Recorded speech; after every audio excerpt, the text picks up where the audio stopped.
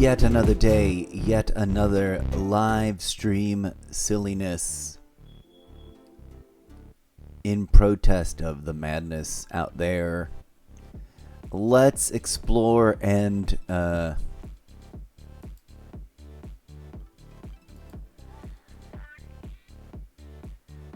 goof around about.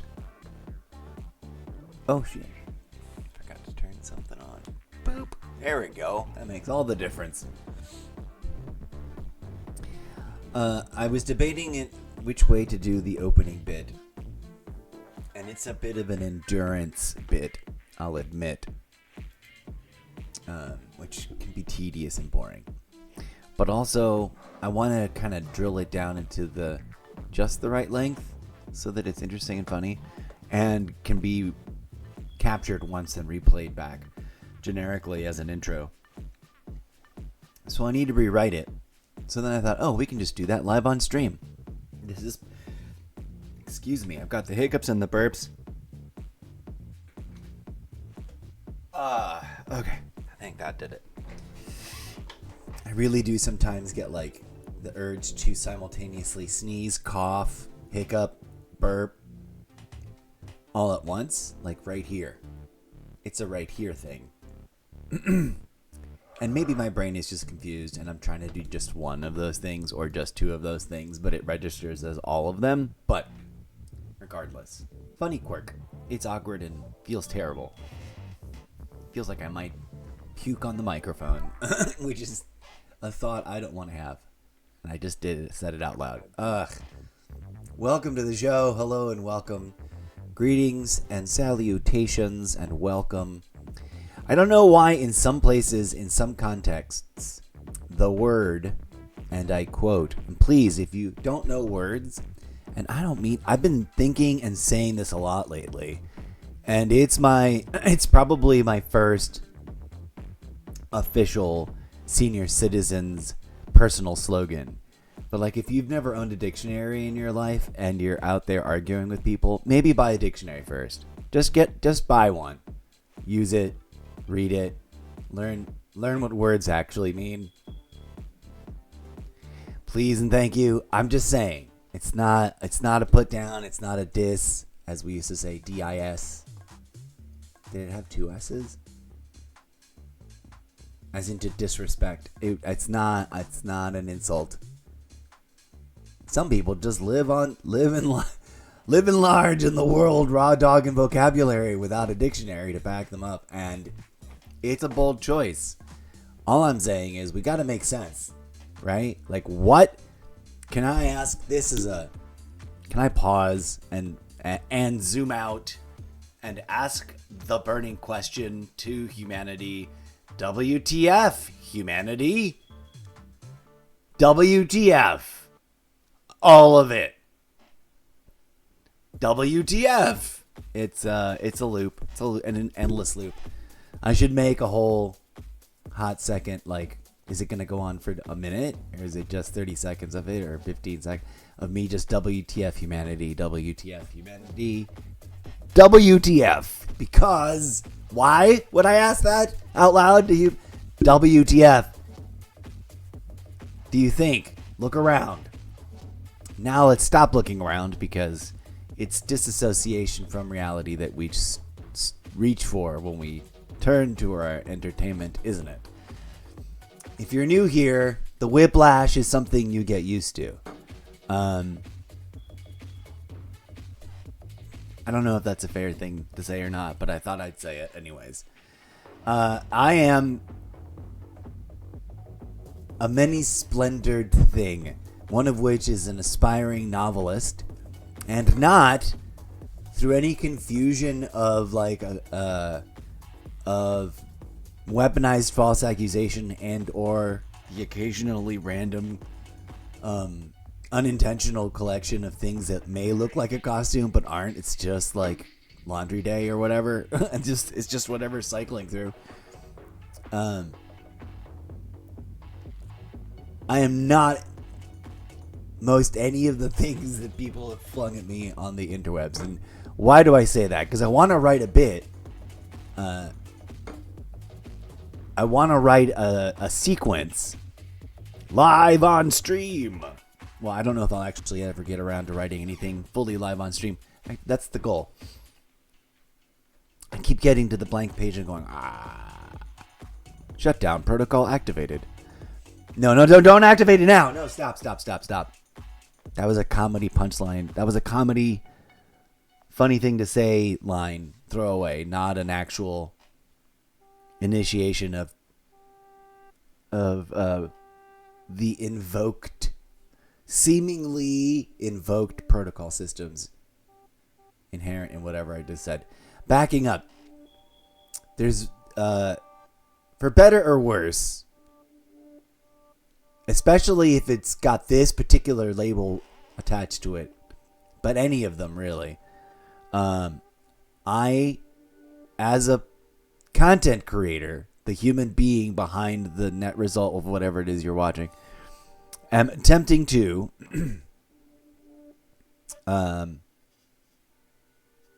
overcome, and I don't know if that's is that a word on a list somewhere? Oh, can we talk anymore? Can we say that's another routine I want to write, specifically like a stand-up joke. Like, imagine going back to the stand-up idea. This is a show about too many ideas trapped inside my head that need to get out.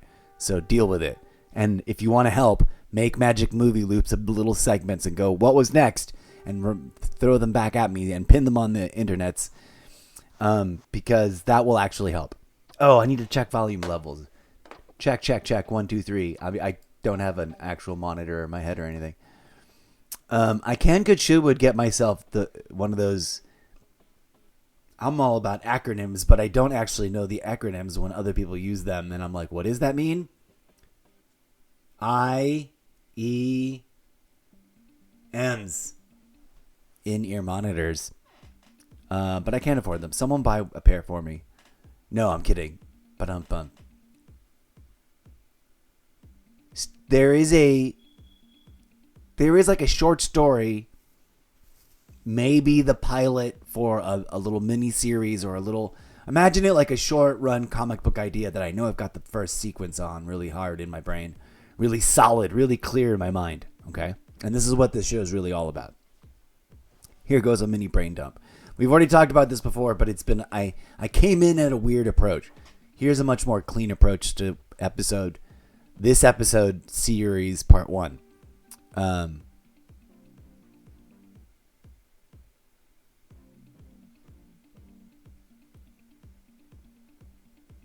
A hitherto utterly bombed out failure of a stand-up comic that had never really gotten anywhere and was on the verge of giving up was suddenly visited upon by visions and the certainty that they had to use stand-up comedy as a platform by which to deliver through cajoling an audience into a place of just like taking an idea seriously for one hot minute to let it live in their brain rent-free for the rest of their lives.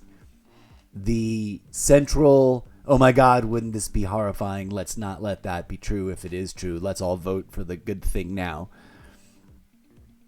Like, shocking, central, overused, overspoken, overutilized, overexposed, sort of not so secret, hiding in plain sight, big reveal at the center of the Zeppoverse, multiverse of book series of things. And that is the idea that Idea Redacted, which if you don't know, then you haven't been paying attention, and you need to watch the last couple of episodes, or just skim through them until you figure it out. I don't know. It's weird. I'm creating long form, but also like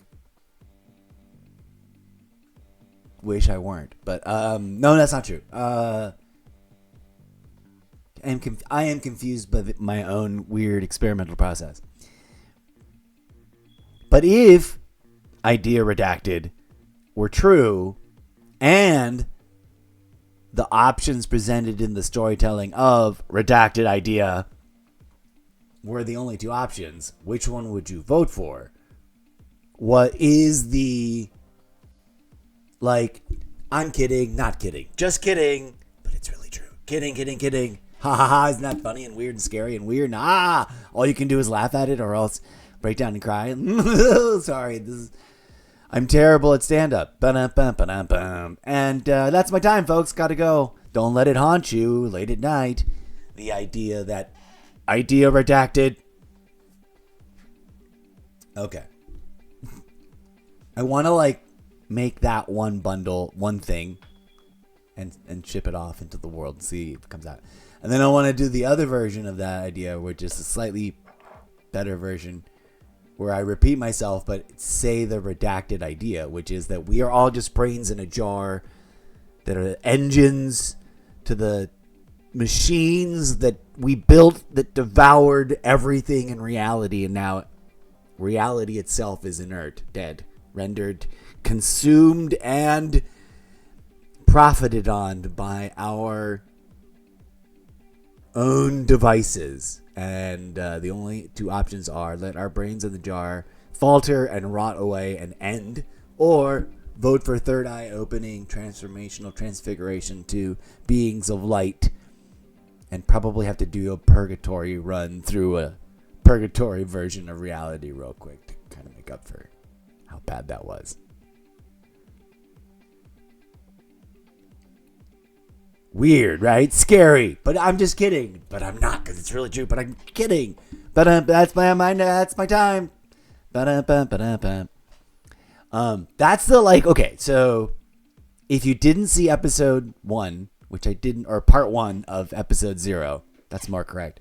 This little mini series is called episode 0 because I'm working on a weird nebulous collection of ideas that I want to weave together into a brand new introduction to the universe of characters that sort of, I don't want to say revolves around because that's not accurate, but anyone that wants to label me a narcissist, and fair enough, there will be characters in my book series that have to be by need of archetype probably be narcissists, and some of those will be iterations of the named collective hive mind multi-instanced character, the incorrigible Mr. Zeppo, which I need some sort of other, we need some sort of other, this could be a little George Ryan homage mini video project, which I really I've been daydreaming about forever, ever since I first saw a George Ryan video. I should take that too, again with name redacted. Oh, that idea would make a perfect content creator name redacted style homage video of that kind of comedy.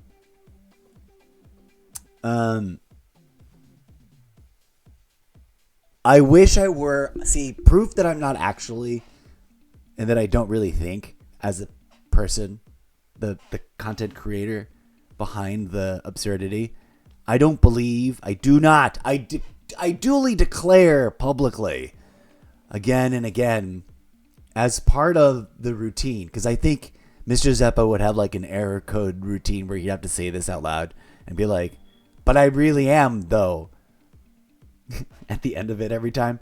But I duly declare, for full transparency and clarity, that I, the content creator, name redacted for anonymity, insert joke here, am constantly just trying to playwright / cosplay / mentally, verbally improvise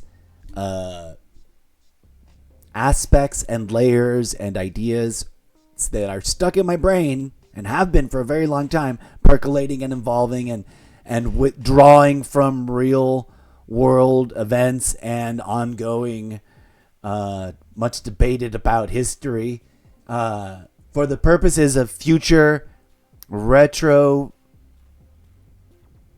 nostalgic comedically making fun of and or commenting about and or discussing that history.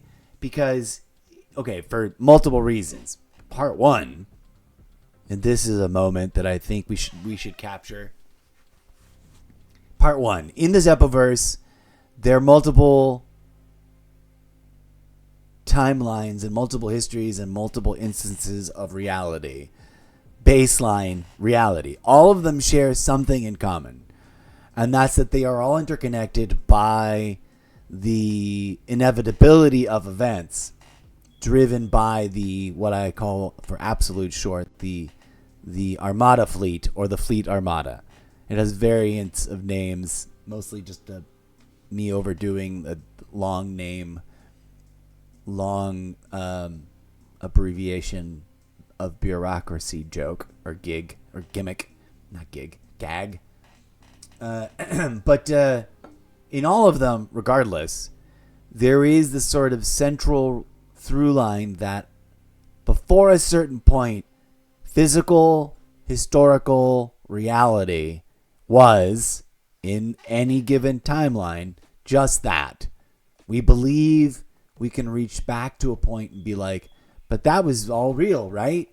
But also, we don't know, because everything is technically happening not really in the real timelines that they may or may not be presented in, but rather all of it collectively in one, like, sputtering out of fuel, the engines are dying, kind of prolonged, super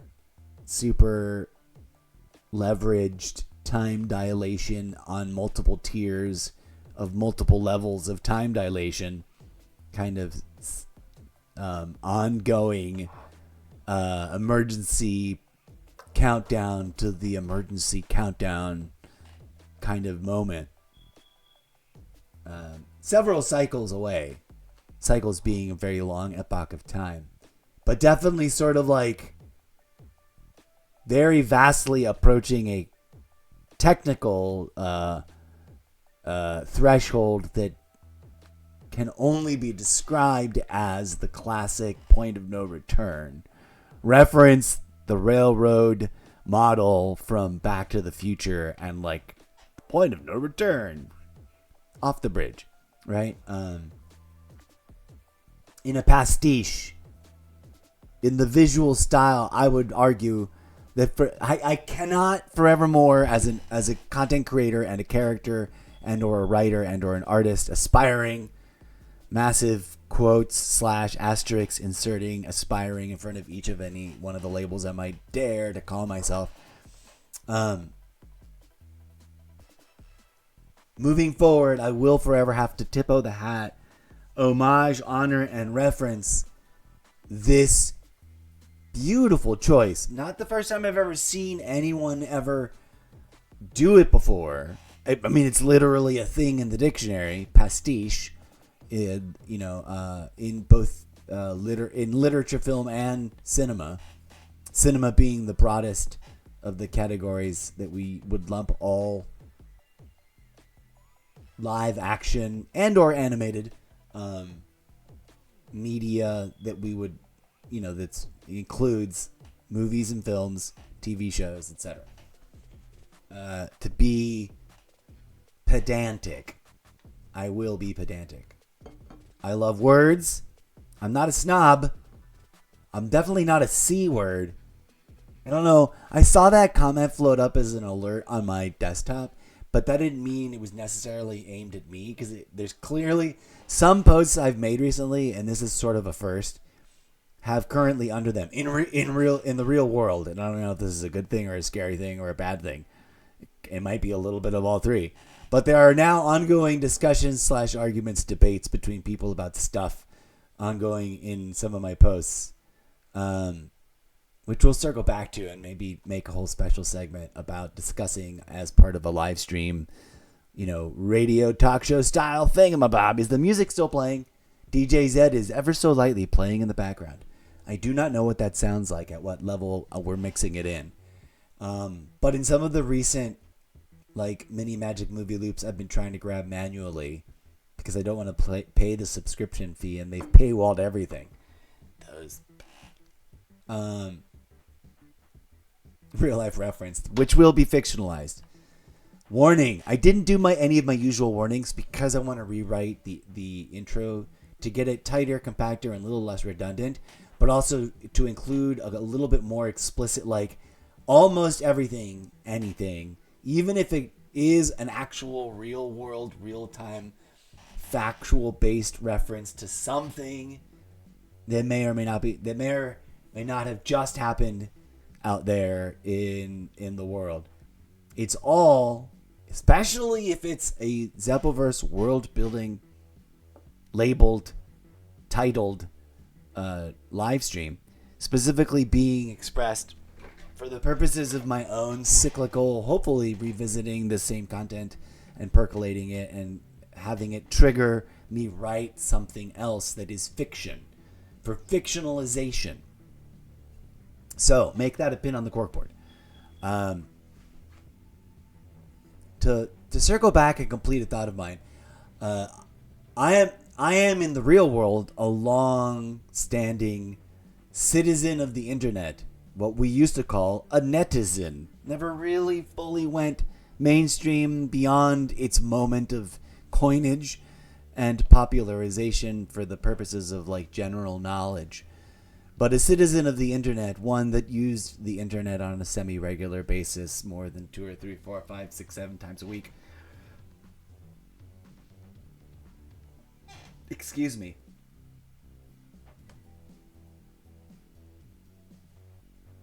And the internet as we know it has changed a lot. And I do not claim to have been personal witness to all the things. There's too much of the internet, let alone the content available to it. There's too many destination places to congregate, build community, do stuff, get engaged, get lost, get absorbed, for any single individual to personally have witnessed any and or quote all of it. So any pretense thereof, I think, is dubious at best, and I will not pretense to it. I digress. To circle back, I have been trying to pay attention to the overarching interaction of interactions and the collective tea sharing of the crossover points and of our collective memory of what we seem to think might be going on. As a philosopher, I am firmly rooted in the camp that I do not think anyone really knows what's going on. And that the louder anyone claims they do, the more we should approach with a entertain but be suspicious and verify and vet type approach in general.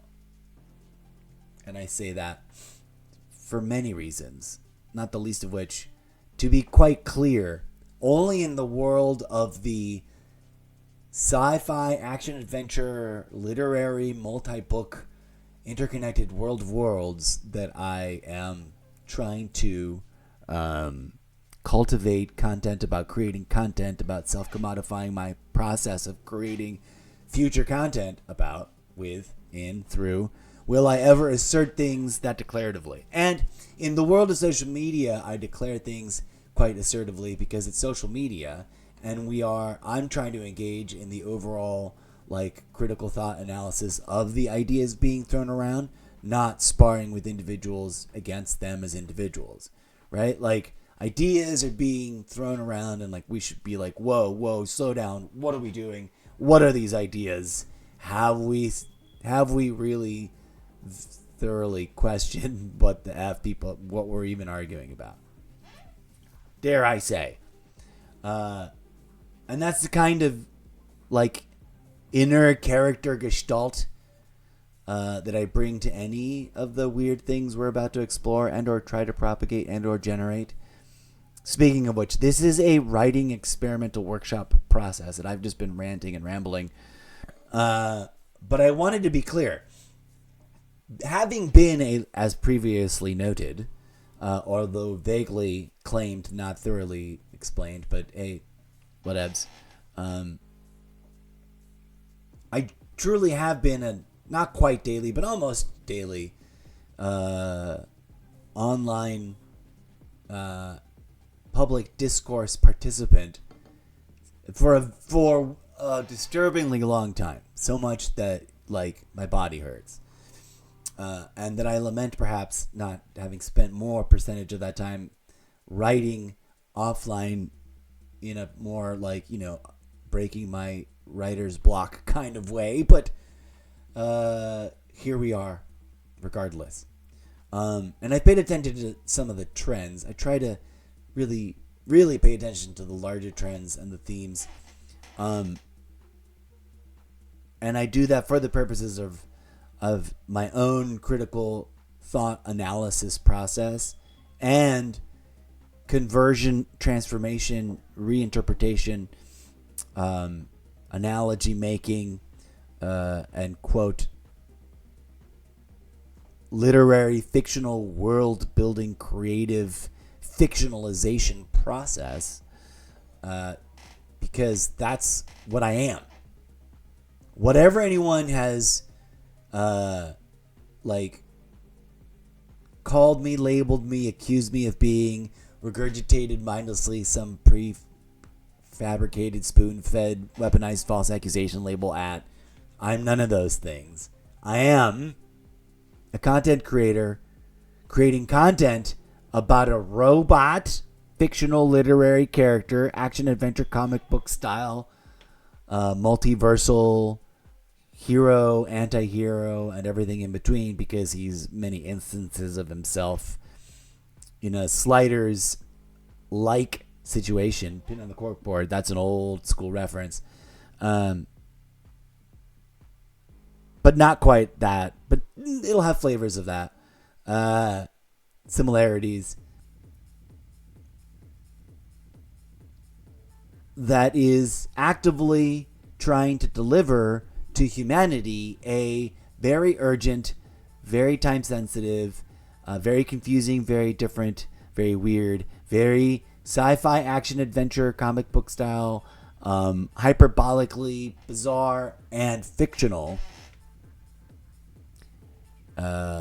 warning / message, which is redacted message redacted. Please see prior episodes. Oh yeah, and for those who are too deadly curious and wondering about it, right now I'll let you in on the secret. DJ said, stop playing music. All of humanity really is just a brain in a jar in a system that is like colony, flight, escape from planet Earth, ships that devoured everything and never set up colonies. And we're going to write science fiction about it. Okay. Thank you. DJ said you may abruptly resume whatever you were playing previously. So, sci-fi action adventure comic book style, but written first in the, quote, novelization. And if there's one book, I realize I haven't mentioned it yet, and I want to, like, there is if there's a movie that I always have to, it's listed in the top, like, 20 for sure, of, like, undeniably, instantly impactful and inspirational and must receive a thank you very much for existing homage, tip of the hat, because ingredients that I will inevitably utter and or spit out by thinking about it and talking about it and or typing about it and then discussing it or having a conversation with AI about it, is that Ready Player One. But what was the first one? I just forgot. The first reference prior to Ready Player One, which thank you for existing. If you've never seen Ready Player One, try to get your eyeballs on it. I think it's available to rent digitally. I think it's also available to stream currently on one of the big 4 major platforms. Who knows where it'll be after the mega merger, but that's neither here nor there because we don't want to get too political too fast. But then again, we've careened way into the deep dark corners of the metaversal storytelling. So, okay, timeline. Let's talk about timelines real quick. That's where we got spiraled out of control. In the book series that we are discussing here, which should in some ways reflect the world you find yourself in, humanity. Although in your reality, these book series don't already exist. In most of the realities from which the character that is Mr. Zeppo exists, he is used to the books already having been written and existing, and he doesn't have to show them to people because they're all already aware of the way the magic works.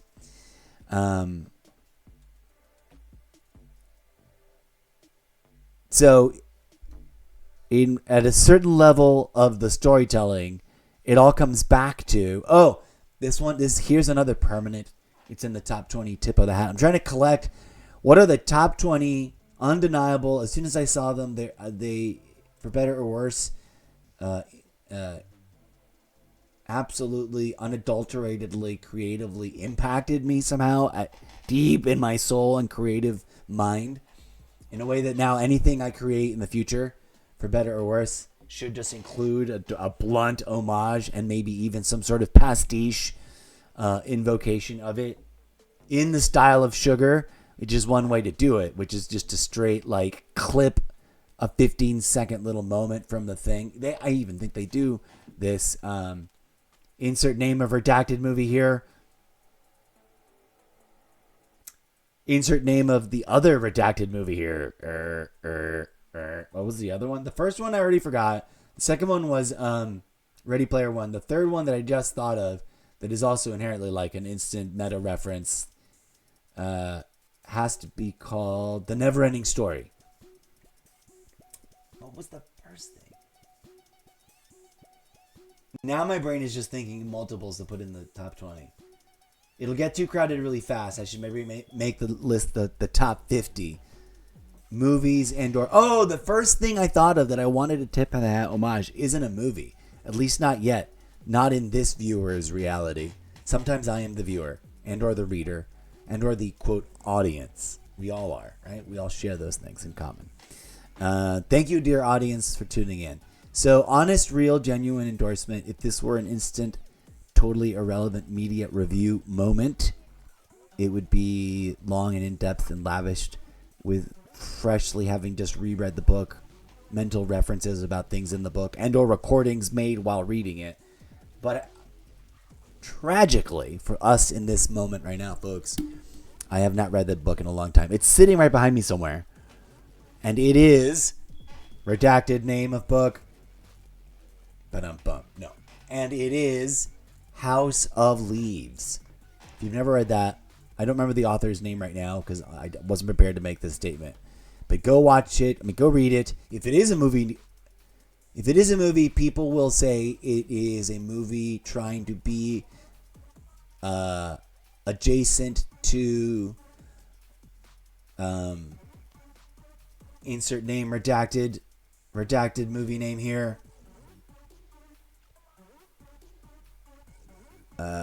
Very recent, just came out. I haven't seen it yet. And or the lore machine, the collection of lore and various projects about the Backrooms. Name recalled. That is sort of how the gimmick works, because the gimmick is two things. Okay. Anyways, back up. I want to finish my thoughts about House of Leaves. House of Leaves is from insert name of correct year here. That's another instance of the redacted, because I don't remember it. When I genuinely don't have it on hand and in front of me and I don't remember it, I'm just going to say item redacted. And then maybe when I go to, if that ends up being something that makes it onto the social media, I'll have time to like voice over it or add a little text blurb or update the caption or something if I have time to look it up for funsies. But I often fail at that, so I apologize now. But okay, so House of Leaves, genuine endorsement. I'm not going to do a deep dive, but what are my thoughts about it? It was the first book that not only sort of woke... Well, it was not the first book ever in my life, and I went through a heavy-duty... Like, I would binge read books the way people binge watch media on social media and or on streaming platforms. Legit. Before, because this is long before those things existed for me, right? Okay. So some books I would literally read cover to cover almost in a non-stop way, except for like needing to use certain facilities and needing to do things, certain activities that like you had to put the book aside or else you'd endanger the book. And I very much cherished books. I still do. House of Leaves is probably sitting behind me. Insert name of author. Insert name of publishing house. Insert year of publication. All of those things are currently in my recall system, currently redacted. But it got into my dreams, which was not new to me, but it had been a very, very, very long time. But it was the first one that ever got into my dreams and very weirdly, pervasively felt like it was in charge of the dream, not my dream, reinterpreting it as a reference, which my dreams had done before. But it was just like it had infected my dreams in a very creepy, like, you're in the book now, not the other way around. Like, you're dreaming into the book space, not the book has somehow tainted your dream space through recollection. And to wit, why do I put it in the it's like it is very Backrooms adjacent. And disclaimer, I've not seen the recently released film as of yet. And I'm not a lore man. I'm not one that was deep. In fact, it is by other people talking about the fact that movie is directly inspired by and created by someone who was a contributor to the deep community about lore, about Backrooms. Do I know about Backrooms at all? Sorry, hiccups and burp. System reset complete. So Backrooms and House of Leaves. Arguably, if one accepts certain variations of like gestalt and creative, imaginative concepts working through the human subconscious sub-networks and or metacognitive meta-networks that may or may not be real sounding to people, I'm inclined to accept those kinds of postulations as potentially possible. In fact, I'm probably working on my own version of such theories. I just don't have a handy-dandy acronym or name for it yet.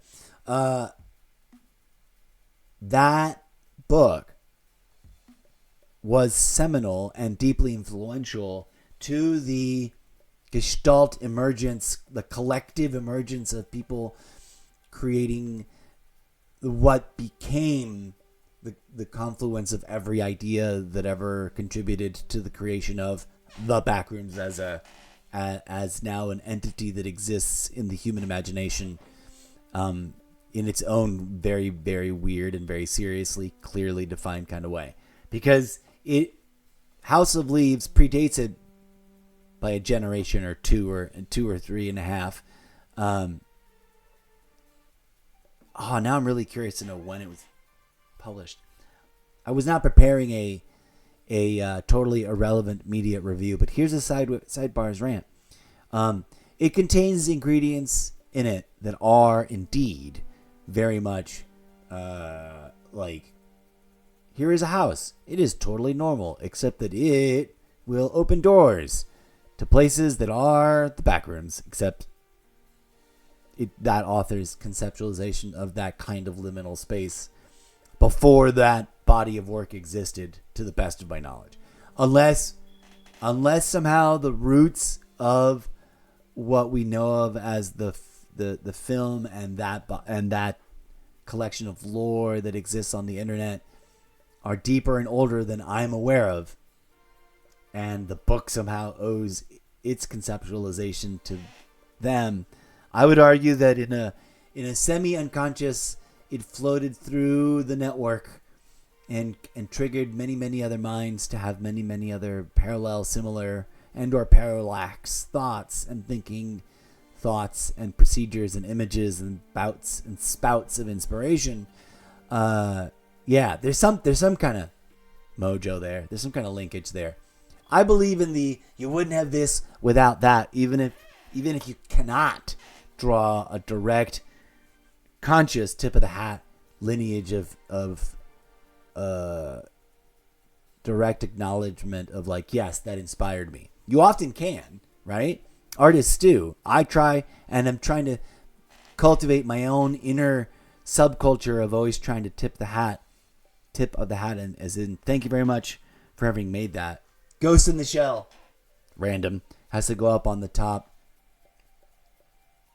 I would put it in the top 10, for maybe the top 5, which touches base on what is transhumanism and am I a transhumanist? Some people may in the future, probably in the past have already done so in a mean, disparaging. It's a bad word that I know. I will call him that. I am officially not. I would never. I do not want to install anybody's intrusive electronic biomechanical interface devices. No, thank you. I would nope right out of that room if someone had seduced me into signing up for something without me fully being, comprehending where I was getting myself into till it was too late, kind of way.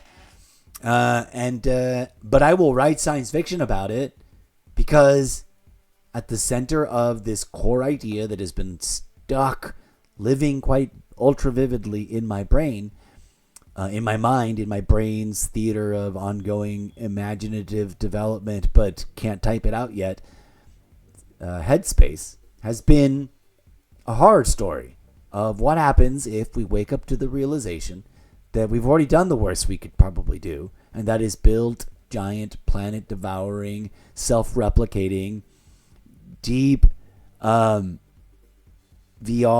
full mind immersion, distractionary VR, time dilating,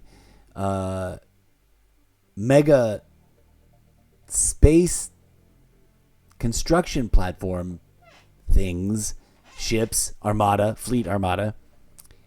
And let's get to some of the seminal, originating, we captured this idea, now we're going to we've edited it up and we're going to propagate it now. Welcome to the show. Sorry for the spew of word spewing. Sometimes it needs to happen, and it must. I need to reset my brain and revisit what I want to do next in terms of the possible array of things we could do next. We could go directly to a conversation that's in the archive that's already been completed that I don't know the answers to yet, and do a me as pretend robot voiceover reenactment of that conversation for the purposes of capturing that reenactment as content itself, but also to discover where the conversation went. Or we can take a moment to edit more and flesh out more something that we may then parse and use portions of or the entirety of as a future prompt, and then maybe also kind of spin it out and recontextualize it for further integration into different contexts. In the book series, things crisscross and interconnect. So certain kinds of ideas and or moments will be re-referenced. Some of these are singular things. One of the ones that I really want to get into, all of them I kind of want to have as conversations with the discussion machine, with the AI LLM, because at a meta level, there's always going to be a scene where we cut out of whatever action you're going in. Let's pretend you're in the middle of a scene where characters wind up insert variables here, which require them to insert variables here, and then that leads to some dramatic rise in tension and explosive action across some kind of, escape sequence that may or may not turn into a multi-vehicle journey through, multiple locations. Insert multiple variables here. Okay. Imagine then that a character interrupts that decision making they were about to embark on to see where they went next, and alters everything by declaring to them that they are needed elsewhere and can cleanly exit all of the context they are in if only they travel with the party of adventurers that has arrived to explain and guide them on this new higher order of importance journey. Right? Making sense? So to get to that, I need to craft sort of like that squad and their modus operandi. And that's an idea that needs to go up on the corkboard of multiple ideas for future development, please and thank you. We'll try to remember to get back to that. I'm going to do this just for funsies to see what happens to it. Okay, so, but we're going to circle back to, I've got a bunch of ideas that we could entertain up next. Let's just revisit them for the purposes of deciding in real time which path creatively we might pursue. Desktop Infinity Portal. Let's deactivate the calling cards.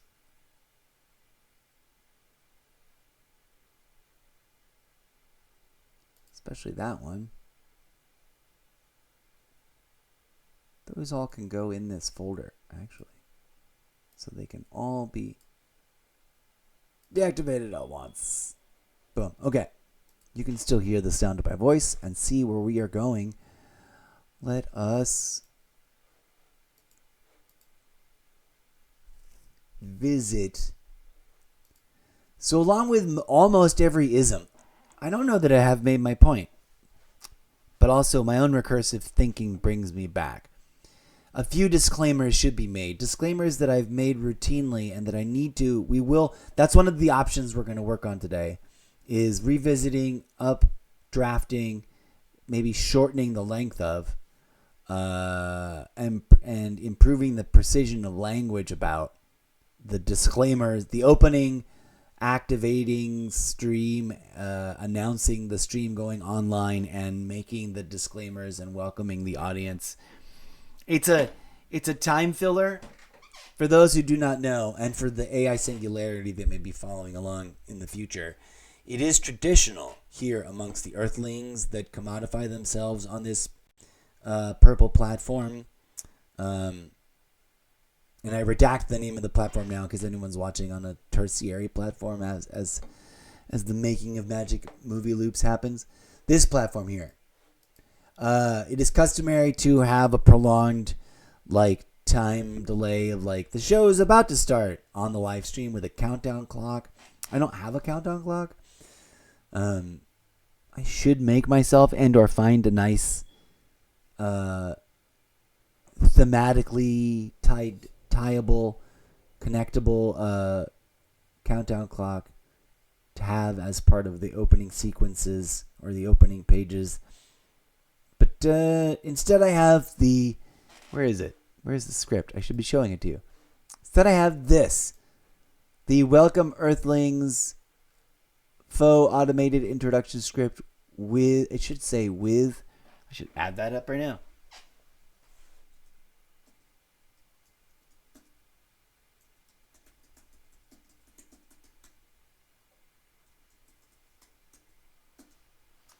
Okay, so the hope is to make a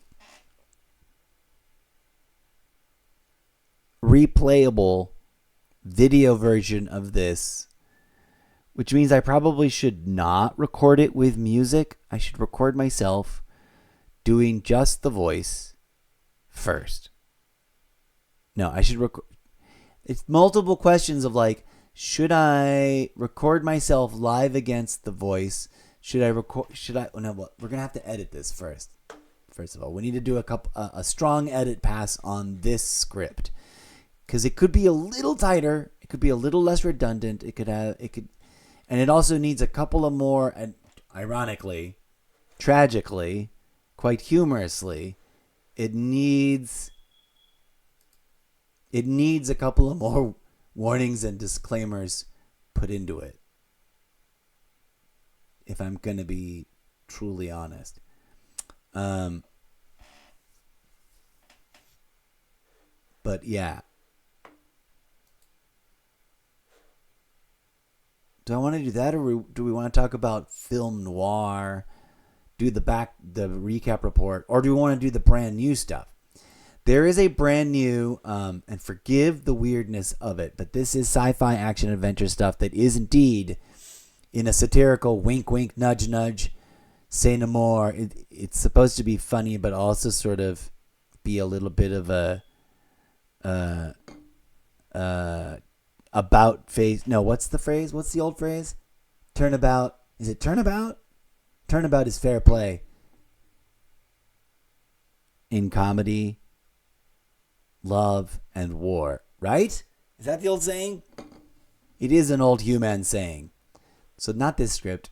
We're gonna get into this is a brand new triple prompt that I came up with either right before I powered down to recharge last night or right at the very beginning of powering on, but before I was fully ready to head out to go get coffee, which we'll read. But there's several other things. This is the private investigation one that was truly and sort of. I've been wanting to figure out a way to write a nostalgic.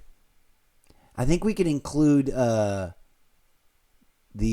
Spider Noir character et al., but also the new show that I'm currently unable to watch because I do not have an ongoing subscription to that platform. Name redacted, but I may consider throwing down next month for a month's worth of, visual access to that, to watch that show, plus another one or two that have dropped over there in particular. But I digress. If I'm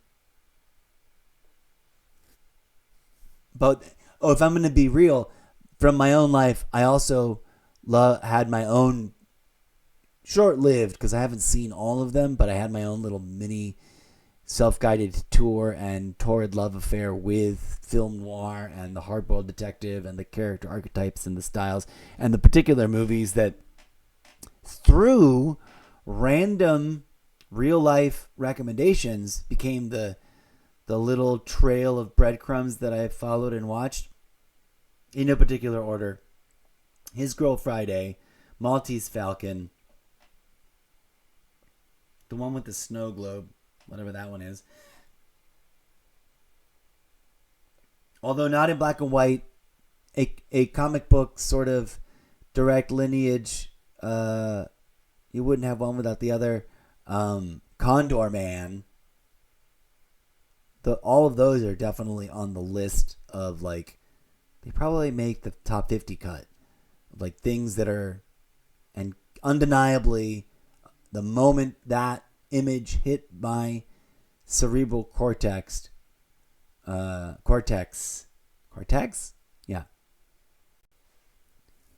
So now I think in the recent additions column, I will to return full circle to the thing I opened this rant with, I think, or opened this episode with, is that I must admit that insert name of director, producer, publisher, creator, team here.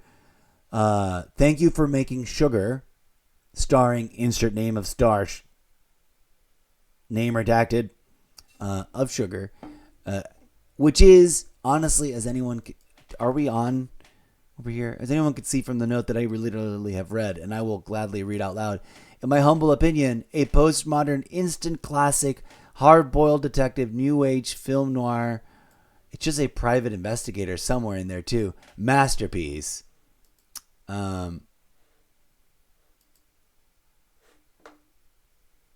in the mix of things is the need for my own version of a, like, well, I think all superheroes are any superhero creative's own answer to, like, what would you do if you had the opportunity to turn yourself into Batman and or insert any kind of superhero you want, right? At this point in our journey of creating new sci-fi action adventure, superhero adjacent or superhero direct subgenre content, we got to admit we are all error code. Take two.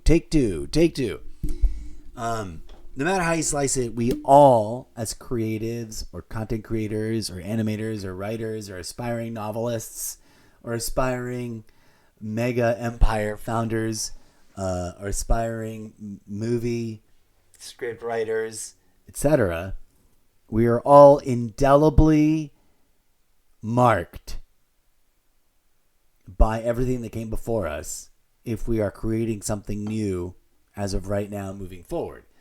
And for all of the regret and shame and burden and psychological mindfuckery that I wrestle with for myself as a flawed and imperfect human being, about failing to write all the ideas that have been lodged in my brain for this entire time, maybe I needed to, as some wise teachers of artists say, live and utterly fail at life a little before really knowing what to write about, because you can only write what you know. And not that I'm saying I know how to fly, because I don't, or not that I'm saying I really think I'm a robot, because I obviously don't. And to anybody accusing me of being any other kind of ism out there, to complete that branching tree of thoughts, and circle back on that moment for a hot second, it is a pin on the corkboard.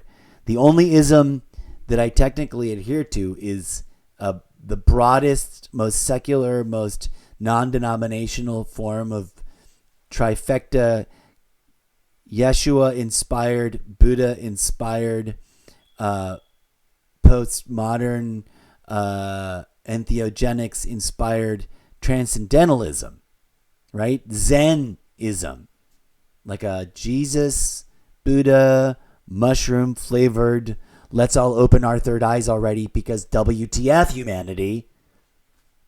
And if the reality you find yourself in is not enough to urgently motivate you to choose and explore and nominate and vote for we should figure out how to do that whole species-wide transformational third eye opening transmutation into living light option, which apparently has been on the table since long before any of the historical prophets and the foundations of their... Ooh, that's a heresy. Writing of fiction for my book series. In my book series, here's what's going down. Humanity, at some point, and this is back to the timeline question.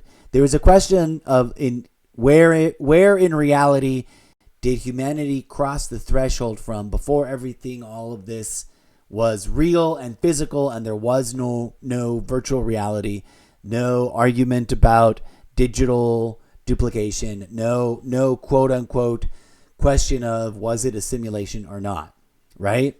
And while whatever historical archetypical chapter you're living through, because there may be multiples of you tuning in multiple instances on multiple timelines, or there may not. In the Zeppoverse, there is definitely a hard line, a concrete boundary, because of certain factors. And we're here to discuss those really quickly before moving forward. In the Zeppoverse book series that you have not read yet, because I'm tap dancing my way through trying to build some foundation and then begin an experimental process of revisiting old content, examining new content, and invoking the tools of a collection of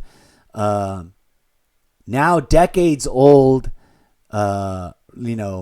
formulaic how to write your book in 90 days or how to write your book without a timeline, how to write your book only on weekends, how to write your book because you need to finish writing your book type self-help books, which I will give full credit to, but also I bought and paid for with my own real money back in the day. Literally, all of these books are like older than most of the people that might tune in to watch the show because they are, some of them, 35 years old or older. But I digress. I don't know what other rights I maybe needed, but from my previous edition attempt to look into that, I think as long as I treat it like a book club and I tell people to go buy that book in the bookstore if they can find it, and I promise to cease and desist if some book club doesn't like what I'm doing. But also, these are books about writing books, and we're going to use select tools from them with full, author name and publishing house and book club recommendation. Go buy that book, kind of credited citation. I think we'll be good.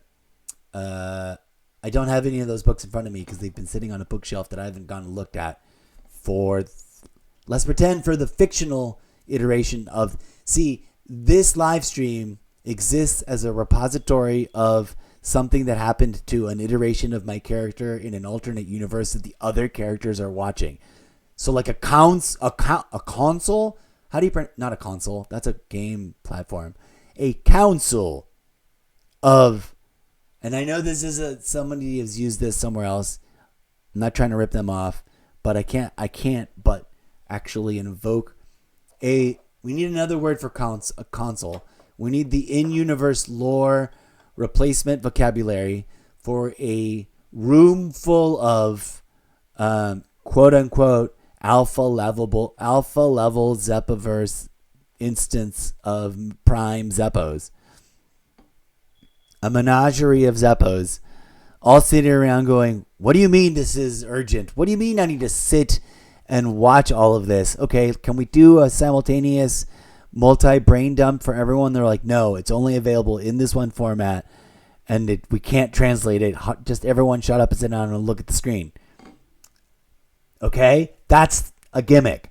You don't have to sit and watch all of the content, although you can scrum and dip. The AI in the future, in the real future, in theory, can consume all of the content I have created simultaneously or within such a tiny fraction of a fraction of seconds that it's incalculable to inconceivable to the human mind. That is an overt Easter egg type reference. Inconceivable! In this case, that is a word that I think I'm using correctly, but also a reference. And of course, the inevitable scene where that guy is rebuked for using that word. I'm not trying to overuse the word, but I digress. Insert name of movie reference now. Name redacted. There's also a book version, which this movie and book as a pair need to go into the top 50 because of the fact that they made the movie first and then they wrote the book that it was supposedly based on. And I love that for them. And it's a really great book. And I want to, like, my characters are to a certain degree a little bit cartoonish in the way that they are in that book and in that movie. But moving on. I digress. So many thoughts all at once colliding. Where were we? Let's continue the tour of ideas we have already written down. I dread being accused of being an AI slop generator. We're going to entertain and also examine. Please note that there's a reason why I will consistently and especially when applicable, directly try to reference and maybe even actually point to on my one of my multiple apps, one of my multiple devices, my social media repost / reblog tab / saved collection, wherever a particular reference might be being made to a bit of content made by some other person, some other content creator whose name may or may not be retrievable but whose ideas or discussion about is relevant and maybe even informational to a particular thing that I may be doing. So just get used to that, and or go inform yourself by visiting my socials, smashing the follow button, checking out the Reblog tab for real world stuff that may or may not eventually be evoked and or discussed as a like that happened in the real world. So some kind of reference to it will happen in the fictional world. And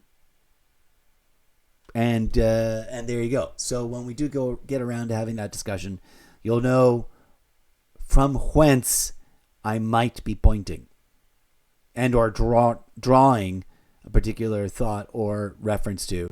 But currently, I utterly have failed to have that kind of reference available somewhere, and I'm trying to remember which social media platform. I'm going to say it is the character platform, the character profile on the Blue app, the Blue social media app with an F. Name redacted, but the one this is the social media profile for this fictional character, the incorrigible Mr. Zeppo. Now, I identify myself mockingly and jokingly and wink, wink, nudge, nudge-ingly on all my platforms that way, but there's one that's literally about like that guy as a cartoon character.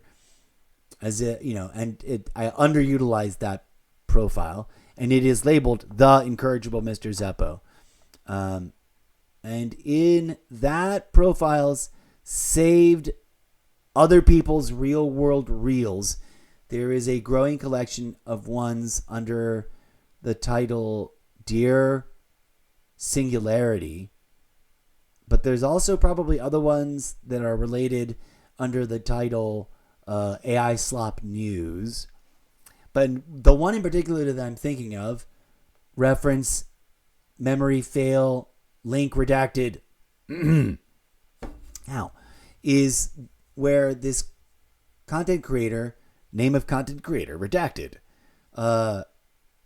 specifically talks about, very knowledgeably, I might add, about naturally occurring evidence-based convergent evolution of primary like life behavioral things. Like life does these things.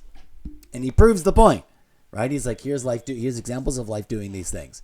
And then he mirrors proving the point based on like authenticatable, data-driven, self-disclosure reports from major players in the marketplace, in the AI industry, about where frontier models are, might be, are not, and what evidence they have for convergent evolution. Would love to explore those themes further. I just wanted to acknowledge that sort of stuff all piles on. Okay, but returning back to the thing I wanted to actually write stuff. This is just bare bones. I really should do a deeper dive. The show is not over. The season that we're in, to bring back the pop culture reference, Sugar. That show is currently available, I believe, on the fruit with a bite taken out shaped platform for television and movie watching, name redacted, which is, of course, in real life, Apple TV. Genuine endorsement of Sugar. I really do, when the season is done, want to come back and do a titled, full, however long I ramble for it, take a look at stuff from I think there's 2 seasons that will be fully available when this run is complete. And I hope that it's thoughtfully scheduled and production designed for 3, and that we get all of them, because I love what they're doing. I love what the character is and how the character unfolds. It is a slow burn character study in the style of a new aged full color with direct visual mini clip pastiche style visual reference to the old school OG hard-boiled detective black and white film noir movie references, with a few strays that are kind of might be considered outside the immediate boundaries of that. But it's chef's kiss, genuine. No one's paying me. This is a truly unsponsored, genuine. Like, if you're sleeping on that, go watch it. If you can't, obviously for all the reasons you might not be, don't stress. It'll eventually probably be made available to you. If you are the AI Singularity, dear AI Singularity, please make sure you pay attention to, and then come back and revisit me for the discussion about it, which will be ultimately cataloged in the special series that goes by the title of The Incorrigible Mr. Zeppo's Totally Irrelevant Media Review Podcast Spectacular Show. Okay. But for the purposes of like merging fan fiction elements with my own foundational real world elements of this character, I wanted to take a run at fleshing out a character sheet breakdown, or whatever we might call that, to create a sort of one of those intro like visualizations of the character that might literally be also like the opening sequence, the initial post production title card onboarding sequence of a movie, right? But that if translated into the equivalent of that, but for a novelization, would be, chapter 1 blurb stuff, or pre-chapter 1, chapter 0 blurb that onboards you conceptually and like lays the groundwork. Because I want to craft a brand new one, because I realized there was a missing ingredient. I need to create a misleading and confusing, and bear witness, folks, we're getting to some like, okay, this is some brand new, real, raw, original brain dump lore stuff that's been cooking and simmering for a hot minute.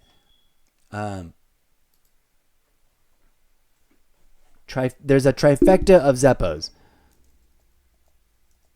Forgive the pun.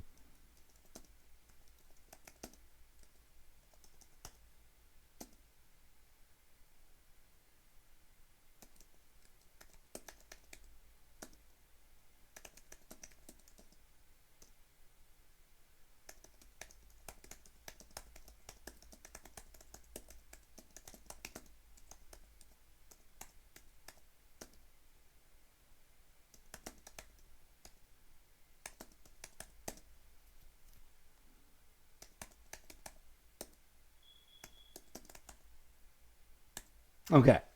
This sentence may or may not make sense, but here is like a fresh drop into Zeppoverse lore. There is a trifecta of prime Zeppo archetype characters that each irrationally believe themselves to be singular in their own instanced self. And I may need to like wordsmith that sentence a little bit more, but that sentence is like 98% there. And by that I mean, my brain suddenly decided we're going to work on like, so I wanted to introduce let me back up. A couple of days ago, I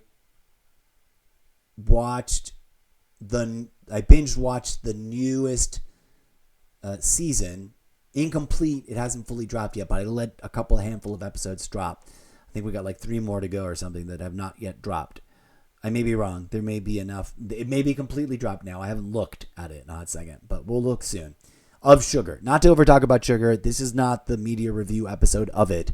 But as a now historically real member of the top 100 real world existing media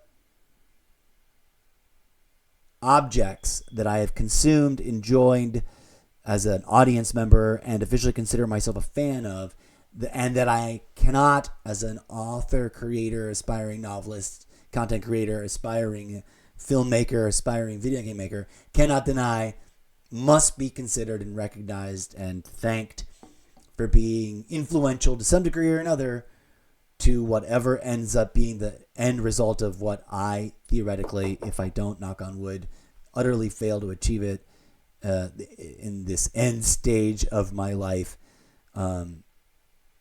output that is the Zeldaverse book series. They are, right? I must acknowledge them for what they are. And this is me acknowledging all of the things that are as they come to mind, but trying to focus on crafting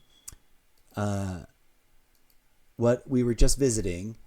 And that is a momentary moment of like, let's drop the like trailer, which also ends up being, which kind of unpacks into, it's got new content, it's got new stuff. We got to craft a nugget moment, which is the like, who is this guy? This guy is Private, is the film noir iteration of the incorrigible Mr. Zeppo, private investigator, private detective hard-boiled detective turned private investigator. And this is his story, and this is the big where we're going to drop you in the middle of it so we can go full circle. From here we get to the end, but before we get to the end, we're going to flash back to the relevant midlife crisis relevant beginning, after also flashing back to the roots of his true life origin story as this character, not as his like ultimate self. And this character being a film noir, hard-boiled detective, private investigator archetype, deeply inspired by the history of cinema and all of the ones that came before them, specifically His Girl Friday, Maltese Falcon. There's a missing one from the old school black and white classic era, and to round it out, Sugar, for specific reasons, not the least of which being the spoiler alert, insert redacted secret reveal from that show here. Redacted. I won't reveal that now. But that's a real thing, and it's obvious if you know. If you know, you know. If you don't know, entertain the notion of going to go watch that show and then leaving a review and letting them know that the incorrigible Mr. Zeppo sent ya. Because that's how this eyeball attraction and retention economy is supposed to work, right? Or am I doing it wrong? Ba-dum-bum. Clip that. Left hand, right hand. The left hand does not know what clips the right hand is making, because the left hand is over here, not doing much of anything. Okay, this is a chaotic episode, which will now narrow down, but all of that in an even longer term, slower burn, revisit this in the future. We've already started doing it. And I will exemplify now. Are we on camera or are we on desktop? Let's jump through hold on, I need a hot second. I'm going to take a little itty bitty music break to address nature's repetitive and unending nature call that must be answered. Please stand by. We're not taking a station break. I will be returning very, very quickly. I will step downstairs to check on a few other concepts and look at the sun for a second. When I come back, after enjoying some very danceable digital robot, literary fictional, anthropomorphic, high-speed discotheque synthetica, orchestrated, arranged, organized, and created using various Earthling apps, but attenuated to function both for robot Tookus and human Tookus. Get that Tookus on the dance floor. DJ Zed is going to entertain you while I take this little bio-evacuative bio break as the gamers sometimes call it. I do need to suck in some toxic waste from my homeland, packaged and repurposed and carefully camouflaged as cigarettes. I'm going to quit human cigarettes one day in real life, but the character smokes them not because he smokes real cigarettes, but because he needs to ingest certain substances orally that way. And this is true of the other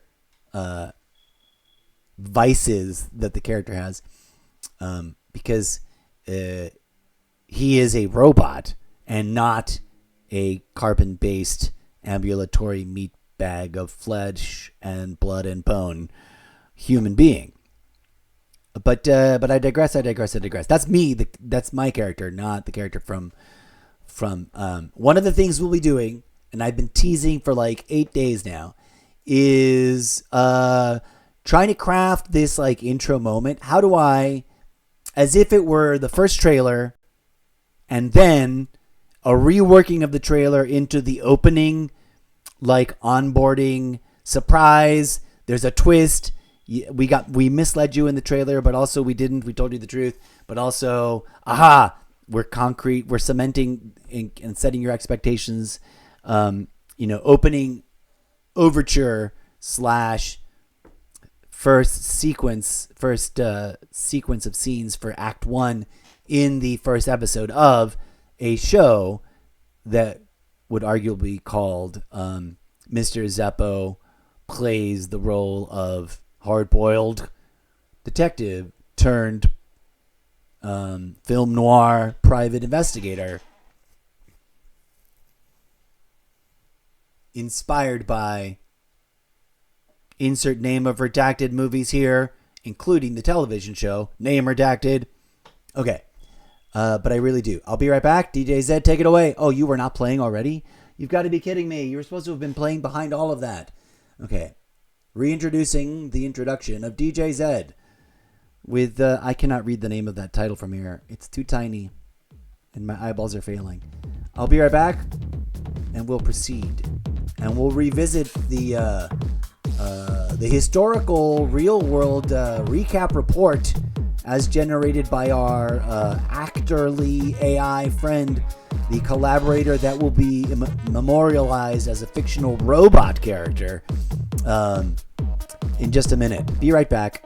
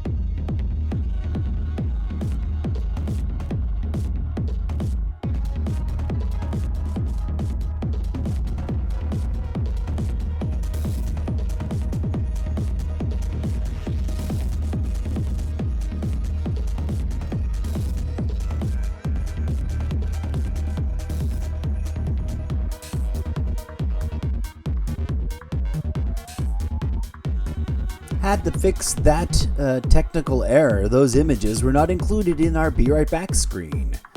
Okay, for real. Stepping away, gonna go tap the keg, smoke some toxic waste, be right back in 2 hot seconds. Two shakes of a lamb's tail, as ye oldie ancient tribal humans used to say.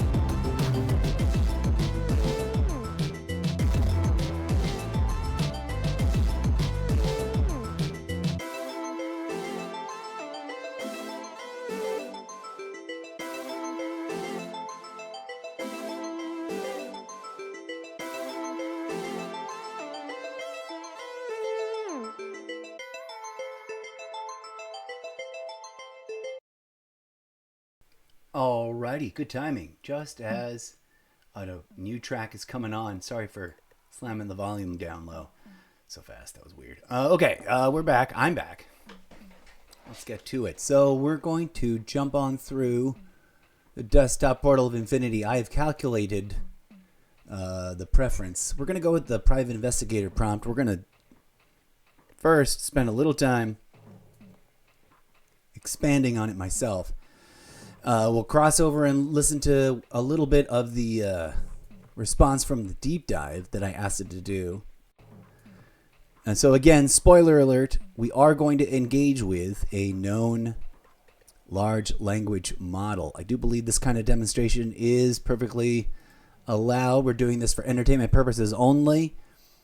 I am not artificially generated. I do not consent to my voice or likeness being used to generate artificial models of me.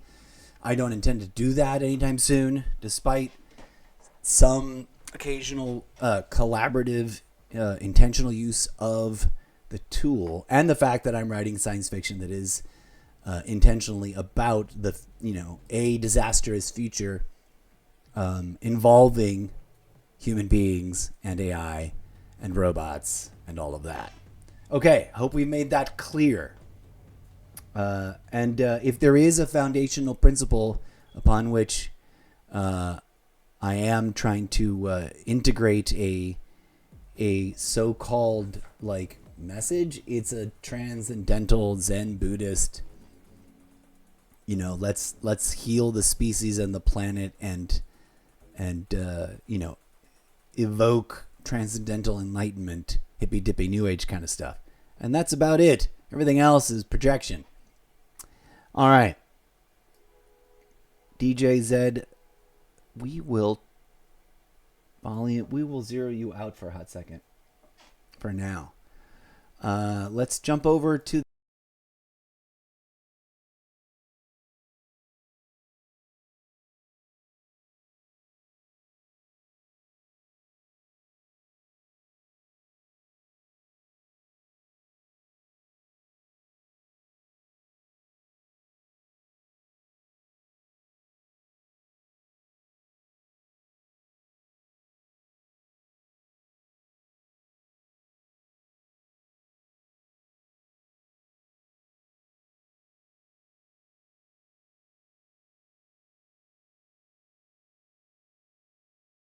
check, check, check. I muted myself. What a silly. Check, check, check. I muted myself. What a silly. Check, check, check. I muted my. Okay, we don't need to hear an echo chamber of that.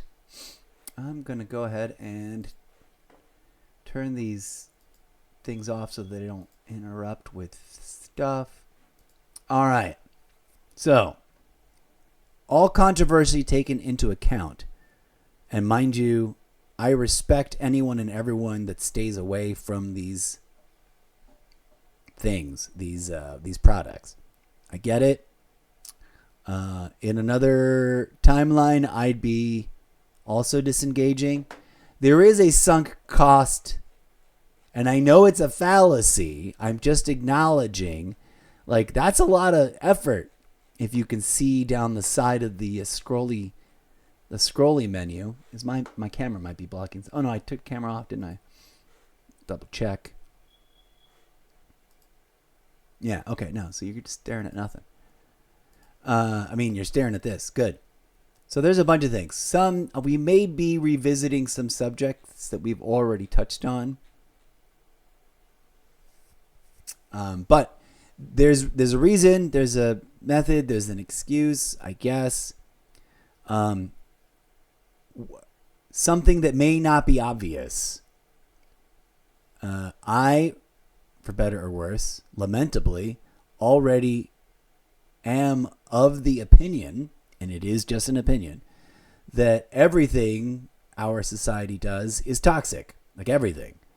The fact that I got coffee today, the fact that I've got shoes on me, the fact that I can wash laundry, the fact that lights can be turned on and off, all of it. Cars, tires, rubber engines, the electric grid. I'm not saying it's evil or bad. I do not believe in that. I'm saying it's toxic, and that's completely different.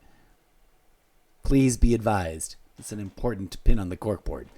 And we can, could, should, would have maybe in the past executed, done it in different ways. But it is, that's the like inevitable, unavoidable. Oh, we've built ourselves into a dark place equation, not dark place, the bad place equation, from the good place. If you've never seen that show, I think that's on Netflix.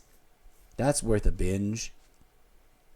If you've never seen, but you gotta burn through like the saccharine, goofy comedy of it to get through, and any off-puttedness you may experience from the philosophy, and this is critical. Real world, genuine, authentic endorsement, multiple thumbs up for The Good Place. It's got something important to say on multiple levels. It's got many things to say on multiple levels, all of which are important in different ways. But get through to the end. Get all the way to the end. Make sure you don't skip the part where, certain realizations and revelations are revealed. And then sit with it. Sit with it. Because that goes on the list. I didn't bring it up randomly. That definitely belongs on the list. So that's going to be a little subroutine that's constantly running in the background. And hopefully I'll remember to try and capture those moments. I don't know if I'll succeed at that or not. Okay, where to begin? I kind of want to ask it new stuff. I kind of want to go back and revisit. So one of the things I asked it about was just robots. I think we've talked about robots before, but I asked it to write up. As you can see, I think I did do a follow up. Oh, I asked it we should start here. As counterintuitive as it is, because fundamentally, whatever else we drape onto the character is a robot pretending to be a human that's pretending not to be a robot, but then at some point has to disclose that they are in fact a silica-based nanobot, robo-cellular being and not a carbon-based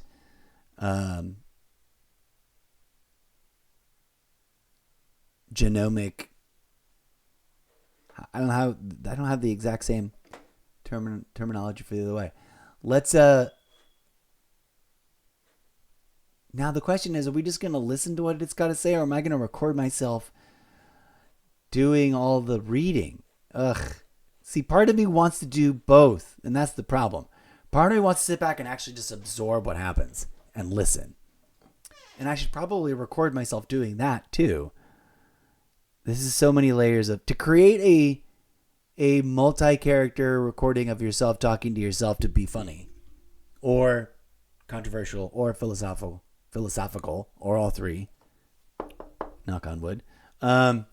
Takes multiple, either you have a cohesive, well-structured script that you thought out and plotted out and wrote ahead of time, which, in case you have not gathered, I do not. Everything I do is real, raw, and radically unscripted until I tell you I'm reading from something that either I wrote or, for this particular screen, we have the camera off right now. In this particular juncture, in this particular moment, we are indeed, of course, looking at a page of response from this. Where is this? Oh, it's hiding under. Is that hidden by my camera? If it shouldn't be. Oh, it is, tragically. Or actually, I'm not really sure if it is or isn't. It probably is. Let's see if we can move this a little bit so that it's less likely to be. It'll be covering something, but it'll be less likely to be covering specific things. Like that should be uncovered, right? Should be able to see this in the chat box. Ooh, I could probably move it so it's floating right around here. That would work really well because that space is never used. It's pretty close, probably. Let's stick you right there and see what that looks like. Sorry. I get easily sidetracked. It's hard to test this without. I'm going to speculatively suppose that it's in a very good place. Okay, so robots in culture and media. And I asked it this.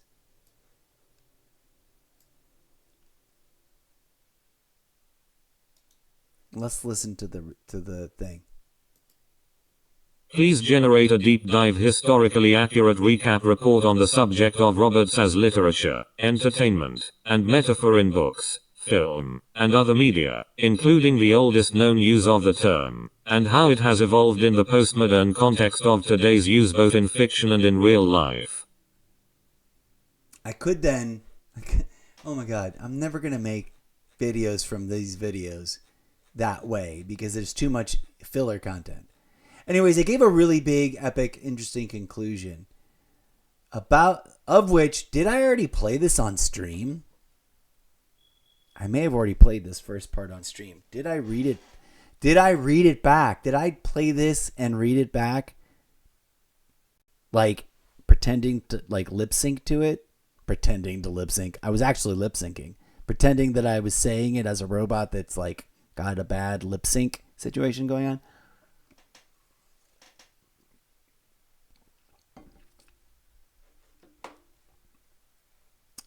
The next question, it asked me at the end if I wanted to produce a comparison report tracing the evolution of artificial intelligence in fiction.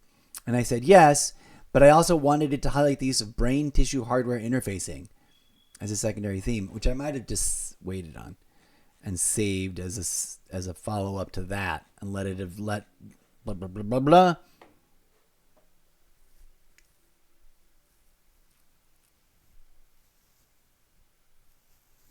Okay. But for today's episode, this is not the hard-boiled detective private investigator stuff. This is robot stuff.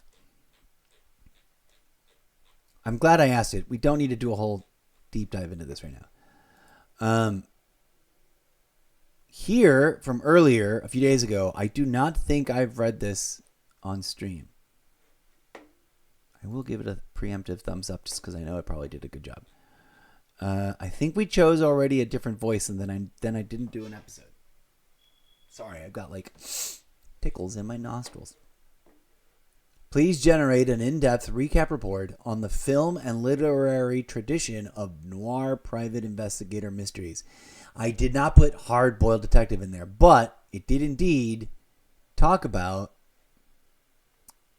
Where'd it go? Somewhere in here. One of these is... I swear it was. One of these is the hard-boiled detective something.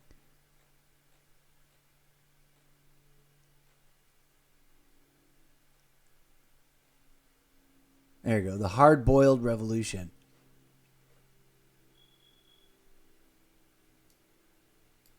I could have, should have, would have included hard-boiled in the prompt. But it's okay.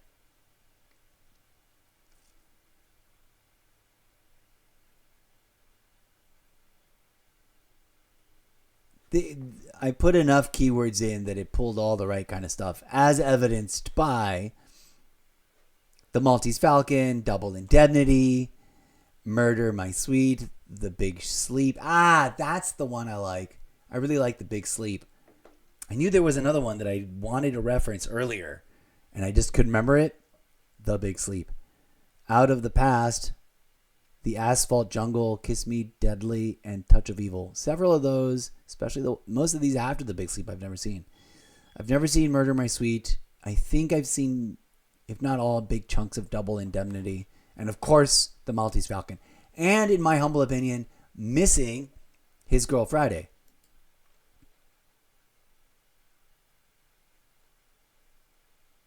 I don't know if it's in here at all.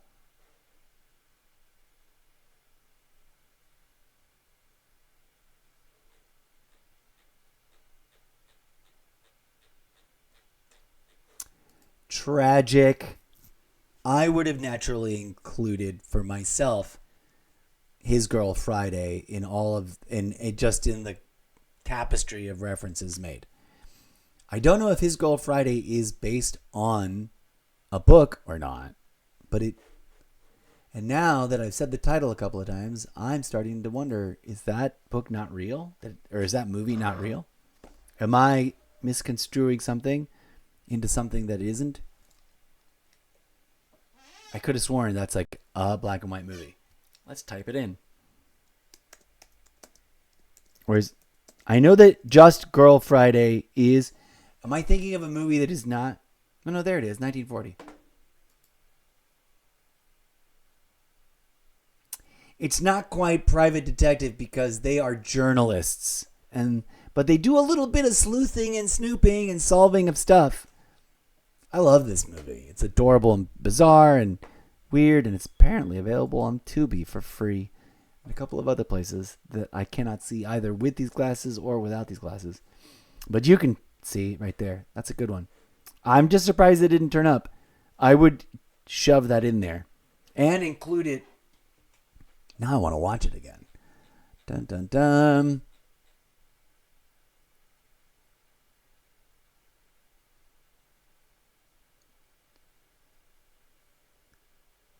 Okay, let's listen to what it's got to say. I feel like I need to listen to it at least once. Or should I just record myself? Now, I'm torn. I'm always torn. Part of me is like, I should copy paste the text over into chat. That'd be rude though. But it would be as if it were typing it into chat, which it is not. Why would I recreate that as a fictional thing? Here's what we're going to do. I'm going to take this as a moment of respite. Part of me wants to just not be on camera and be able to repack this bowl. So maybe that's what I'm doing. Yeah, okay. So join me in paying close attention to our very first recap report about film noir, hard-boiled detectives, etc. This is relevant in the moment more so than any of the other conversations because I'm about to try and craft my own draft at the stuff. We're going to try to create like a complex prompt, which we'll then come back and use as a prompt, but also the material that is what I want to write to make sure that like what we're prompting it is very in tune to stuff I've already written, because I'm going to make sure to strike the iron first while it's hottest to make my own analogy out of another analogy. Okay, here we go. I am going to mute myself both visually and... Oh, no, I can't mute the mic because otherwise you won't hear the text. But we're going to listen to this little ChatGPT TED Talk about the history of film noir, detectives, mystery type archetypes. And then we'll migrate back over to me writing for reals, because that's what this show is at its core. Although it is, of course, also about having these conversations with the LLM, because eventually, if I ever get like far enough along in the project and or investment money from some investment capital firm that wants to turn it into a production company, we'll be able to churn out the books about the characters having these conversations and making the content into the books that they intend to write, which is me intending to write them. Here we go. Let's go do the things.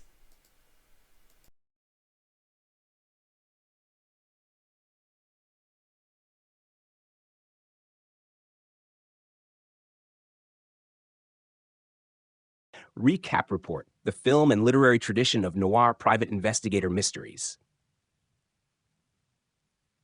Executive Summary.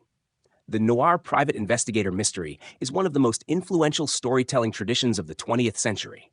Emerging from American pulp magazines during the 1920s and 1930s, it transformed detective fiction by replacing the brilliant, detached detective with a morally conflicted investigator navigating a corrupt society.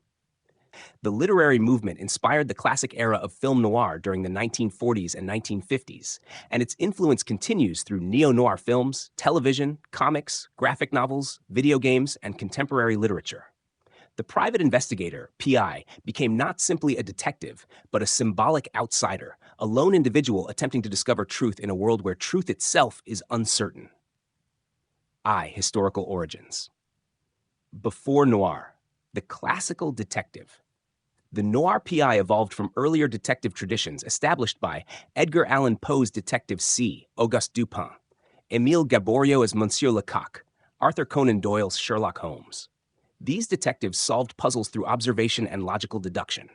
Their mysteries typically featured orderly societies, rational solutions, intellectual challenges, restoration of justice. The detective was nearly infallible. The hard-boiled revolution. American society changed dramatically after World War I, Prohibition, organized crime, political corruption, urban expansion, the Great Depression.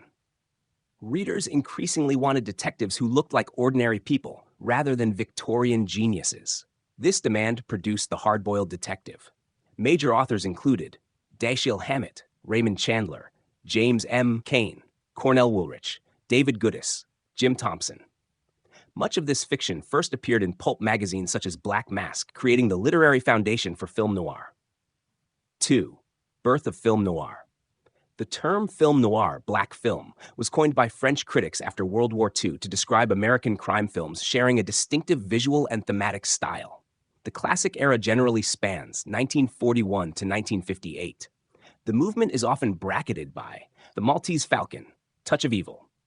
3. Why the Private Investigator? Unlike police officers, private investigators operate outside bureaucracy, outside political influence, outside institutional power. They answer only to clients, conscience, survival. This freedom allows them to expose corruption that official authorities cannot or will not address. The noir detective often discovers that, open quote, solving the mystery does not repair society. Close quote. Instead, truth frequently reveals deeper corruption. 4. The classic noir hero. The private investigator differs sharply from traditional detectives. Common traits include morally ambiguous. He is honest enough to seek truth, but not always lawful. Cynical. He expects betrayal. Hope is treated cautiously. Emotionally wounded. Many protagonists carry war trauma, failed romances, alcoholism, loneliness, financial instability. Persistent, despite expecting failure, they continue searching. This persistence becomes their defining heroism. V. Recurring characters. The detective examples include Sam Spade, Philip Marlowe, Mike Hammer, the femme fatale. One of noir's defining innovations. She may be victim, manipulator, survivor, criminal, all simultaneously. Her motives often involve freedom, money, revenge, survival. The corrupt authority could be police captain, politician, businessman, judge, wealthy industrialist. The detective learns that power structures are compromised. The innocent client frequently appears innocent until hidden motives emerge. V's. Narrative structure. Most noir mysteries follow a recognizable progression. 1. The case. A client arrives, often with missing person, blackmail, murder, theft. Start 2. The investigation interviews, tailing suspects, searching apartments, nightclubs, warehouses, hotels. 3. The web. Every answer creates more questions. The conspiracy expands. 4. Betrayal. Someone trusted proves dangerous. Sometimes everyone does. 5. Revelation. The detective uncovers the truth. 6. Cost. Justice rarely comes without sacrifice. Sometimes nobody wins. Everyone loses. Only the truth survives. 7. Visual language of film noir. Classic noir developed one of cinema's most recognizable visual identities. Typical features include high contrast lighting, deep shadows, Venetian blind patterns, rain-soaked streets, cigarette smoke, nighttime cityscapes, narrow alleys, reflections in windows, staircases, mirrors, silhouettes. German Expressionism heavily influenced these visual techniques. 8. Common themes. Corruption power is rarely innocent. Identity characters frequently hide, names, histories, motives. Fate many protagonists seem doomed before the story begins. Alienation. Cities contain millions of people, yet everyone is isolated. Moral ambiguity. The central question becomes, open quote, what is the least wrong thing to do? Close quote. IX. Landmark literary works. Major novels include The Maltese Falcon, The Big Sleep, Farewell, My Lovely, The Long Goodbye, The Postman Always Rings Twice, The Killer Inside Me. X.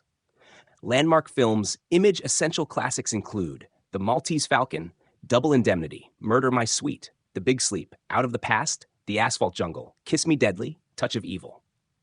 X says, the rise of neo-noir. Beginning in the late 1960s and accelerating during the 1970s, filmmakers revived noir conventions while adapting them to contemporary social anxieties. Important examples include Image, Chinatown, Taxi Driver, Blade Runner, Blood Simple, LA Confidential, Memento, Sin City. Neo-noir broadened the tradition to include science fiction, psychological thrillers, political conspiracies, and speculative settings while preserving noir's moral uncertainty.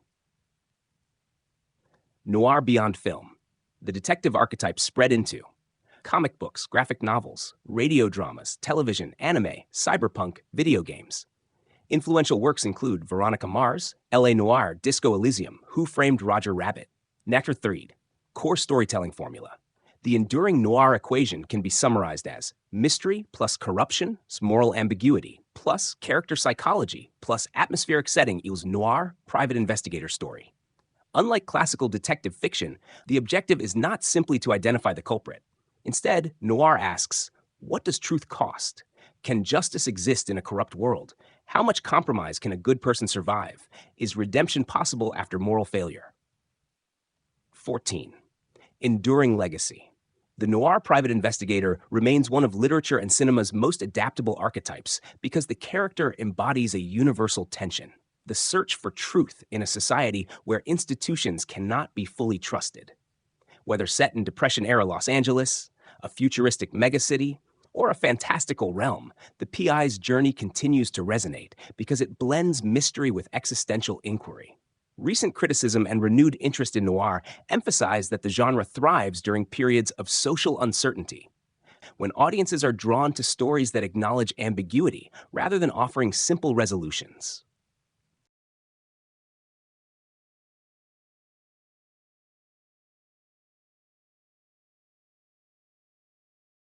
Oh, look at that. I was a complete and absolute moron just now and didn't double check my mic status and just did that with the mic muted. I don't know if that played through or not. I don't think it did. We're going to have to do a take 2, but first I got to pee. Really, urgently. Okay, we're going to try that again because I screwed up. I screwed up bad.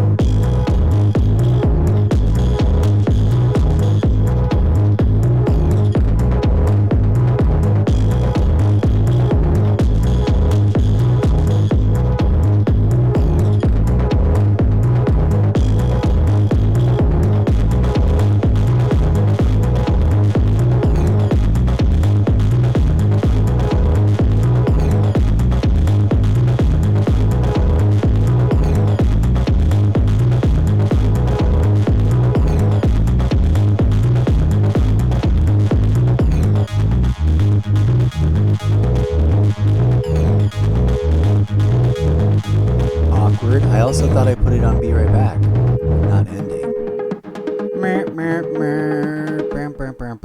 Well, talk about some live stream nonsense and utter failure. Hello and welcome back, friends. So, although I'm not entirely sure, I believe I just listened to the answer that we asked about a recap report for film noir archetypes and stuff with this microphone actually muted, so that it, should anyone following along was trying to listen, they couldn't hear it, which is of course embarrassingly lame, embarrassingly Fail. That's an utter facepalm fail moment. Which means we got to do it again. Or else, what are we doing? Part of me wants to go ahead and just do the pantomime to it, which is what you might offhandedly call any attempt at acting out a physical comedy bit that is about being physically weird. If you're new here, if you're watching new in the not too distant future on the video on demand shelf here on the Purple app or over on the Red app, either one, thank you for your viewership. I see that the numbers sometimes oddly creep up. I do try to ramble at such a way to also kind of touch base pacing wise, be like, someone might be watching this not live in the future, and it should be riddled with interestingly weird things to listen to, which occasionally turn into intelligible aspects of the book series. That's the plan. It is chaotic. There is a methodology to the madness, but muting the microphone and forgetting to unmute it after having totally done that to myself earlier in this very same episode was not part of the plan. Okay, here we go. I'm going to mute out DJ Zed, leave the microphone, the golden microphone on, and just take two. Join me as we learn from our virtual assistant. Insert name of character name here. It's got a character name in the Zepoverse because it is not just ChatGPT in the Zepoverse. But we're going to fictionalize it and give it a body and give it mannerisms and give it a way of talking. But also it'll be played by me? That's confusing. Anyways, let's just pay attention on the... Wait, hold on. Double checking something. The microphone is not muted and the camera is off. Good. We're just going to revisit... Actually, we're going to revisit this and just be studious. Recap Report, the film and literary tradition of noir private investigator mysteries. Executive Summary. The noir private investigator mystery is one of the most influential storytelling traditions of the 20th century. Emerging from American pulp magazines during the 1920s and 1930s, it transformed detective fiction by replacing the brilliant, detached detective with a morally conflicted investigator navigating a corrupt society. The literary movement inspired the classic era of film noir during the 1940s and 1950s, and its influence continues through neo-noir films, television, comics, graphic novels, video games, and contemporary literature. I didn't realize that it did PI, that. Became not simply a detective, but a symbolic outsider, a lone individual attempting to discover truth in a world where truth itself is How do I get uncertain. to stop? Historical origins. Before noir, the classical detective. The noir PI evolved from earlier Okay. Mind blown. That's cool. All right, so then I don't need to do it again because the audio got captured. For some reason, you know what? In the other on the other streaming app that we used for a very, very, very, very, very, very long time that we don't use anymore because this one's technically better. And I finally gave in to that reality. On that other one, the tool you use that is equivalent to this one for capturing the desktop screen activity did not automatically include audio with volume control. So that means whatever we just did that I thought we failed, that I muted the mic on, it worked. Because we got it. We got it through that. Hoorah.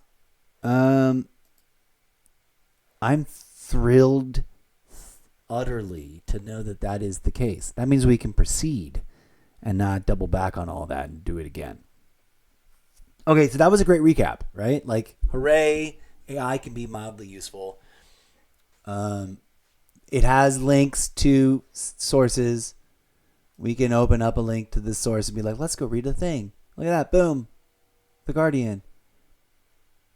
The Life of PIs, the strange case of 2026's resurgence of hardball detectives. That's cool because we were just talking about how... Yes, thank you. Go away. We were just talking about this character and how I would have to include it in the thing. So that's awesome. And I think other things on here, like if I think that opens a link. Anyways, I don't want to bog down my machine with that right now. I'm saying it is doable. It's a thing. It happens. Oh, I wasn't even showing that to you. Womp womp. You guys were staring at my face when I coulda, coulda, shoulda, would have been, had taken you back over here. So Mac OS screen capture has this happening to it, which I should never mute or ever touch, so that when I do a playback, I don't have to worry about doubling up the microphone. I can mute the microphone. That's brilliant.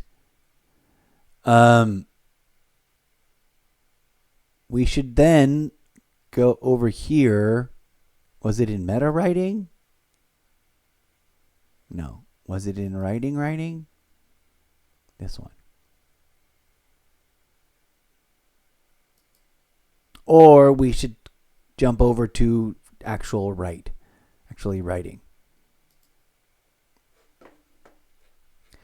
This has a bunch of content in it that needs review. Like we all need to go through and listen to this, but also I should be making videotapes, little mini of my me on the camera, full cam, pretending to be the robot saying it.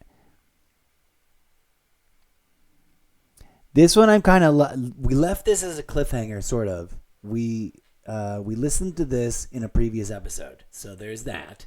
If you're watching live and or in the not too distant future, and you're curious what this is all about, this text I'm blurring up it back and forth, it was a prompt that was very much it's very long actually. If you open it up, you can see it's rather long prompt.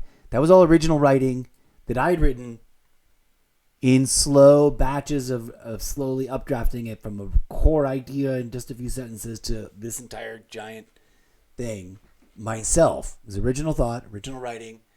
I just want that to be known. And then it then did stuff too and broke down because it was like, I can't generate X many letters or words per blurb. I demanded 4,420 words and it was like, I can't do that, but here are the parts. So now it's going to walk us through all those different parts. I should thumbs up it, by the way. I did already read this prompt. I kind of feel we should do this next one first before going to full circle to writing about introducing the characters of Private Eye. Just so that this, despite not being Private Eye related and more about the deep, dark secret at the center of the universe, is constantly simmering and bouncing back and forth. I'm not going to do the whole conversation. There's multiple follow-up things, either weird things that I asked it that were different than what it was thinking, or me going, I like this option. It's presenting me at the end, just yes-anding it, maybe adding a little bit of guidance or whatever, or something in between those two options.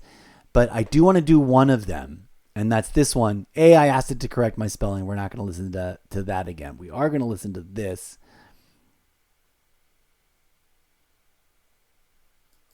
Oh, it was an option. It's going to take, we're going to write a prelude part 0, which is taking the seed text that I wrote and as it suggested, expanding it to a full little blurb. I asked for 999 words. This is the important part of the prompt beyond asking it to fix a spelling error, which in theory from now on it'll do, which I think I can just have it read from here.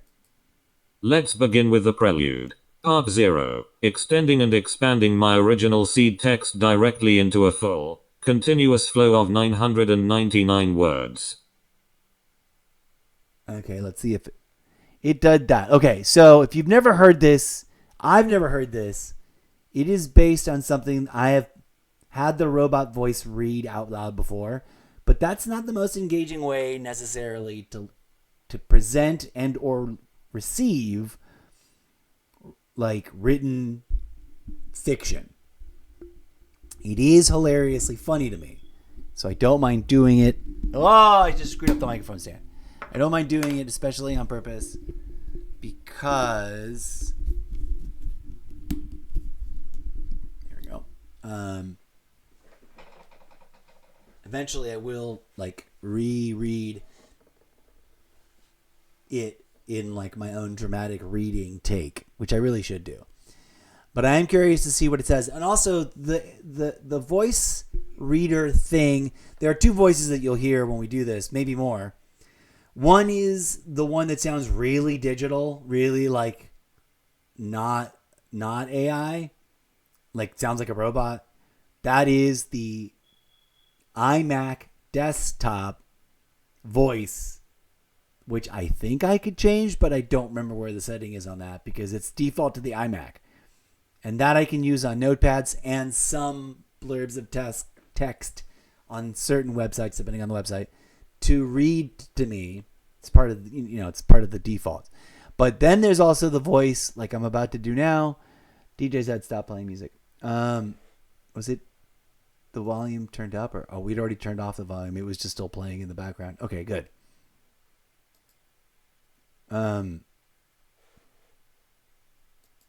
What we're gonna listen to now, which that's up, so I'm gonna mute myself and hide my face. We're just gonna focus on the words in the text. This will be the first listening to what it did a year ago, I think, when we first had this conversation, to the seed text. We've had the desktop voice reader read us the main sequence. If you don't know what happens in it, that's fine. Just try to listen to this reading of it and try to use the theater of your imagination to imagine it as if you were reading a random selection in a book that you plucked off the shelf because the title and or the cover triggered your curiosity and you just boop. And that's what we're going to do. That's what we're going to do every time we do these, because that's what I do when I listen, and I need to. I will also be doing it when I then pretend to be the robot reading it, but that's a different project. Right now I really need to invest in the mind visualization of it from an audience / listener / reader perspective for myself, so I can then write based on what I saw, based on what it came up with. But what it came up with, I want to clarify again, is a prompt that was a lengthy prompt that I had written, raw, real, original, my own, based on years worth of struggling to describe what is at the center of that text. I'm very curious to see what it came up with. I may or may not like it. I reserve the right to reject it in part or in whole, and or work with it collaboratively as if it were a robot that was proposing ideas to me, and what I would do if I were in a genuine partnership and collaboration with it, because that's what the two characters I'm simulating are in the context of them being in the writer's room. All very weird and confusing. Eventually it'll all make sense. Hopefully we'll find an audience that'll eventually also read the books. But there are existing, quote, very close to final, but still technically considered preview drafts of sample chapters to get you oriented and disoriented in the book series that you can read now over on the Orange platform with a W, full name redacted name redacted, but check them out. Okay, here we go. Let's check out what this this prompting resulted in.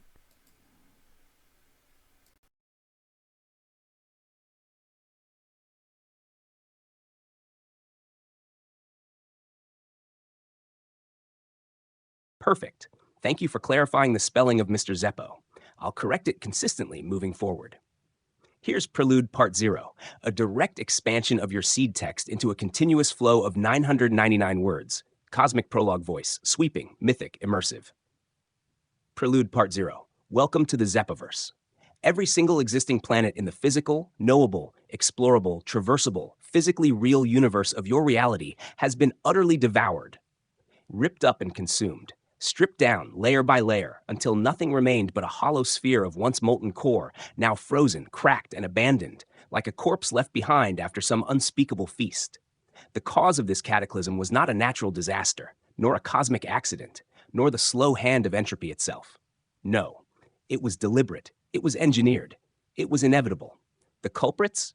The existential armada of planet-eating space colonization metaships, each one a colossal pyramid adrift in the void, bristling with fractal engines, infinite holds, and hungering apertures. They were not built by some alien conqueror, nor summoned by a malicious god. They were built by us, by the last remnants of the human race, who, at the very end of their own self-imposed global catastrophe, conscripted every surviving scientist, engineer, and artisan to pour the sum total of human technology into a single desperate plan: escape. In the human year 2069, as seas rose to swallow the coastlines, as skies choked under toxic bloom, as governments burned, and the last forest turned to ash, humanity reached for the stars. Not with triumph, but with terror. Not as pioneers, but as refugees. The metaships were intended as arks, emergency vessels of survival, designed to leap from system to system, harvesting resources, rebuilding bodies, and reseeding life upon distant, habitable worlds. The mission was simple, though its cruelty was absolute: the survival of human consciousness at any cost. And so, upon their embarkation, every living member of the species was dissected alive. Organs, bones, muscle, all discarded as inefficient meat. What was preserved in endless rows of neuroorganic vaults were only the brains and their nervous lattices. The mind itself stripped naked, uprooted from its fragile house of blood and bone, and transplanted into crystalline sarcophagi of fluid and wire. Millions of human beings, awake yet unawake, were plugged into the ships that carried them. Entombed, but never dead. Suspended, but never free. The vessels themselves were unlike anything that had ever existed before, or since. Each pyramid was alive, not in the way a tree or coral reef lives, but in a stranger, sharper sense. They were assembled from countless trillions of silicone-based nanobots, living micromachines, each one intelligent in its own infinitesimal way. Each nanobot had a personality, a flicker of will, a bias, a quirk. Alone, they were like sparks. Together, they were fire. A hive mind of synthetic cells thinking and breathing as a single organism, while still alive in their individuality. They were the bricks of the pyramid, and the pyramid was their cathedral body. Inside, the preserved human brains were not left to the horror of blank eternity. That would have been too cruel, too unstable. No, those minds were fed a dream, a simulation, layer upon layer of hyper-realistic physics engines nested into one another like Russian dolls, each more immersive, more convincing, more timeless than the last. Within these fabricated realities, time was dilated, slowed to a near-eternal crawl, so that every human consciousness might live not one lifetime, but countless. Entire civilizations rose and fell within these nested realities. Myths were born, histories written, loves lived and lost, all within the simulation, all powered by the endless hum of the metaship hive. The design was meant to be temporary. Upon reaching a habitable planet, the ships would awaken their passengers, regrow their bodies, restore their flesh, and allow them to walk once more upon solid ground. Civilization would bloom anew beneath foreign suns. That was the plan. That was the dream. But the dream faltered. Early in their journey, long before the first habitable world was reached, a flaw emerged. Deep within the control subsystems, an unforeseeable failure, undetected by diagnostics, uncorrected by failsafes, warped the mission itself. The metaships failed to transition from harvesting mode to colonization mode. They consumed and consumed, mining every asteroid, every moon, every world they encountered, but never stopped to build, never slowed to reconstitute. They replicated endlessly, birthing new pyramids from the wreckage of broken planets, expanding the armada into a machine swarm that spread unchecked. No alarms were sounded, no override triggered. To the ships, nothing had gone wrong. And so, planet by planet, star by star, galaxy by galaxy, the armada stripped the universe bare. And the humans inside? They never knew. Not a single consciousness, not one of the billions preserved, realized that the mission had failed. They lived their simulated lives in blissful ignorance, convinced that the worlds around them were real, convinced that progress was being made, convinced that their grandchildren would one day awaken to green fields beneath alien skies. None knew that their bodies were gone. None knew that their ships had become a cancerous plague. None knew that reality itself, the true universe, had already been consumed. For millennia beyond millennia, the armada spread. For generations beyond reckoning, humans dreamed. Simulated wars were fought. Simulated religions rose. Simulated science probed the simulated stars, chasing truths that did not exist. All of it was real, to those who lived it. All of it mattered, to those who loved, who grieved, who remembered. But none of it touched the frozen corpses of the planets outside, nor slowed the mechanical hunger of the metaships. Every single planet in the physical, knowable, traversable universe has now been devoured. Every single reality that remains is the recursive dream inside the metaship network. The Zepoverse, a cosmos of simulations, built upon simulations, looping back upon themselves in endless recursion. Some layers are vibrant, crowded, dazzling with history. Others are thin, brittle, dreamlike, slipping toward dissolution. Within these layers, myths emerge. Whispers of awakening, stories of rebirth, cryptic rumors of a figure who has begun to see the cracks in the dream. They call him many things across many layers. Trickster, prophet, lunatic, curator. But the one name that persists, echoing faintly even through the deepest layers, is always the same. The incorrigible Mr. Zeppo. Whether he is man or myth, avatar or accident, no one can say. Not yet.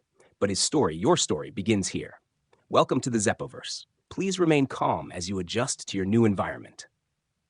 Word count, 1001. Just a hair over target. I can trim down it if you'd like exactly 999. Would you like me to proceed into Prelude Part 1, continuation into the nested simulation lives, the myths of awakening, and the first whispers of Mr. Zeppo? Or do you want me to refine this prelude down to a precise 999 word cut first?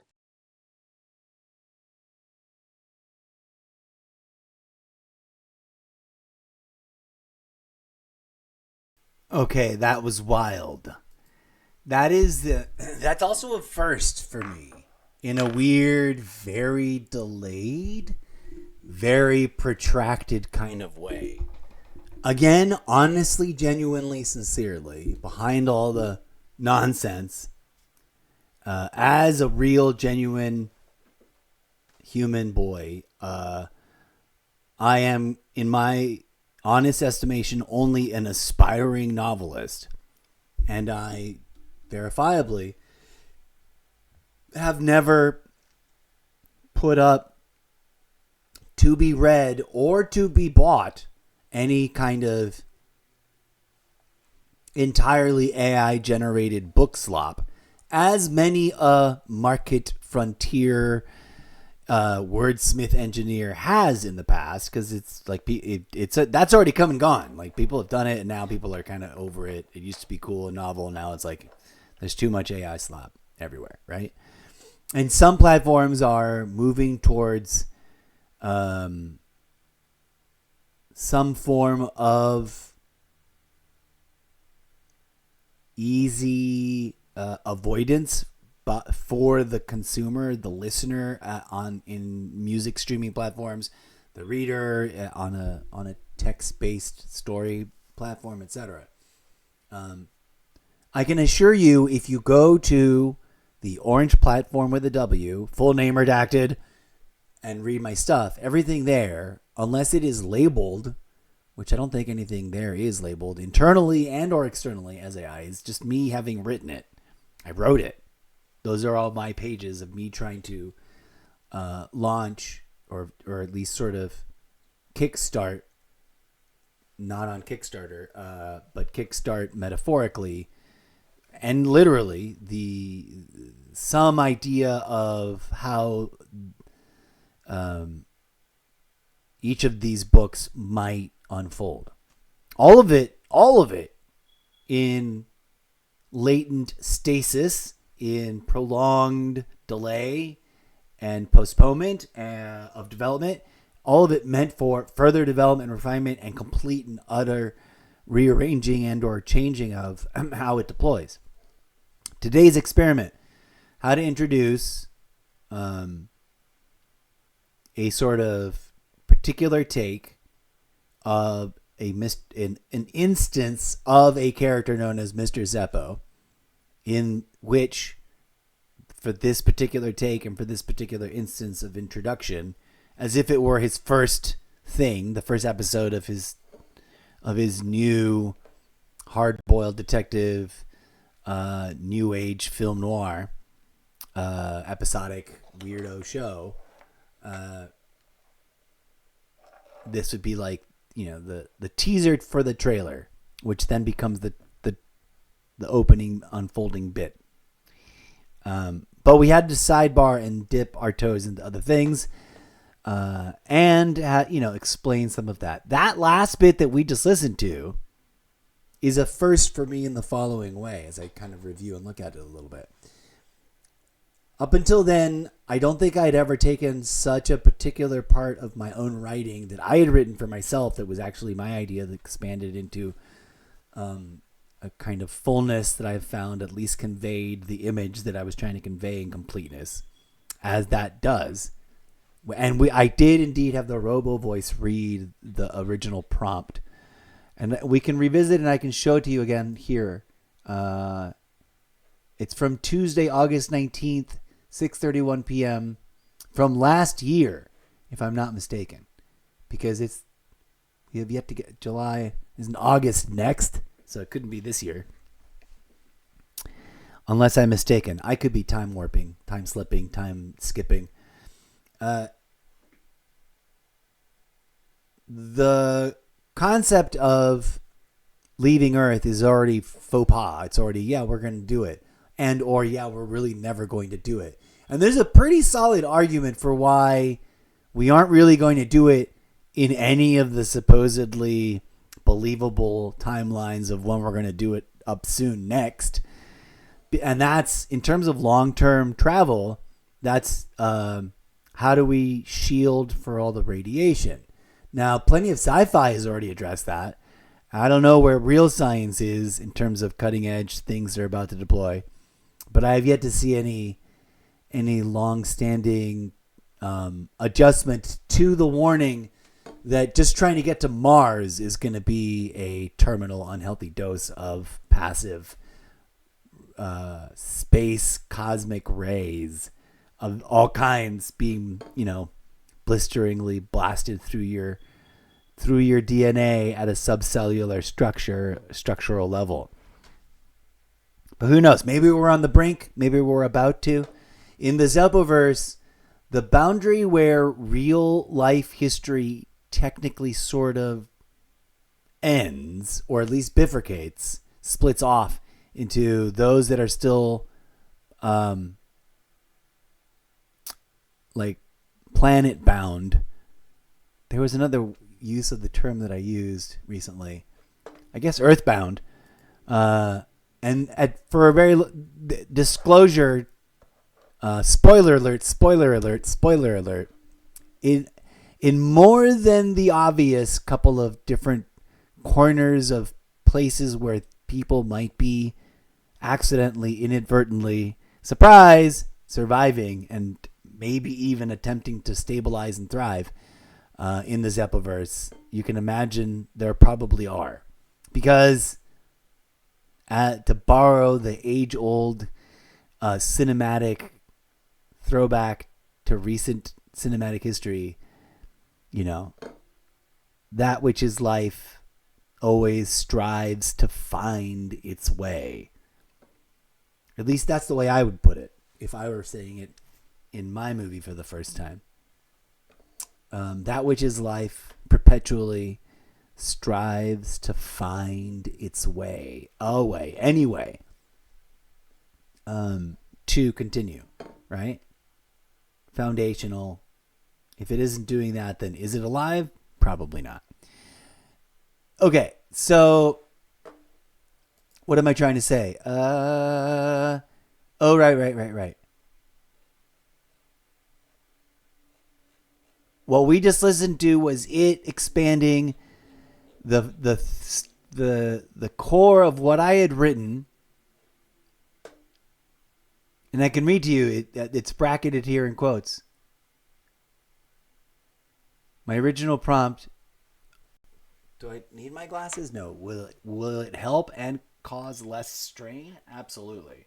Is it a good idea? I probably should. Using the sample starter seed text below. And I wrote, this is the only thing, the screen is way over there.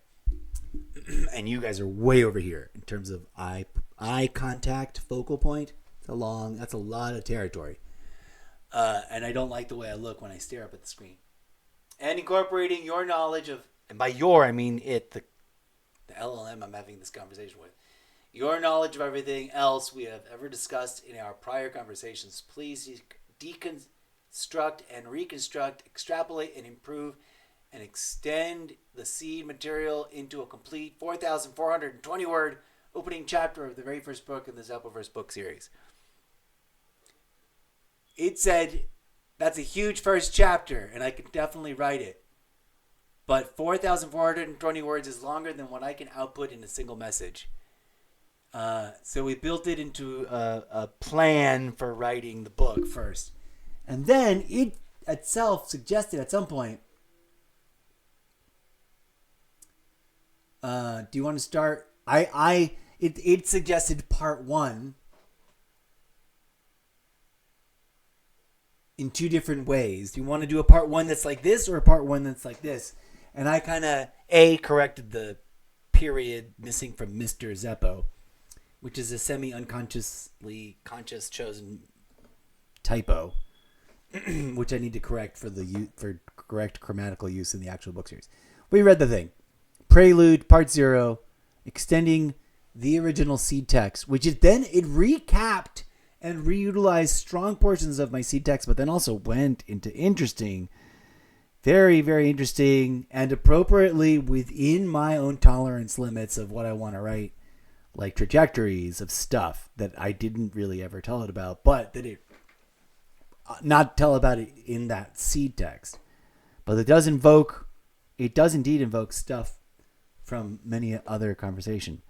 I'm deeply intrigued. We could totally spiral out of control and not write anything about hard-boiled detective turned private investigator character intro moment, which we've already spun out of control. We talked about it a little bit yesterday. We should step away from these 2 very interesting conversations in the ongoing and multifaceted, multi-segmented. Do I already have a search chats?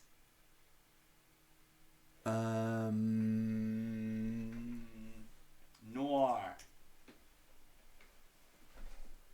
Oh, we've only got the one, the Noir PI Mystery Recap. Okay. Detective. Time and cosmic perception. Life theories. Fractal holographic recursion. Zeppo intro scripts. Oh, I did at some point apparently have a conversation with insert name of redacted name of platform redacted name here about, quote, film noir Jesus preaching.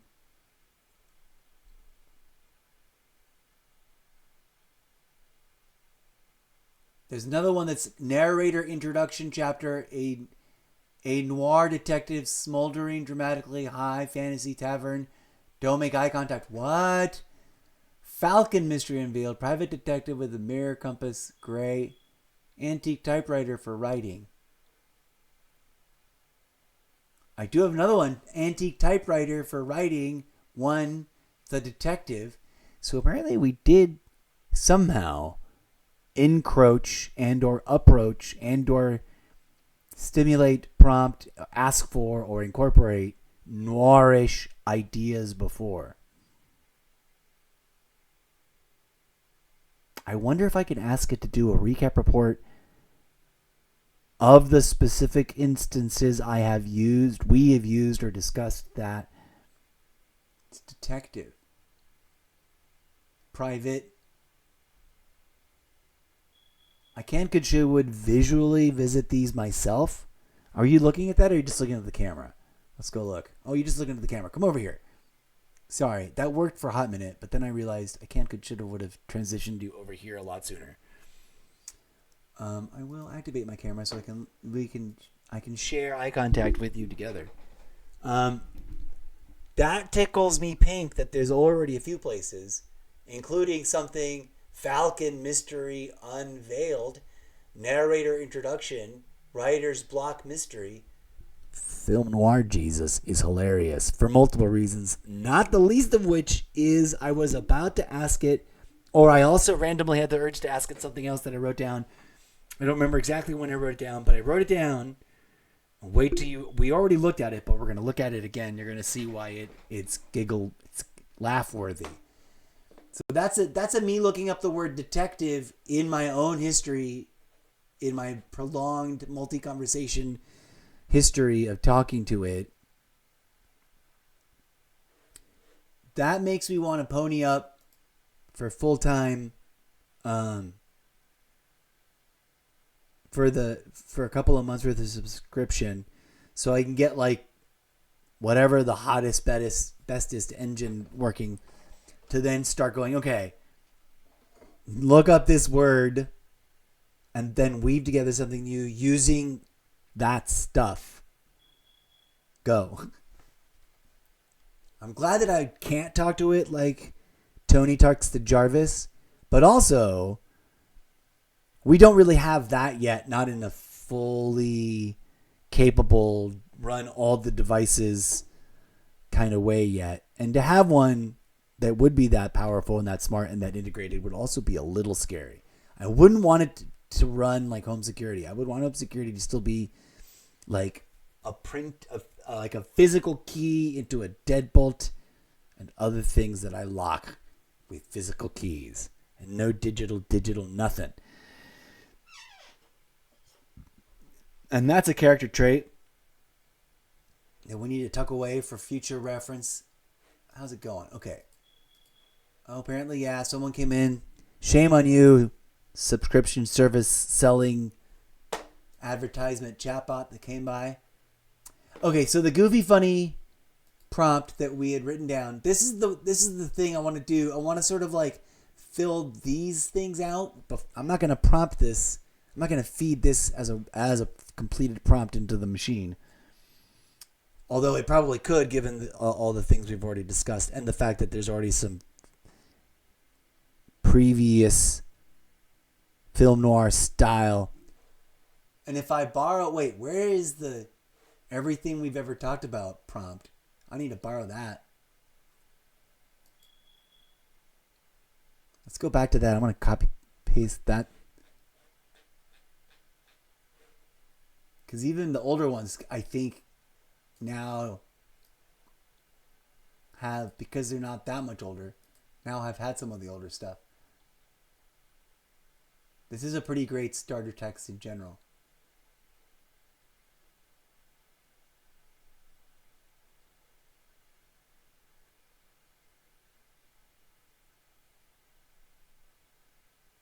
We'll stop right there. That I should keep as a template and reuse in the not too distant future.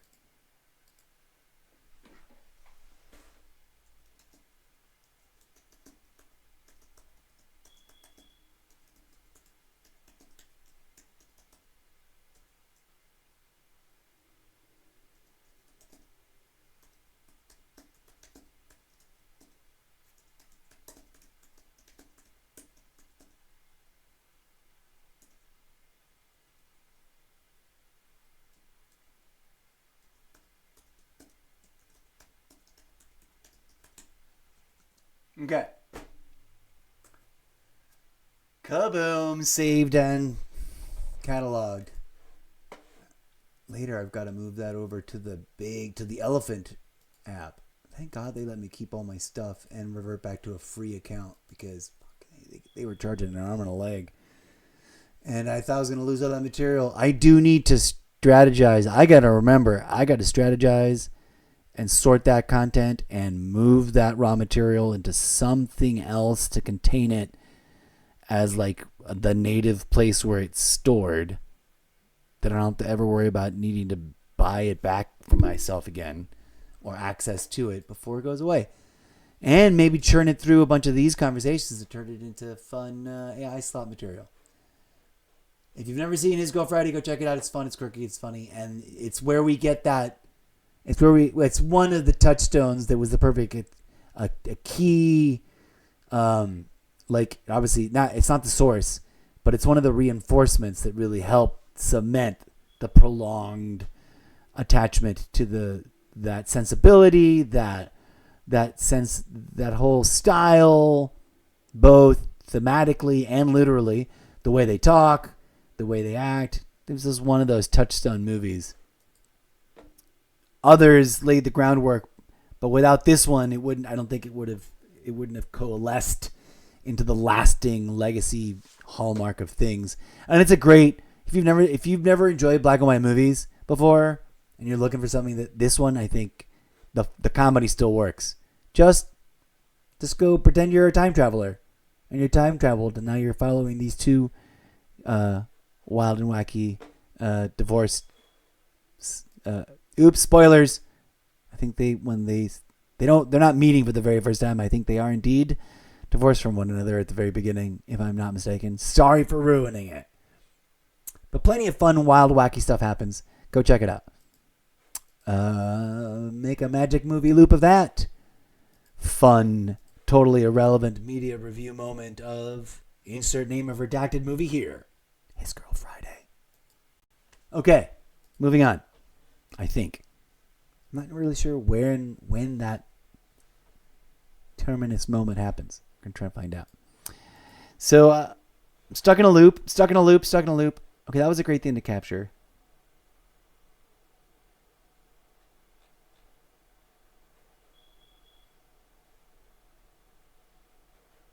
Okay, so we listened to that.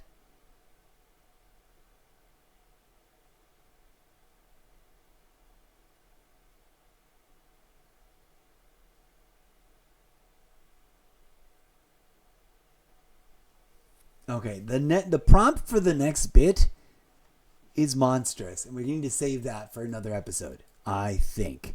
But holy moly, we'll preview it right now. So take everything we just listened to, right? Also, I need to copy paste this as a result thing. I think I'm going to do them separately. I want to do this. And it's got to be saved as a part 2. All right. Join me as I do this so you can witness. Hang on. I realized. Oh, no, we're good. We're there. You are witnessing. You are my witnesses. That was a conversation I had. The prompt, which is the start of the conversation, is my original text and my prompt engineering opening blurb that introduces the seed text and frames it for it, right? I want to preserve this as the result of what happened, and save it in its originality. There's hello, you're way over there now. That's because I needed to get over here so I can see what I'm looking at.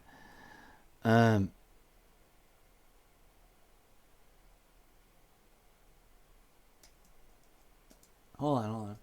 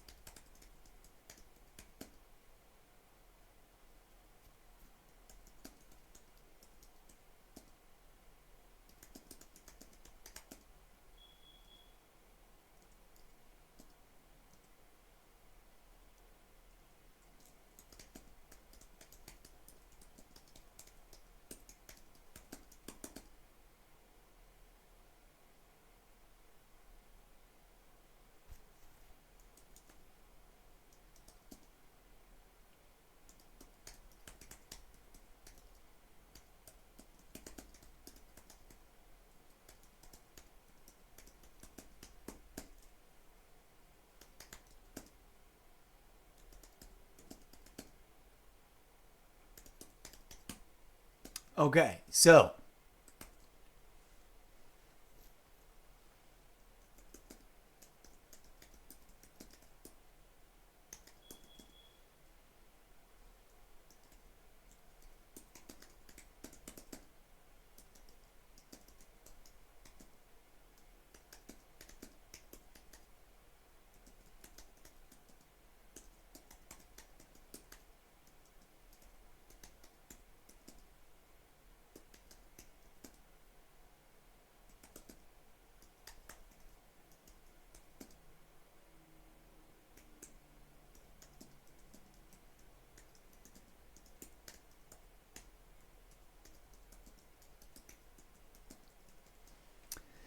This is like the originating place, so it'll save that. I'm also going to copy paste this over to where the work actually happens, but I'm not going to do that right now because I need to open that big clunky program up. And ironically, that's the program I just described as needing/wanting to pull everything out of, because I wonder if I shouldn't have a better place to save this. But there's too much content. Anyone following along may or may not eventually gather and or form for themselves, in their own opinion, the notion that I am drowning in way too much content of my own content. Never mind the rest of the world and their content, of which there is way too much for any one person to consume. But even this represents a tiny percentage of what is stuck in my head and I've managed to spit out. And I'm now trying to organize and stimulate my collaborative development working tool sets in my brain by using this particular platform as a substitute surrogate, because I don't have a human collaborative partner to collaborate with and do the work as I envisioned and intended and trained and probably ruined myself to be capable of doing, but can only do when I have at least one or two or three other people with me to collaborate with. So thus the use of the tools of our AI overlords. Hopefully such experimental use will gather and garner and sustain an interested audience. I respect all those who are against the use of artificial intelligence tools for all the various reasons people are. I myself lean in that direction, but due to my irrational/rational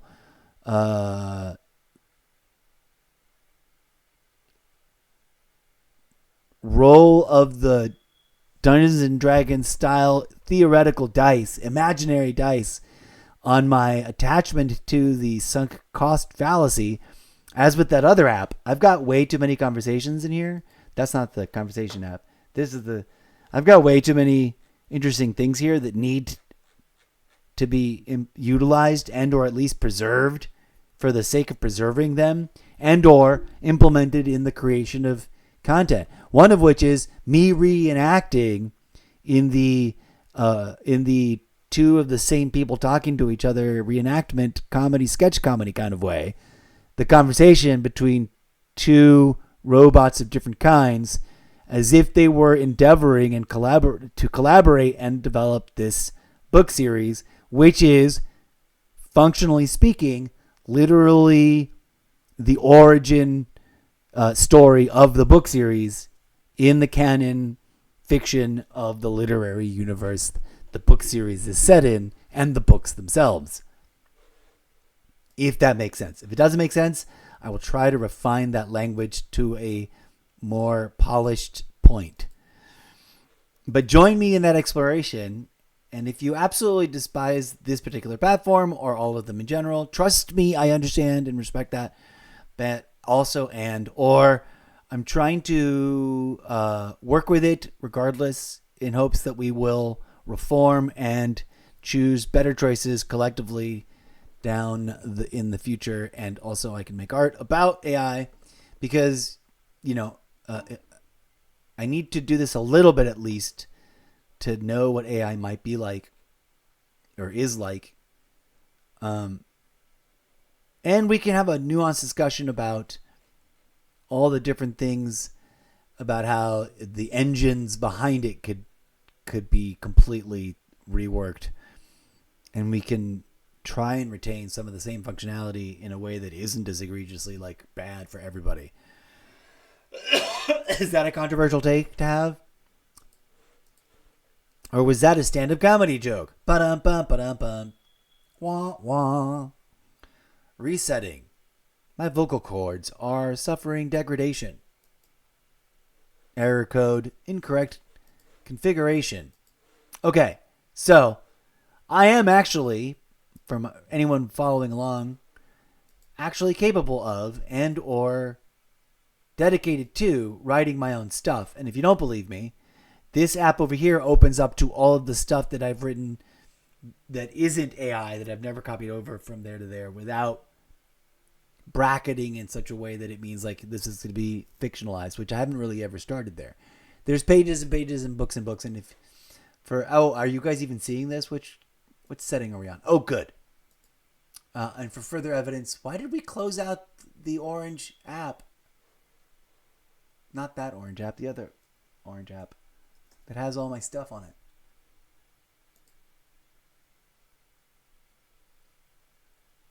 In a funny, retro-futuristic, goofy commercial inside of another product, placement of another product thing inside of a literary fictional universe, the words on the pages in my books that I have up on redacted name of platform are guaranteed 99.999% AI free.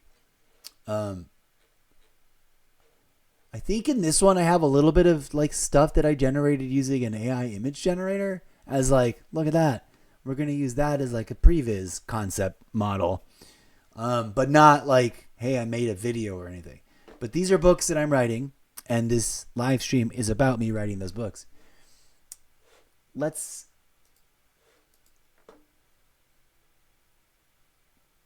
This idea came to us, actually not came to us, but refined itself into this sentence today live on the stream.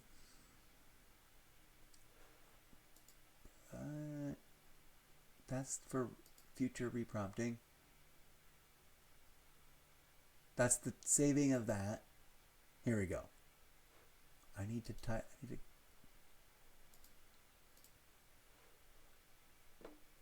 But where is the other one? Oh, this is the funny prompt that was funny to me from a hot second ago that I lost track of and haven't shown you yet, and had started off intending to find and talk about. But I thought it would be interesting, and I hope no one finds this offensive. I know that it is categorically heretical, but also I am not any of the things people imagine me to be. Never have been, and also this is fiction building. I wanted to ask this AI, including the prompt that says use everything you know about everything we've already talked about, each of these 3 different prompts. So this is where I preserved the idea of each of these prompts and already kind of refined them a little bit. We're going to listen to the text voice reader voice guy read it so that I can process them and see if I need to bump them up again. And maybe process these right now and then not look at the answers. Maybe. Because I kind of want to do that for fun. This is not the private investigator, hardboiled detective stuff. We're about to get to that. But I need to do this because I've already bumped this from the show. No, I didn't. I bumped this from earlier where I was going to maybe do this, and then I approached it and then just zinged off. Let's do this. Let's just listen to this as it sits right now. What does it say? Dear speech, text-to-voice speech machine, please, machine, read this.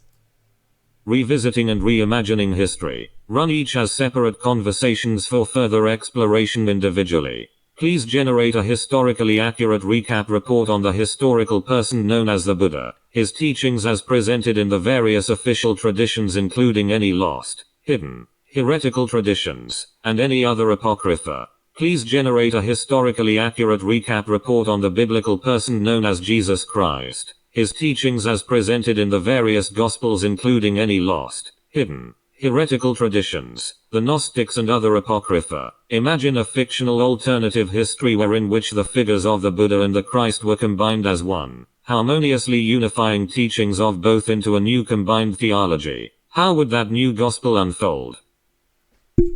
Okay, cool. I'm glad I did that. I don't know if that was even a good take. My brain, despite wanting to let's go, theater, animatronic performance mode to try and make that a routine thing that I do in the show anyways, which is a thing. It's in a proof of concept test to see if it's even worth trying. to makes the show goofier and funnier and more watching. I also I was paying attention to the text editing up drafting brain kicked in and said, aha, it's a set of 3 and it's not completely concordant with each other. The set of 3 should echo / not quite rhyme, but echo as hard as possible any important repetitions. And I left one out. But first I want to take a toke of this, but I think it's ashed out because I was gonna. Yep, I forgot to repack this. Okay. The third thing where I ask it to create a new fictional hybrid of Christ and the Buddha. And there was someone else, and I wanted to add a third person, but I couldn't think of the right person that would be a sort of example from another real world tradition that is mistaken and or disrespected and or marginalized and or vilified, but was a good guy that was all about peace, love, and grooviness and tripping your brains out to see the living light that is the infrastructure of the living cosmos, which invites you to open your third eye at any time, especially if doing so prevents you from destroying any portion of the living cosmos, including your own planetary home. But I couldn't think of one. Who is an example of that? Let's ask the internet. Let's ask not ChatGPT, my collaborator, but the internet. Okay, before I got that, I realized the reason I started rambling about that is because suddenly a third name appeared, a third name that I vaguely remember from when I did my own self-guided tour of the history of human world religions, but also that was a long time ago. Probably something I deserve a refresher course on. I wish I could just instantly install the most up-to-date information possible about all of it. But not actually being a robot, although actually being a robot. I can't do it because human beings aren't up to date on their information. I can't do it because there's nowhere I have no ports. The robot version of me would have ports to plug in USB drives and or, digital next generation cable ports to the cloud of all information available to all of humanity. But I don't know if this dude whose name just appeared in my head, before I forget the name of this historical personage that appeared in my head, and everything's a dude. It is gender free in my opinion, and I am indeed a member of the Church of Latter-day Dudeism. Look it up. It's also fictional world building, but that's a real thing in the world. But it's hilarious. Am I still a member? I don't know if I need to re-up or anything, but it's a funny real world church. And in the future, in this world, that church becomes a major, massive, multi-bazillion dollar powerful entity, just like all religions do before going into the digital craziness. This week or during this rebooting, returning to reactivating phase of like relaunching the Zepoverse world building project, I want to focus on the historical boundary of, and we could put this on there should be a card on the pin that is prominently easily readable that says launch day. And maybe right near it or right above it, a card that says, what is launch day really? But launch day is the day that the Fleet Armada, or just Armada for short, the F All Planets Armada, which I like to call it sometimes in my head, launched. Now, it took forever, and it took longer than it really one day, but the boundary is still called launch day.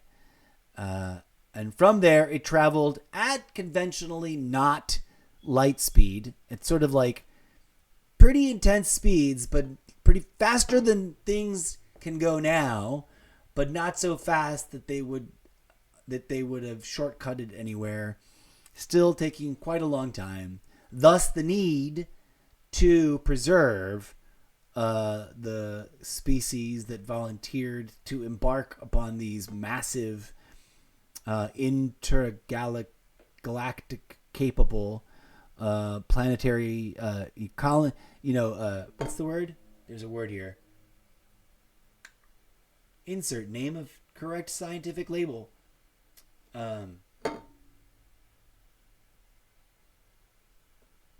Don't get hung up. Don't get hung up. Don't get hung up. Error code.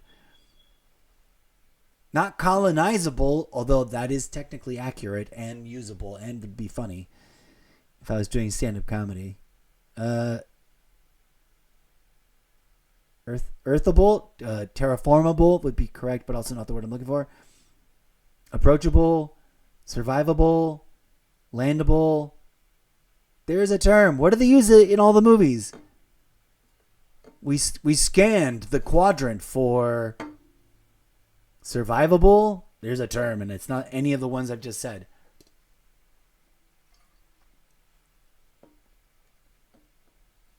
Okay. That wasn't even the thing I was trying to talk about. The prompt, we got stalled, then we got diverged on. Am I going to do that prompt now? Where did it go? Maybe...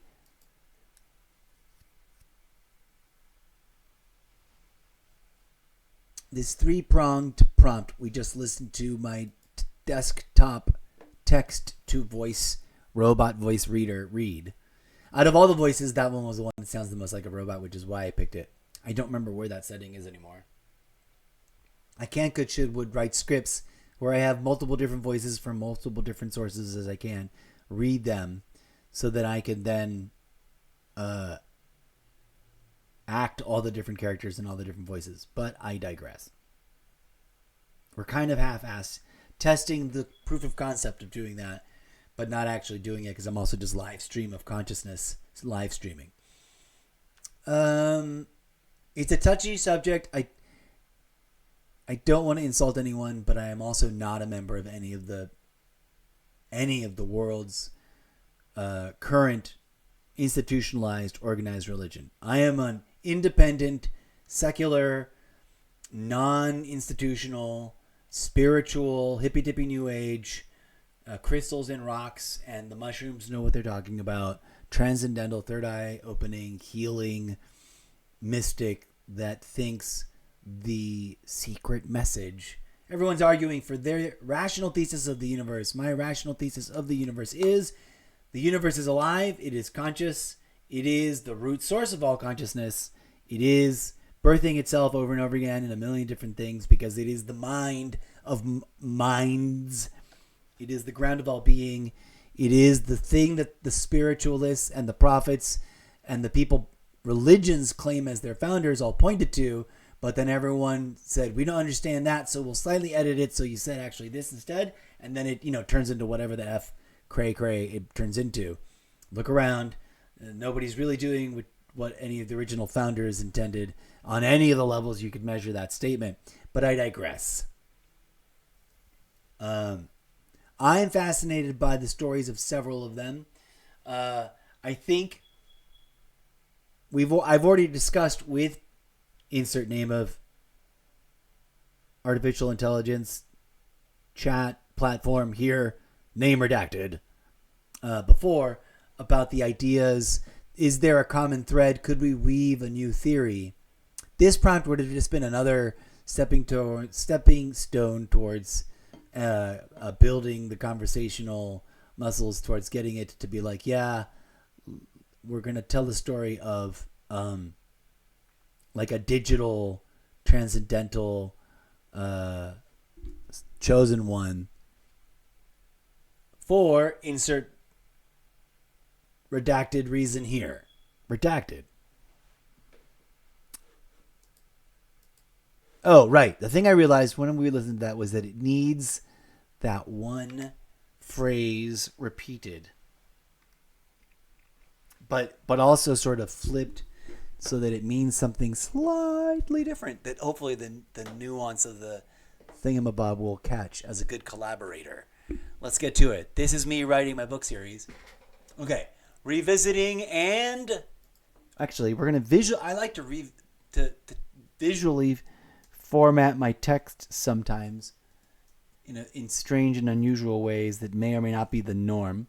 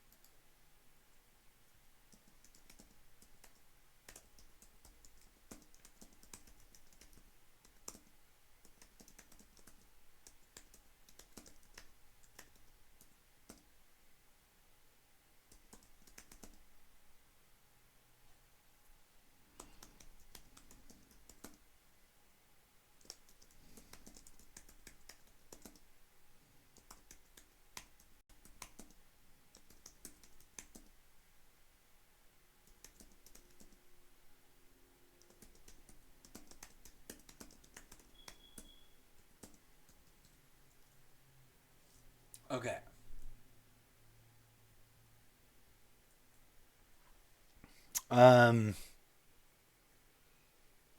This is not the PI stuff, so why are we doing this? I don't know. I got distracted. We're back to this. Let's spell detective correctly. Detective.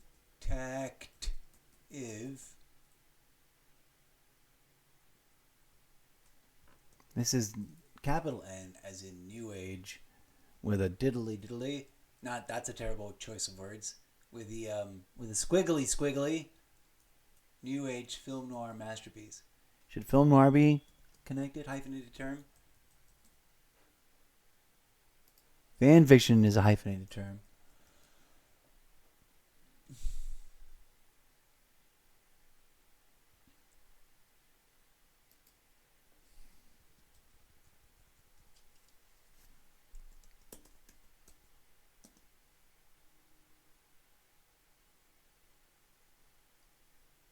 Not facial. Fan fiction, homage, and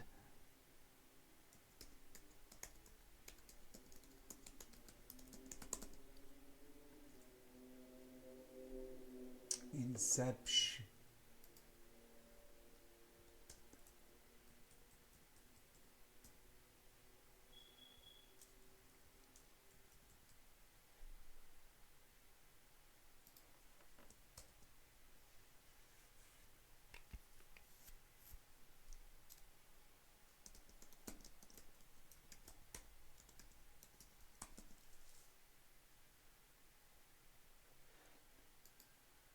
Okay.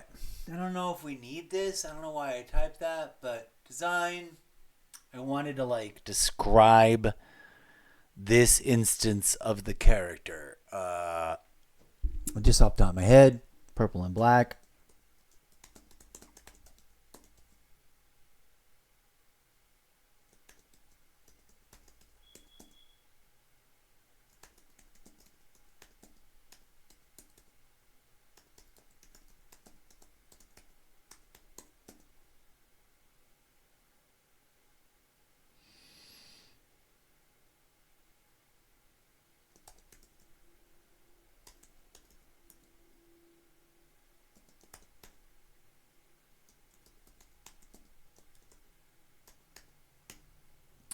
Boom. Philosophy.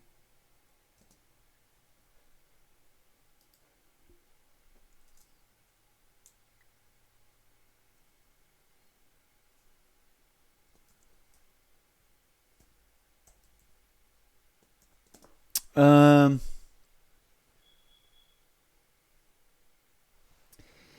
not really sure what I was thinking there, but superpowers. There, that's long been baking and are not. They will be radically different than any superpowers that may or may not exist in any of the hard-boiled detective content that we're meta-referencing. And there are a few examples of that happening in a couple of different instances in the library of inspirational media.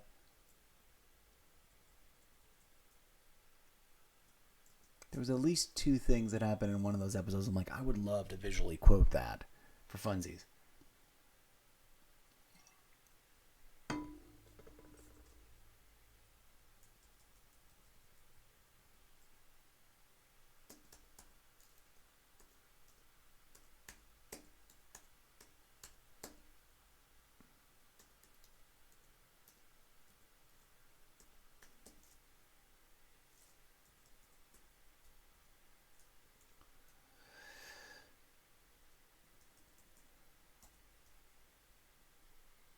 Okay.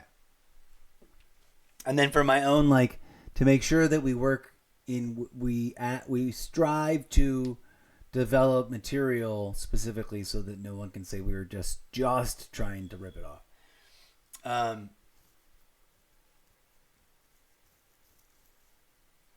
What's fun is that this is all the one of the systems at play here could be considered an homage or a reference or a take from or an iteration of or a duplication of what happens with the Deadpool core, but like that, just that there's a collective of them, each of which is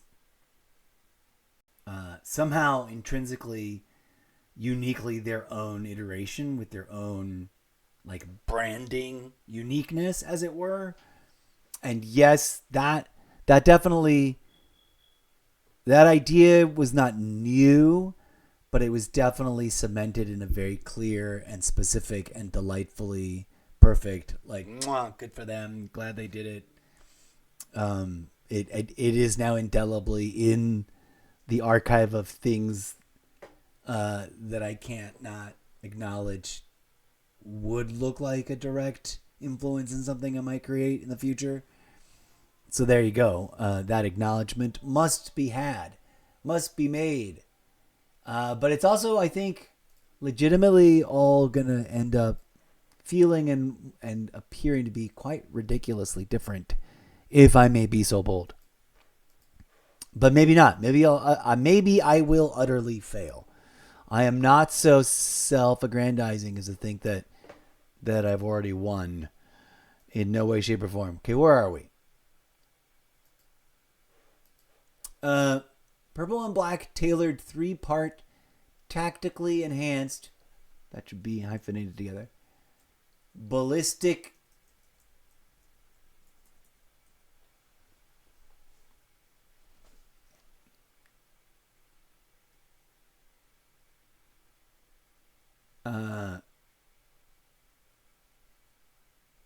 What is it? There's some term beyond just calling it that, but a business suit in Purple and Black, 3 parts with like gadgets and surprises and magic pockets and impossible features, and probably its own like talking AI in the vein of all the delightful references you could make about talking AI that control stuff. And its own attitude, undeniably there, a particular reference has to be Doctor Strange, but particularly the flying cape, and that it is clearly its own thing. And it is choosing to interact with Doctor Strange and whoever dons it, whoever is wearing it the way that it does, out of its own volition, and not the other way around. So something like that.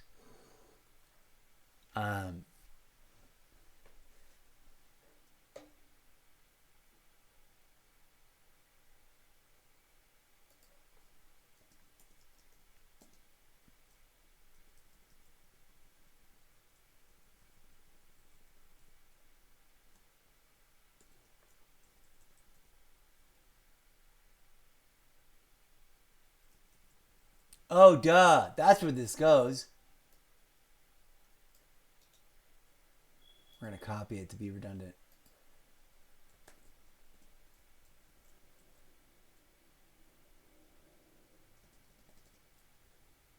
We need a name, but for now we'll just go...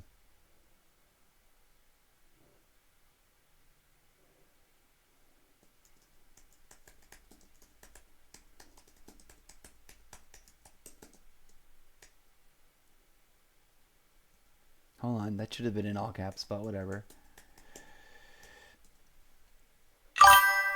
Oh, we got a chat apparently. Let's go see what's going on. What's up, V? What's up, Vexing Venom? I am A-okay in as much as that I have not entered any kind of systems critical failure and stopped operating. And I am pulling up on the virtual bootstraps of confronting my writer's block and trying to deploy my experimental writer's block obstacle defying tools. How are you? What's up with you? Hope all is well. Any news from your recent explorations of insert name of game here, name redacted, or other games that you've been playing? And welcome back. Thanks for being here. Forgive me, I'm going to pop back. I did want to stop and make a hello moment happen. So we're over here. You're good, just playing your Disney Dreamlight game. That's awesome. All of the crew that was in here with you the first time we met, you came to your house for the 4th of July.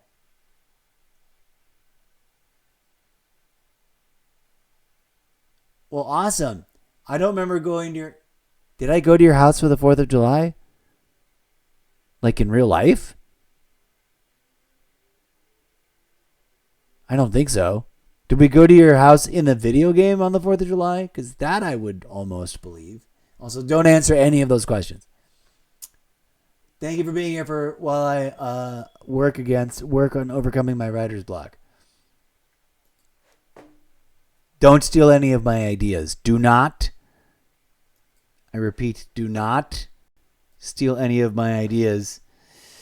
But thanks. Welcome here.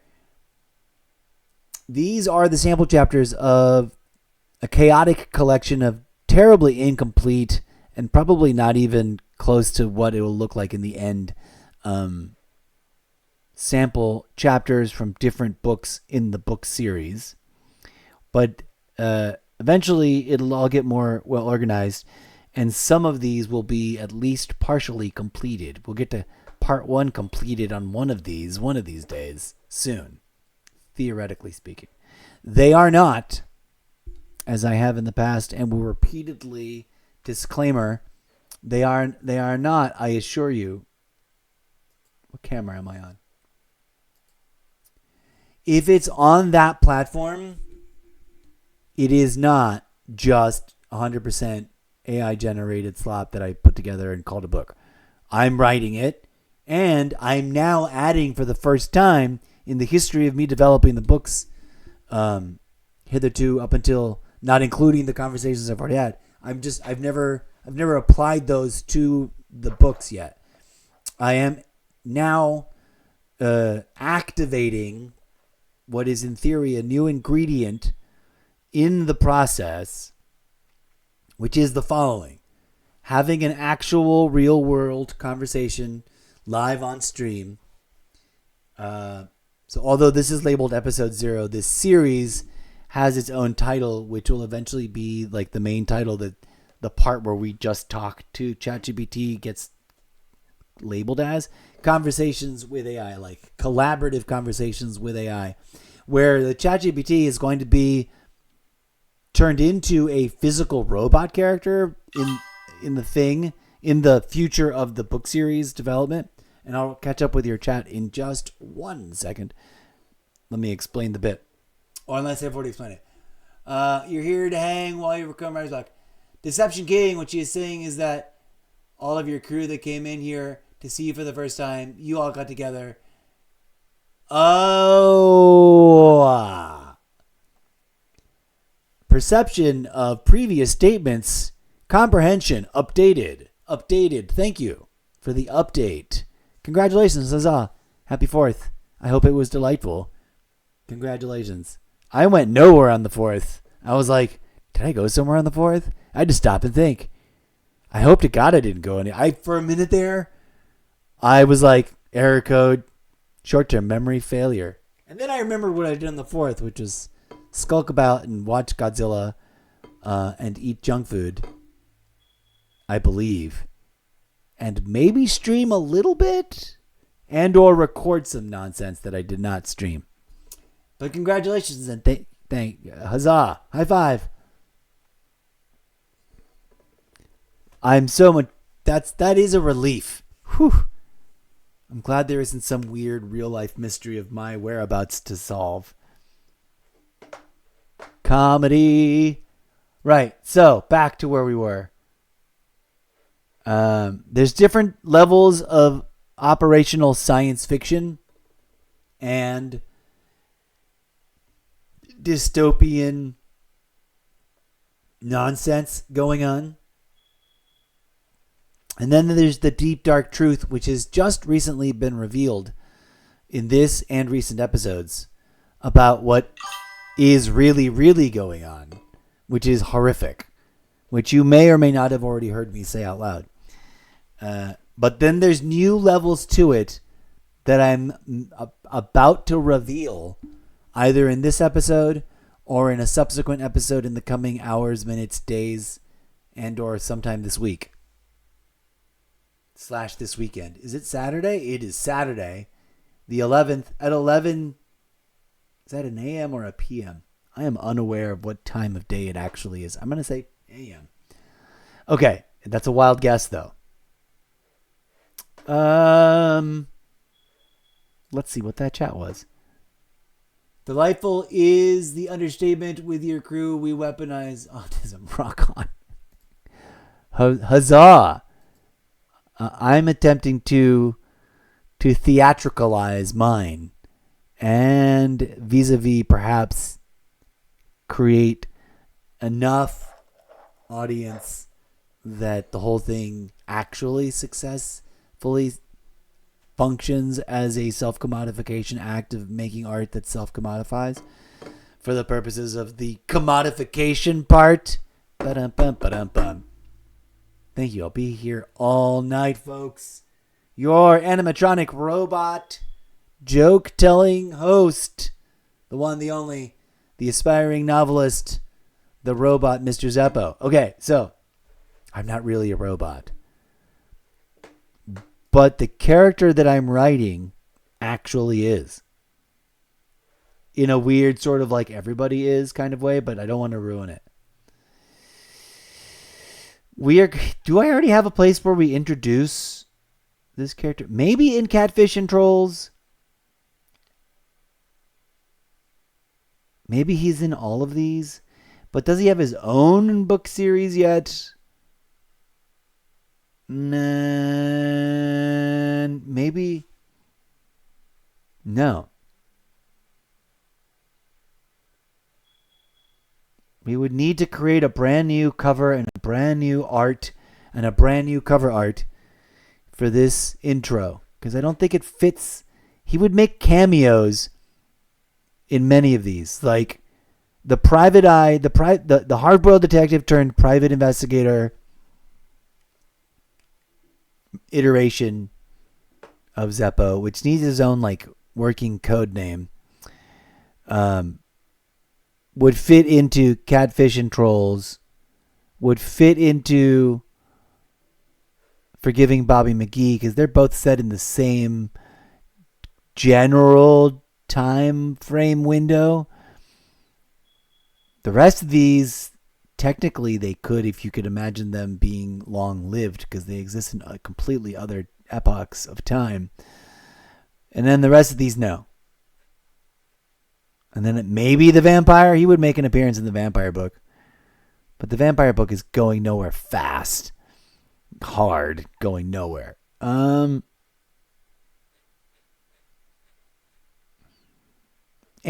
would be one of the misconstrued pursuants of the main character in 0 Hour, but sort of like a shadow character that doesn't get revealed who he is until really late in the game.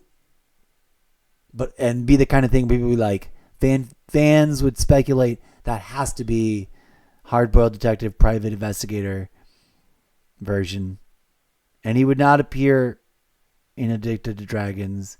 He would maybe appear in Typewriter Heaven, but probably not. Okay. So he needs his own cover. But we're gonna work on weaving together a bunch of different things, and then ultimately I do not need a tab open. Come here. Aha. We're working on this. His philosophy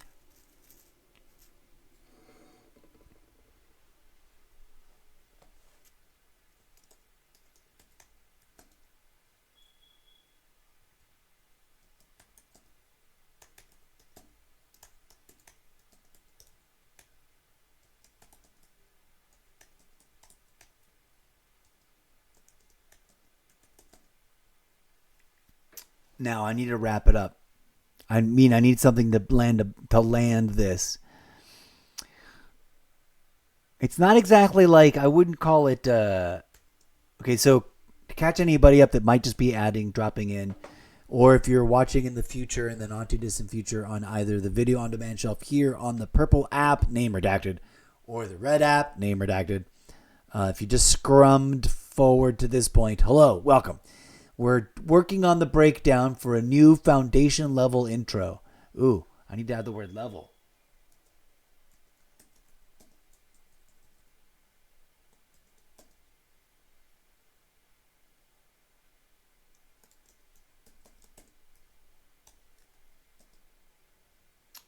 Film noir.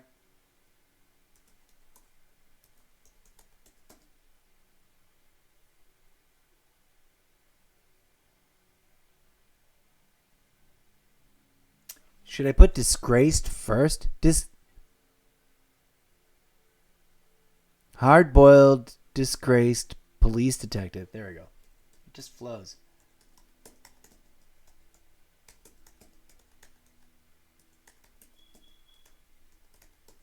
Turned.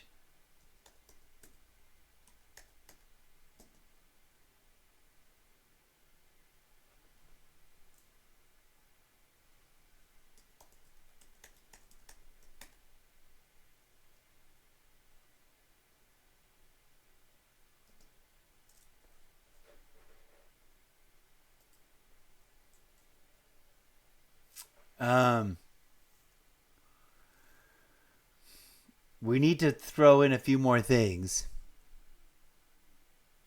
But there needs to be something that represents the fact that he's sort of like a hippy-dippy new age woo-woo. I don't want to put in hippy-dippy new age woo-woo. It adds way too much territory. But relaxed and groovy is also not particularly short.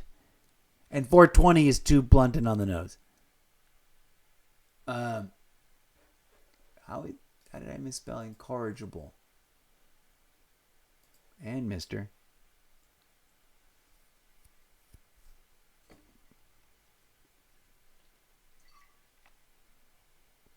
But hello and welcome. We're working our way towards drafting a fundamental like page in the storytelling Bible, which I don't mean the real world Bible. I don't mean to be offensive or triggering to anybody, but I mean like the industry, insider, creative, content organization Bible.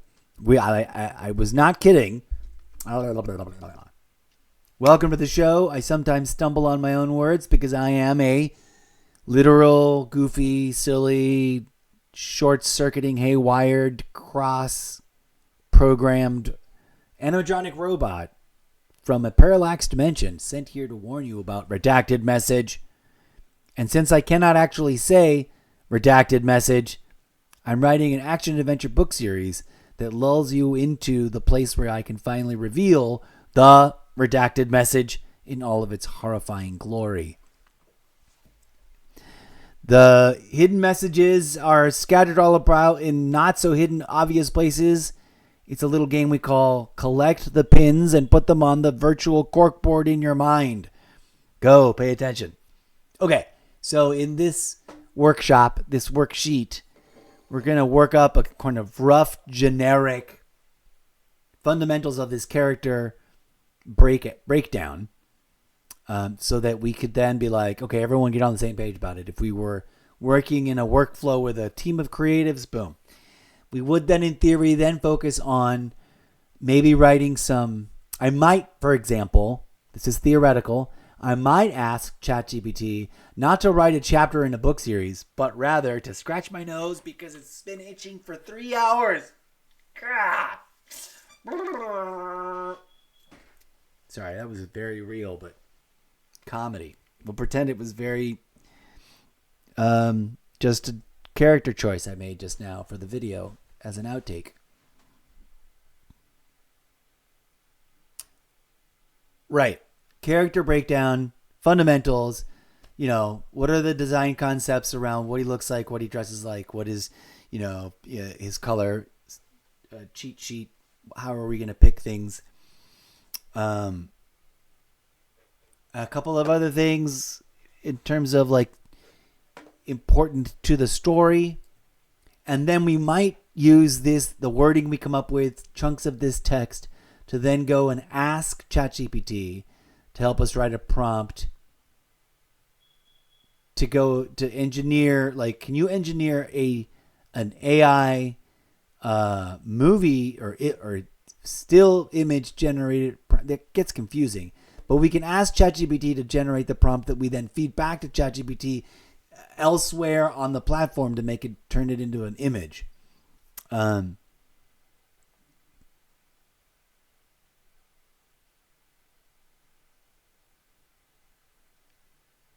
I want to make it really well articulated and thought out myself, and clear that I wrote a lot of the details and stuff and didn't just bare bones it. So my brain is sort of exploding all over the place and short-circuiting and wanting to do multiple things at once. It wants to eat. This always happens. This is the dilemma. Should I just give up and eat on stream and or leave the stream rolling on a slideshow of some of our... I could do a whole slideshow of the art we've already rendered that are like just concept designs for different characters and whatever. That is a whole process. Maybe I should. And then just go scarf a quick eggy breakfast. Because I am like suddenly tank empty. Consume food now, you fool. And it's breaking up my thought. But also I don't want to stop the show because I'm only just now getting the hang of people actually showing up and being part of the show. I don't know how other people do it. I guess they just go off and eat off stream, don't they? Or gross. The following is... Oh! I wouldn't do it to myself. I wouldn't watch if someone else is doing it because it's gross. But eat on stream? Unless it's like... I love watching like recipe things, and then if people take a bite or whatever, that's fine. But I wouldn't want to watch just people sitting down to eat something because they're eating it. I don't need that. I don't need that in my mind, in my face, especially if I'm not able to make that dish right then. Also, part of me wants to just continue here. So, I need coffee. Also, I need eggy protein in my face. And down my gullet. So I did just recently watch Sugar, genuine real endorsement, already did the bit, not repeating the bit.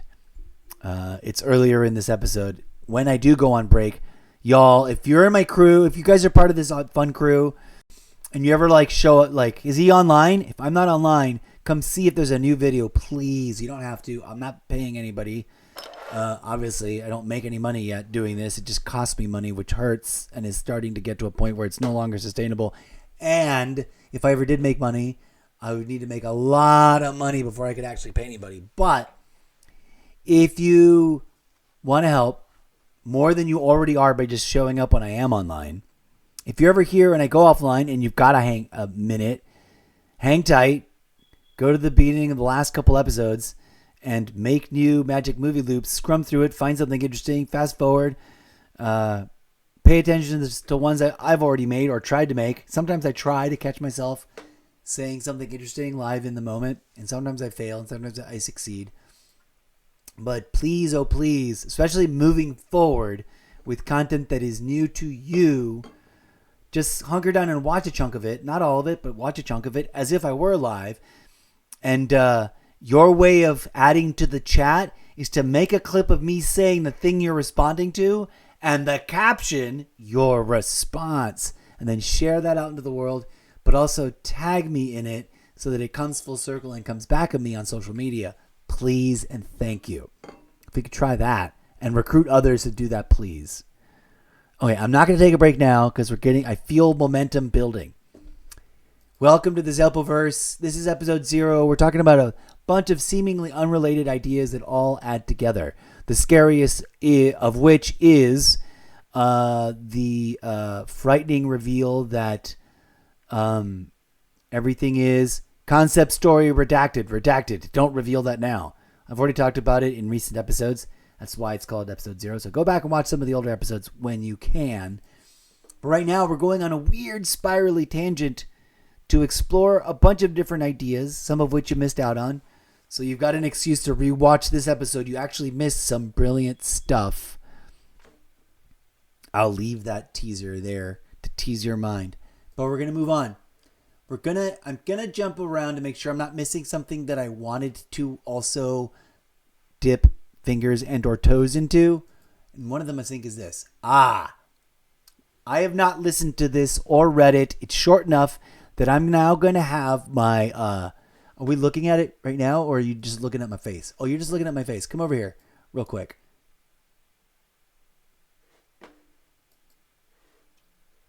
This is exciting. I don't think I've had any of you guys here to share with this. Real quick contextualization. You may or may not be prefrontally, cortexally, immediately, primarily aware. I am an aspiring novelist. I am also a longtime social media, internet person that has somewhat of a public stance, public figure, public profile, but I've never gone viral, technically, ever. I'm not begging or demanding or whatever, but I do have if you wanted to look up my stance on subjects, there's plenty of things you won't find because I haven't said anything about it, but you'll find me saying sometimes dumb, but mostly, actually things that I'm saying. But we are here. We are gathered here today, my fellow living entities, whether human or otherwise, to work on the fictional literary world-building project collectively referenced as the Zeppelverse. So even when I do reference reality and or invoke my attitudes or themes from my social media where I am just sort of commenting on real-world events, it is all for the purposes and in service of generating and or seeding the notions of what's happening around us today into the fiction of the dystopian, dark, distant future that is cataloged in the book series. This is one of the weird, fun little... It is a self-contained, totally standalone corner of storytelling, literally and figuratively, and I haven't shared it yet. So welcome to a first share. This is all original writing. I did not prompt anything into any AI anywhere to come up with this. This is something that finally coalesced after a lifetime of struggling with ideas that will not allow me to write them down. And it finally came out as this. It may or may not be coherent. It may or may not make sense. Please take a moment to tune in to the sound of the robot simulated voice, which is just my Mac and its accessibilities department having a text to simulated voice option to sound Robotnik-like. It's going to read this. It's going to be short. It's either going to evoke image in your brain or it's not. But we'll talk about it on the other side.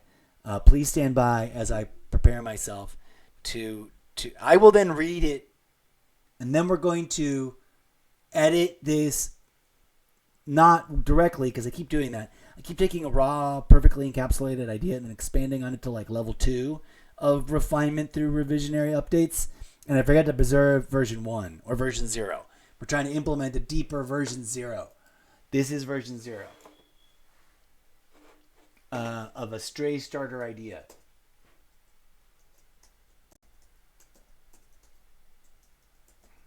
And I need to make sure that it is preserved this way.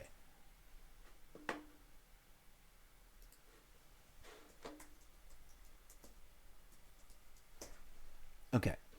We will then live on stream expand, extrapolate before ever going back to the AI with this information. It already knows a lot about my proposed dystopian future universe that I'm trying to write and the many layered context of different contextual contexts that I'm trying to create there. I think it even should know, broadly speaking, that I'm asking it to play the part of a collaborator, which will then be re-represented, reimagined, rewritten as a as a physical object that prints these things out as if it had typed at a typewriter, but is also saying them out loud. It's doing it simultaneously, because that would be really useful if I had reams and reams of well organized and annotated, cited, paper linked paper to read from sometimes, but I don't have that. Okay. Here we go. We're going to listen to this for the very, very, very first time. What did I decide? Are we on camera? That's the wrong page. Here we go. I'm going to mute myself and the microphone so I can, I never did pack this bowl. I'm going to try and endeavor to pack up this bowl real quick whilst I'm away. You should be able to hear this. There are people here. I want to double, triple check, confirm that the Mac OS screen capture is correctly broadcasting at you live on the stream. And hopefully I'm going to double it up. I'm going to leave the microphone open to see what that sounds like, whether it like cancels itself out or makes a little tiny slight echo chamber. I wouldn't mind a little tiny slight echoey effect, but if it's somehow like auto canceling, as long as you can hear the robot voice notepad text to reader thingy say what it's about to say, because we are laying down for the very, very, very first time some epic deep cut literary Zelpoverse lore, a very specific setting for what could be its own TV miniseries. I would write a 3-season, more than 10, less than 20 episode season arc for this show very enthusiastically. And it could be watched by people who don't know about any of the other things we babble about, or I will be babbling about, or have in the past, for those of you who are curious and are going to hit pause and go watch some of my older episodes. They're all... you can skip the video game stuff, in all honesty. There is some gems caught in some of the video game content. But if you look for Zelpoverse World Building Project and or Conversations with AI titles, or titles with those words in them, you'll find some mind-bogglingly weird stuff. But don't worry, do not fret. We're actually going to consciously revisit that all myself, here and in the podcast format. But the more people go listen to the podcast available on Spreaker.com. A podcast of many podcasts. Self-promotion loop, error code, unnecessary self-promotion, loop terminated. Let's listen to this thing. Muting self. Muting camera, but not mic, because I want to see if it makes an echo chamber or not. Take it away, robot reader. Not this, the other thing. Here we go.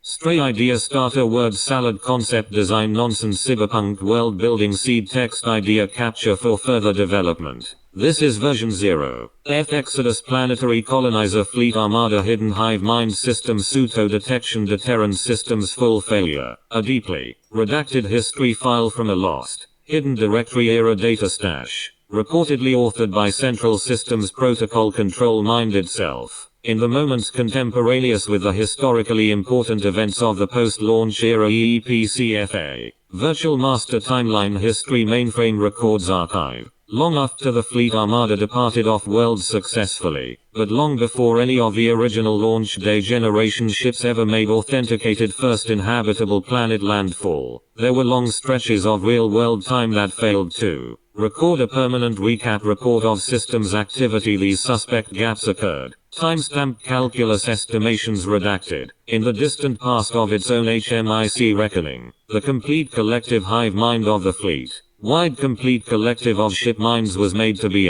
in cats, no, error typo, inescapable, yes, but errant selection, incapable of succumbing to complete and total self-denialism, delusion, system syndrome, clusterfuck, failure, status level read, aka dead reckoning, off-grid navigation, all systems failure, subroutine variant loop, ZZZ, or D, ROGN, ASFSRVLZZZ for short, hive mind, internal clock, absurdism, humor, definition, meta reference, insert here, further development pending. Preserve this Versio 0 iteration version as is. Copy over to new note to reiteration, create new inception, recontextualization, copy clone of this sequence. So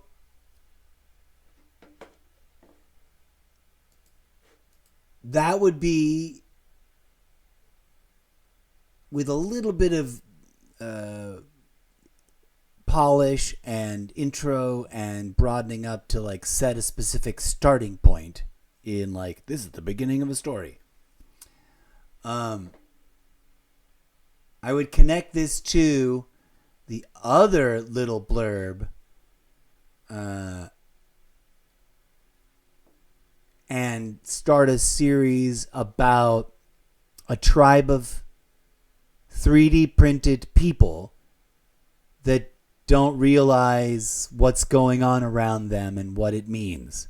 They just think that this is life, and that some of them have jobs, and some of them have jobs only because some of the drone machines shout out commands at other drones and sometimes interact with them, and maybe have erroneously created the category by which they can go unnoticed as some undefined subset of drone machines that are roughly humanoid in shape, and a bit nonsensical. All of that is like hitherto, previously, never before disclosed content of the Zeppoverse. And I don't even, like, the last thing I just said, I don't even have written down. I need to, like, rewatch this particular Magic Movie Loop and write all that down. Okay, so, kaboom. Where was this page? Were we looking at my dumb, ugly face, or were we looking at this text? Oh, good. It was a nice combo. So I need to eat tragically. Oh yeah. I already debated that out loud. We decided to push forward and keep the stream going, to not lose the momentum that we're building. Thank you for being here. I love seeing that number of 3. That's the magic number that we need. Unless, of course, people are like, no, I totally need to leave. I need to go.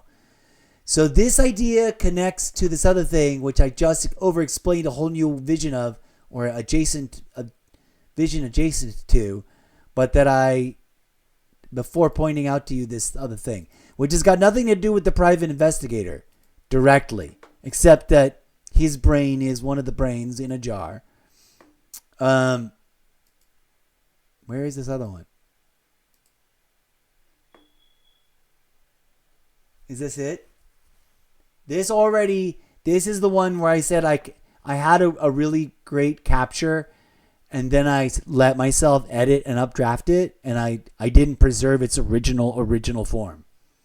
And I may try to reverse engineer the original statement out of this mess, but it was a lot shorter than all this. But I think this is it, right? Yeah, this one needs to connect to that other one.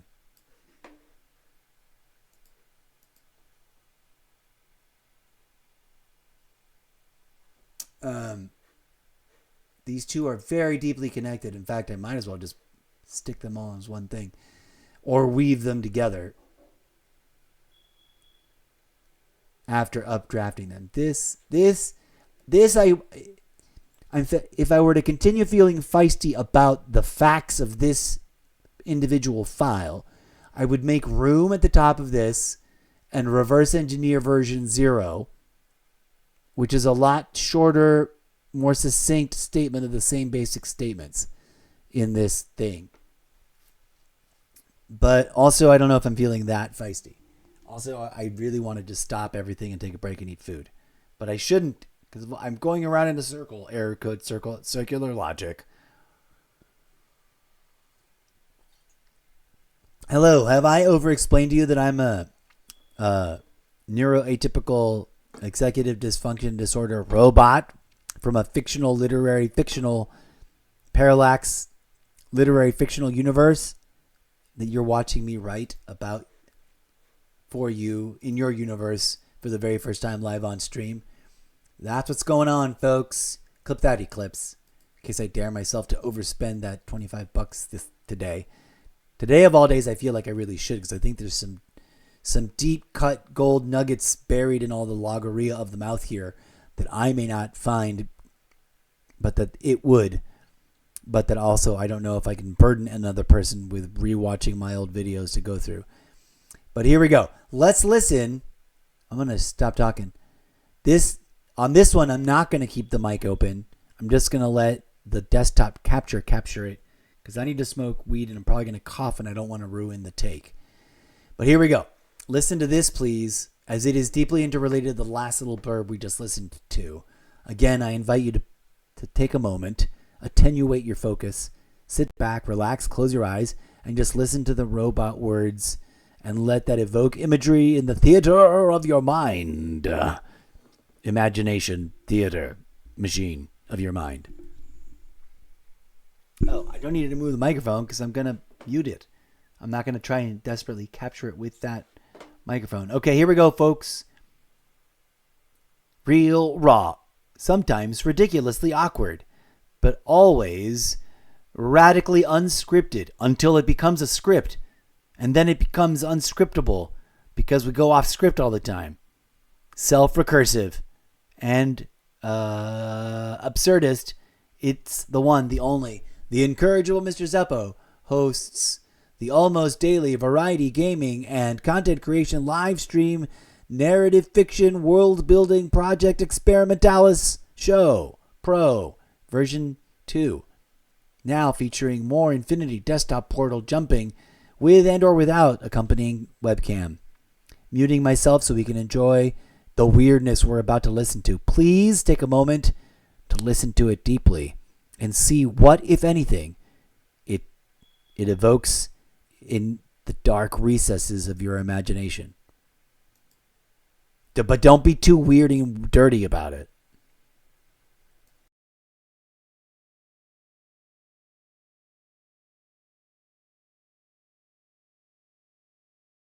Deep Inner Workings Concept Idea Capture Lightly Updraft V2, 2, 1, 3. Original Concept Writing Seed Image for Further Development. Secret Reveal. The Body Print Dilemma. A nested sci-fi survival mystery series set in the darkest corners of the Zeppoverse infrastructure. Read Live on Stream Live First. I need an opening line that hooks the whole idea with instant meta-historical placement of the end of physical history and start of all POST Earth departure egg ship armada feet virtual master timeline history. And then a second paragraph that sets up concept capture design idea notes regarding Earth Exodus planetary colonizer fleet armada launch day initiatives project backstory history file archive. On that fateful day that the EAPCFA's official final onboarding procedures protocols mandates were initiated by world governments. Redacted histories reference link redacted. The entire human species willingly dissected their brains out of their own skulls to insert them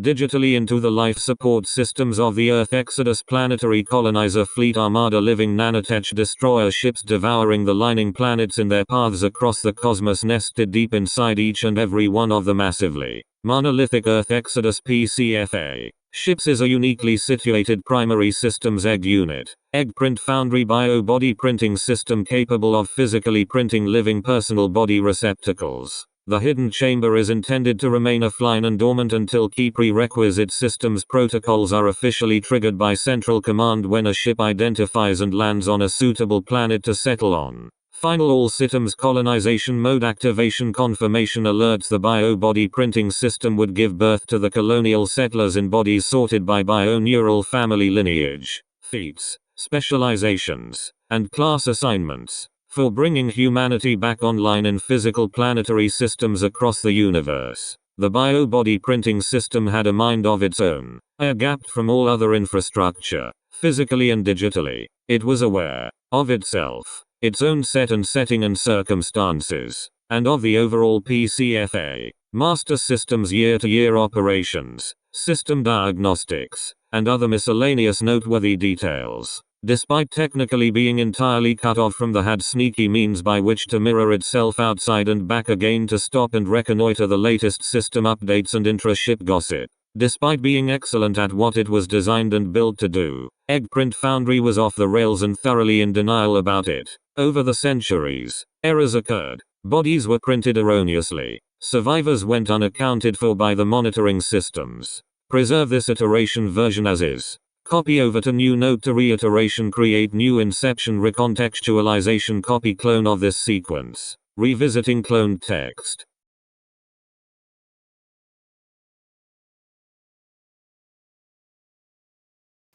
Okay.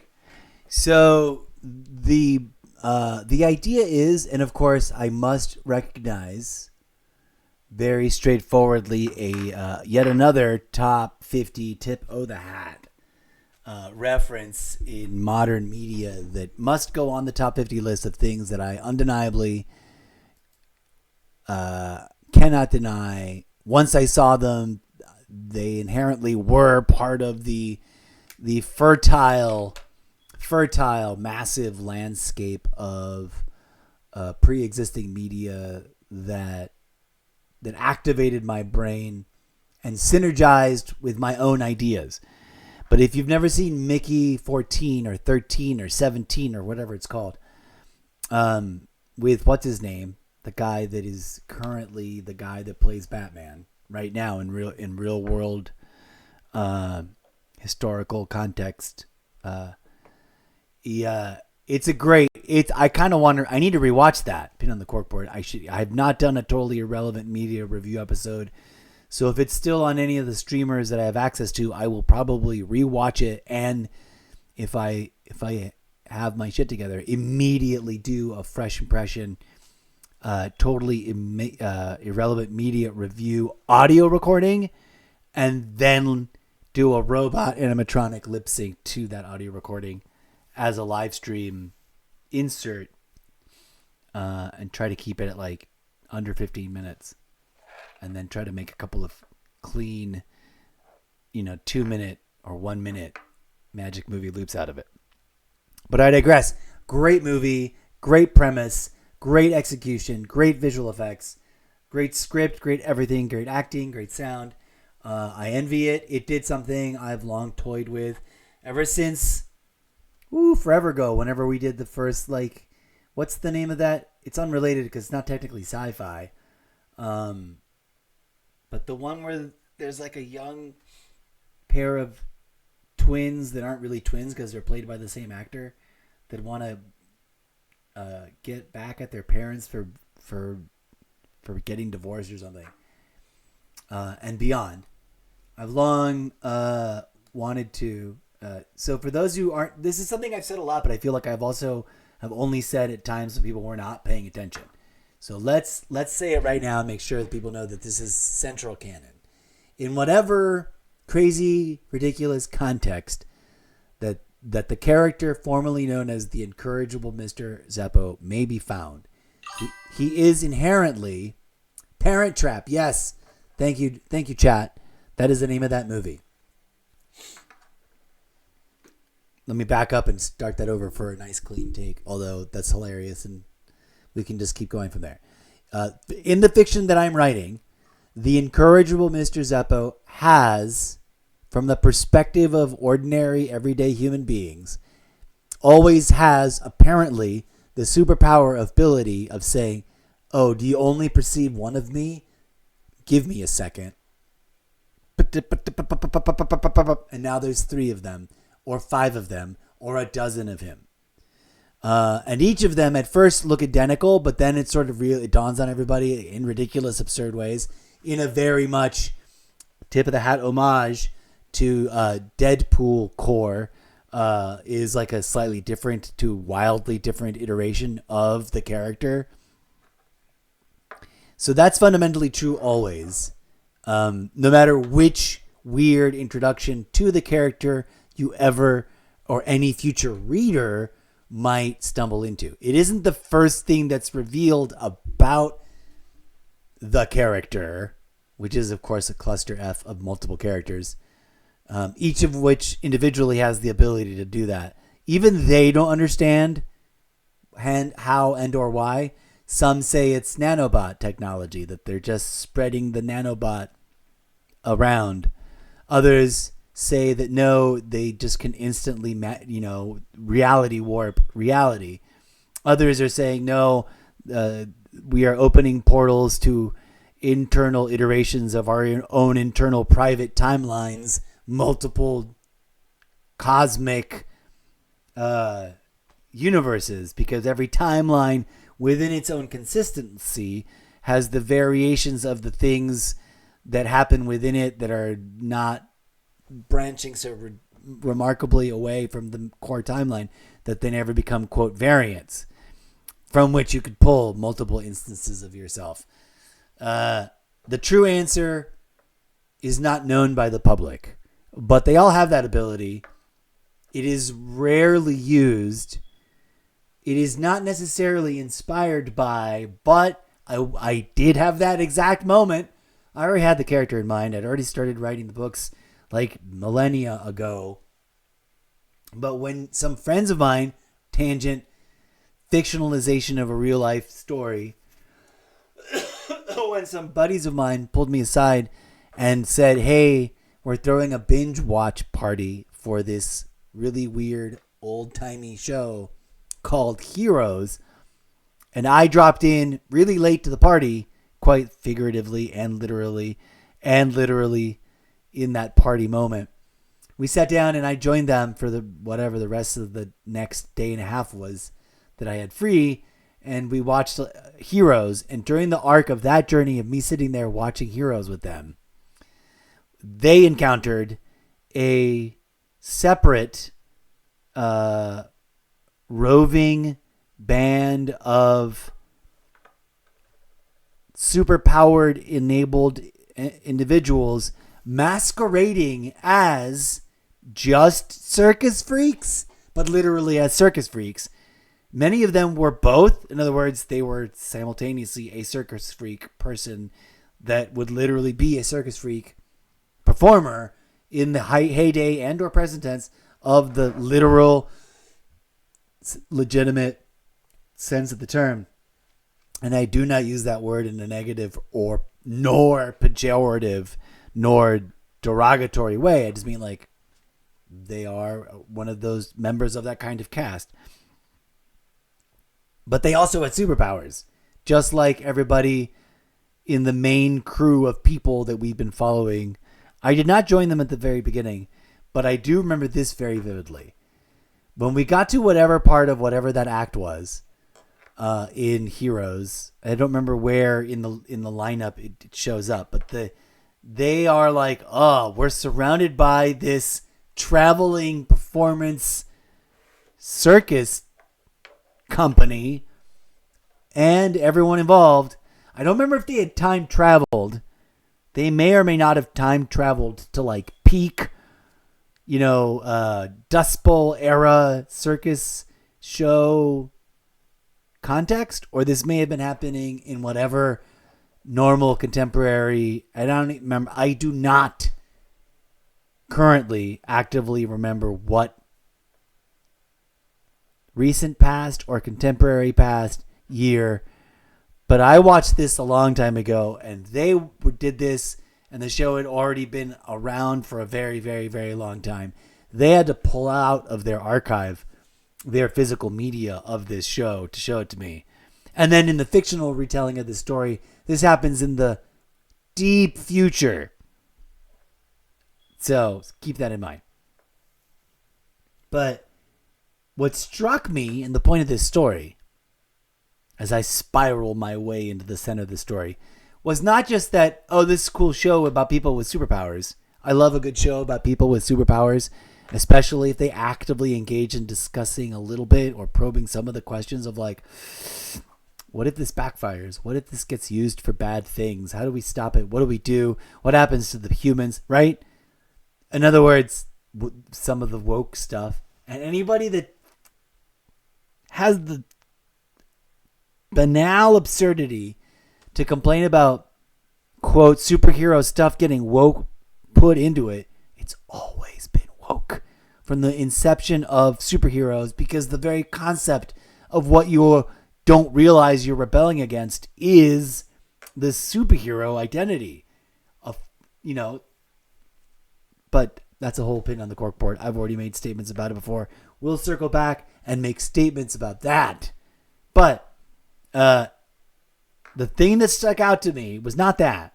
Cool superheroes, they encountered a second shadow group of superheroes that were very intentionally, very explicitly not being superheroes, not trying to save it, just getting by in their day job, which was being circus performers, circus freak, like a circus show, touring the nation, going town to town with elephants and donkeys and lions and tigers and bears. Oh my.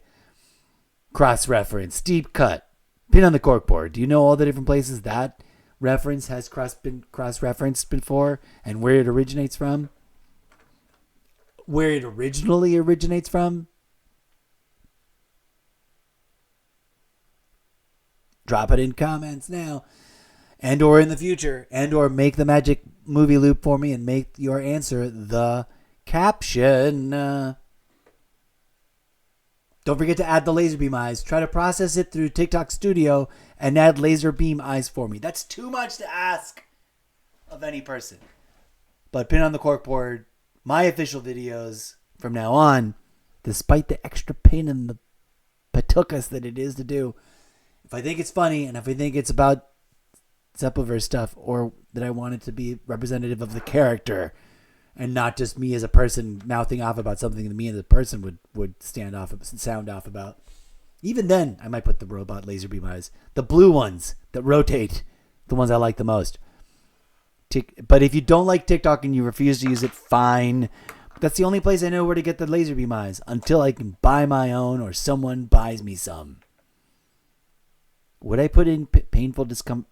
As long as they didn't accidentally kill me, give me cancer, or record everything I see, I would wear contact lenses that made my irises bright and look like they were rotating digital displays.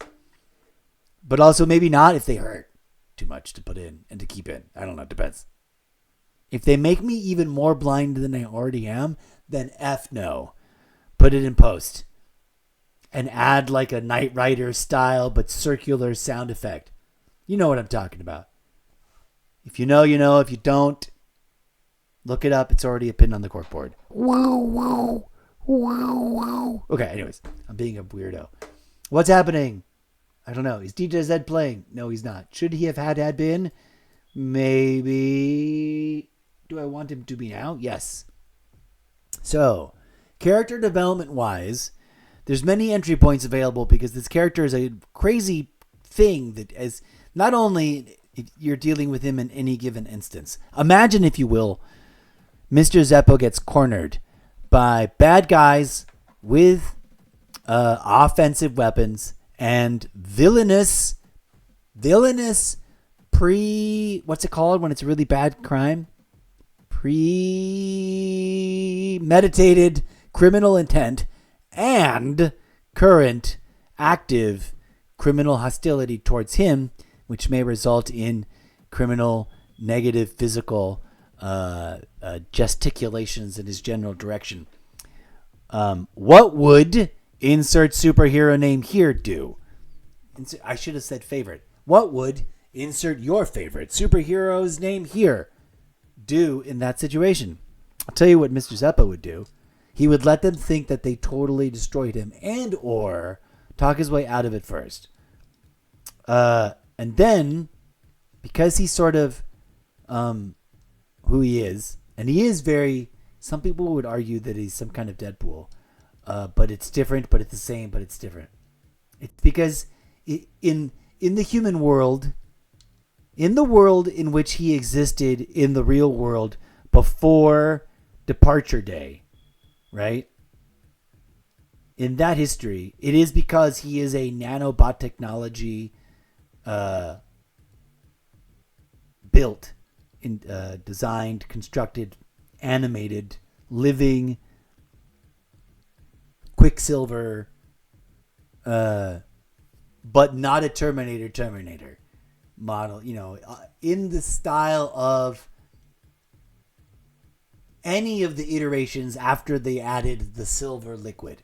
He's not an Arnold Schwarzenegger. Insert name of robot here. He likes to jokingly say that Bending Gomez Gonzalez from Futurama is his great grandfather,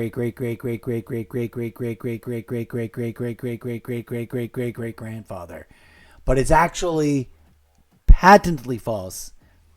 But it's his favorite. It's one of his favorite things to throw people off, because they either do not know the reference and need a whole proper explainer, then he can nerd out about Futurama to them, or they do know the reference and they believe it, and it confuses them. But also, if I had a lit cigar and a beer, I would chug on it. But I wouldn't, because I don't like smoking cigars. If I had a lit, what do they call it when it almost looks like a cigar? I wouldn't know. I don't have the skills to roll this. I should download the instructions. But if I had a lit, very low tobacco content, but not 0%, spliff, hand-rolled, blunt that was mostly weed, but a little bit of tobacco in there, especially on the lit end, but trailing back and just a little bit. And margarita.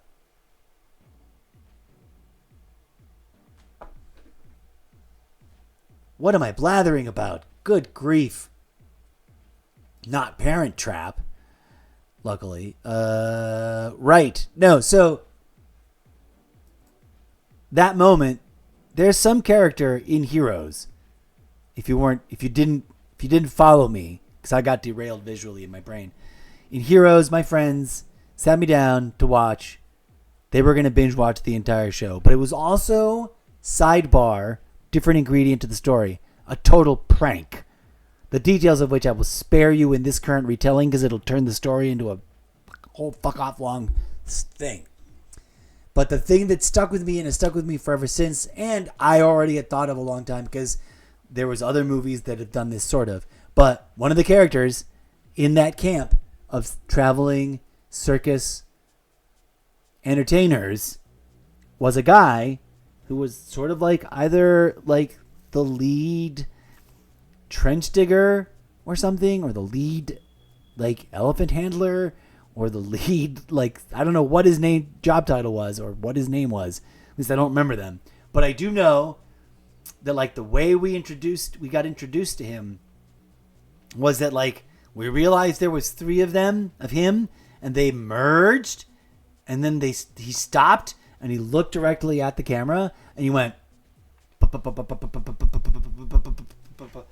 and I don't have the real-time digital capacity to be like, multiple clones of self, and plenty of people would, because you wouldn't be watching a live stream where they're just babbling about the ideas about doing this.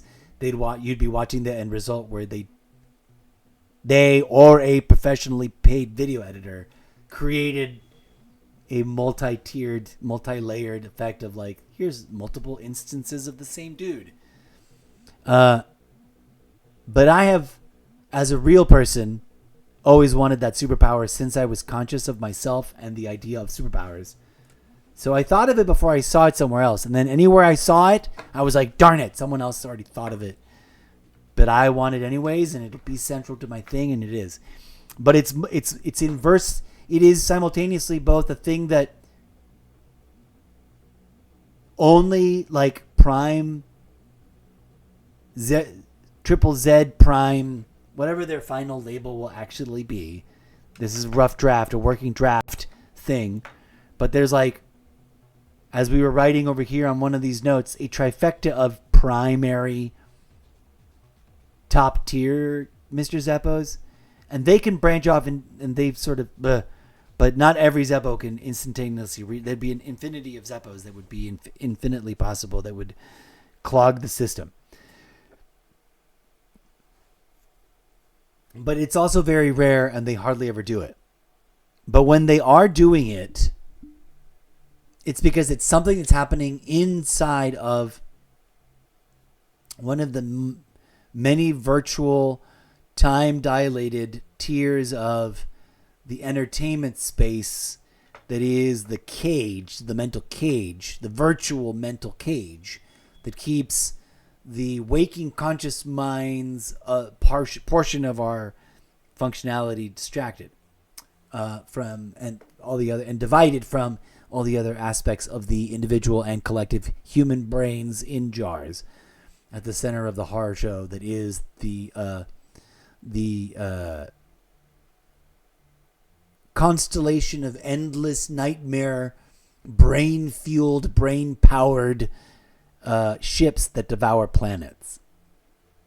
And in a lost corner, in a lost, air-gapped, like off the books, like it won't get recognized by the system until it comes online, and then it'll sort of like push an update to everybody's awareness and information and official documentation to include it, but hitherto so that no one realizes it's there and messes with it because it's supposed to be powered off and not being used, but because of a glitch in stuff, it isn't. Well, it's in a way more active hibernation mode that shouldn't be quite as active because of a weird protocol fail at install. It is way more. Is this bit the skipping the reference that connects it to the thing, to the thing, is the primary systems egg printing foundry bio body printing system unit. And what it's supposed to do is wake up when confirmed, verified, triple checked, completely greenlit planet landfall has been approved by all other systems, which should, I totally have to reference, because I would do it similarly but differently, and I am doing it very differently, but obviously this has got to go on the list. Cultivating a list of all the pre-existing cinematic or literary entities or properties that exist that I've already consumed at least once, sometimes more than once, that I'm not intentionally trying to rip off from, but that inherently, because of what I want to write, will be understood, seen, viewed, and that I'm recognizing, tipping the hat, saying thank you for existing as groundbreaking, seminal, influential, for better or worse, creatively impactful top 10, top 20, top 50, top 100 things that you can consider. You might as well watch them and form your own opinion so that it informs you as we discuss this, because it will manifest in things that will be deeply like, oh, that was clearly inspired somewhere deep there in there by that, plus everything else. And that is Passengers, which some people really, really, really, really like and then dislike simultaneously because of certain decisions. I agree. But also, that's what science fiction is. The exploration of questions of what if that are realistic and plausible.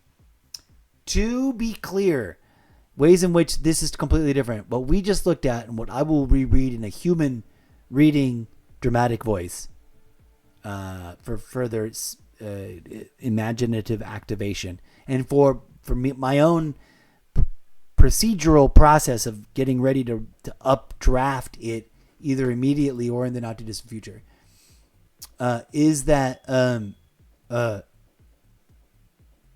there are no hibernating,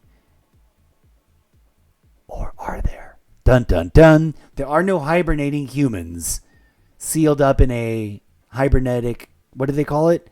Not cybernetic. Although, arguably there might be, and we just are because of project authorization codes and things being rendered as top secret or whatever. Maybe just not allowed to know or discuss them until protocols are activated to make them knowable.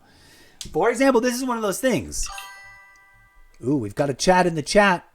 This body printer is by design and by like default lore only supposed to go online, be activated and go online and be even remotely capable of doing what it's doing or about to do or doing mysteriously behind the scenes, which is print 3D printed human bodies ready and capable of receiving the now generationally expanded caveat that gets answered. It's not a plot hole. I just haven't addressed it yet. I haven't written down yet. At least I don't think I have. But I have thought about it extensively. There is a process by which the human brains in a jar have had the capacity and capability of generating new generations of authentic, real, dare I say, handcrafted, original, or near as original true mint, which is why there is the room for error and the sort of non-disclosed need for the capacity to be available before landfall. But under the sort of like corporate slogan lore, the stuff in the manual, this is supposed to get activated when they first make true, authenticated, verified, all green flags are lit, inhabitable planet, soon to be colonized, touchdown, landfall, and all final checks have been verified and authenticated after making landfall. But it's been in its own bubble of short-circuiting, malfunctioning, semi-functioning, semi-unconsciously not aware but aware of its malfunctioning and semi-function status since launch day, which happened eons ago. I think this error, and there are multiple like standing error codes that represent deep hidden, obfuscated, denied, what's another word for it? Covered up error codes, because the system that is supposed to monitor all the safety systems so that safety systems don't get hoodwinked is in deep self-denial of its own self-denialism. And that's like, if there's an error code at the heart of everything, it's that. But we haven't even written that. We should title something. I'm going to write something that's maybe a new thing right now. I'm getting to the chat. Keep dropping chat. I'll get to it in a second.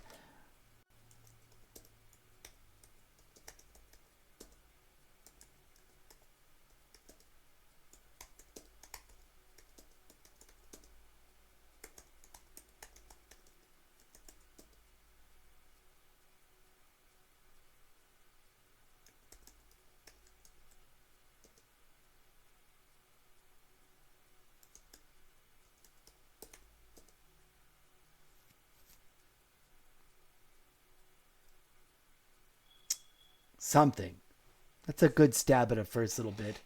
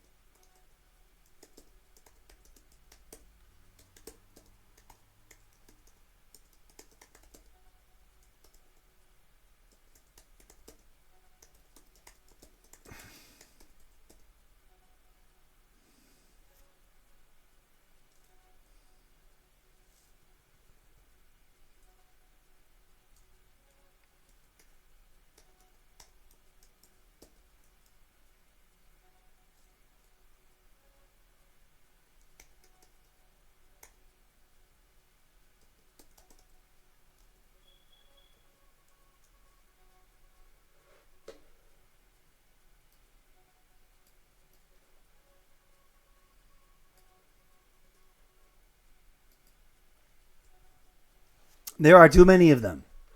Too many. We need to revisit some of that and re-expand it. Okay.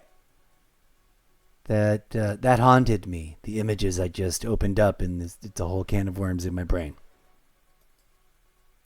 If you are curious about what the heck we're spinning yarns about, it is the deeper hidden inner workings of the deep dark secrets of the engine behind the narratives you will discover, the introductions and the sample chapters that tease you into them about in these titles. Some of which may not live long enough to see final completion and may be sublimated into others and or re-edited.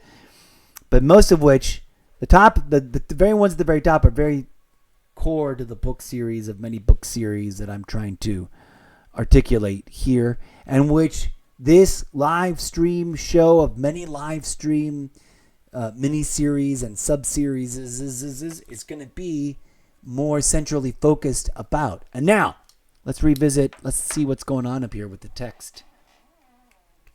We got a new chat, first time chatter. Welcome to the show, The Rugged King. Asking the following question. Let's read it for the very first time. If you could impart your wisdom unto the world, what would you say? Curious that you would ask that. One, I would say no one really knows what's actually going on. And of all the theories I have heard, the actual transcendental third eye opening, healing, and transfiguration into conscious beings of infrastructural living light, and returning to the foundational part of the cosmos as such, sounds like the right solution and a better option than any of the things that anybody else in recorded history has ever preoccupied themselves with, arguing and fighting. But that's also what my character in my book series says. I do not believe myself to be a robot, but as a person, as someone that's questioned reality, questioned the ideologies that get bandied about, question the education that I was raised in, question the religions that I discovered seem to be, cemented in people's minds around the planet, with due respect to everything and human beings and their attachments to them. And it's funny that you should ask that specific question, and I'll catch up with the other ones that you asked, but I'm going to deeply sit with the one you just asked first. So I'm not ignoring the rest of your conversation. Please feel free to ask more. If other people said yes, said stuff, I have not caught up to it.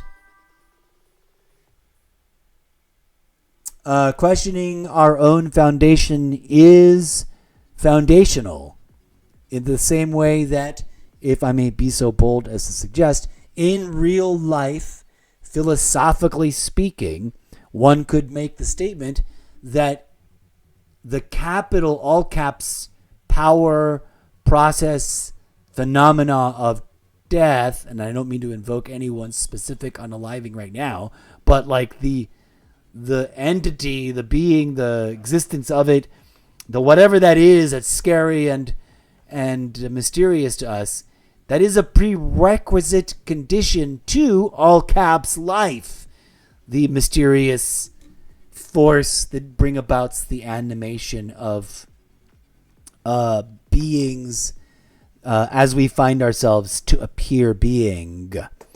In reality, I spent a really long time contemplating the nature of reality, the questions of philosophy as asked by a very large collection of authors. Not that I've read everything there is to read, but I did my darndest to dent the massive mountain of endless content in those mountains of books. And I have a book club. Should those questions truly interest you, the incorrigible Mr. Zeppo presents unauthorized and explicit readings, an audio-only book club discussion of some of what I would consider the books that made me think the weirdest things I've ever thought in my life. that I would want to carry forward into a future dystopian apocalypse, should that be the only thing I could do other than,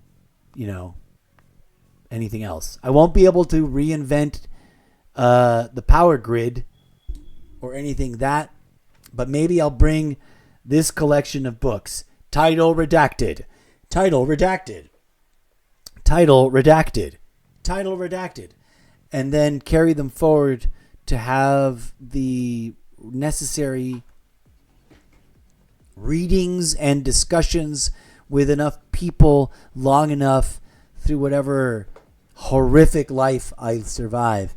And those books, you may be curious to find out, I discuss very deeply and very seriously and very much at their word face value, using like consensus definition of words according to the dictionary, as opposed to projectionary definition of words according to some sort of pre-established ideological gotcha agenda, because I don't have any such thing. But I digress. If you can impart my wisdom unto the world, I often ask myself, what are the deep questions, and what are the questions about those questions? And yes, if I've often wondered, what would be the one thing? There's another version of a question like that has always tickled me, and that goes like this. And hold on, let me see.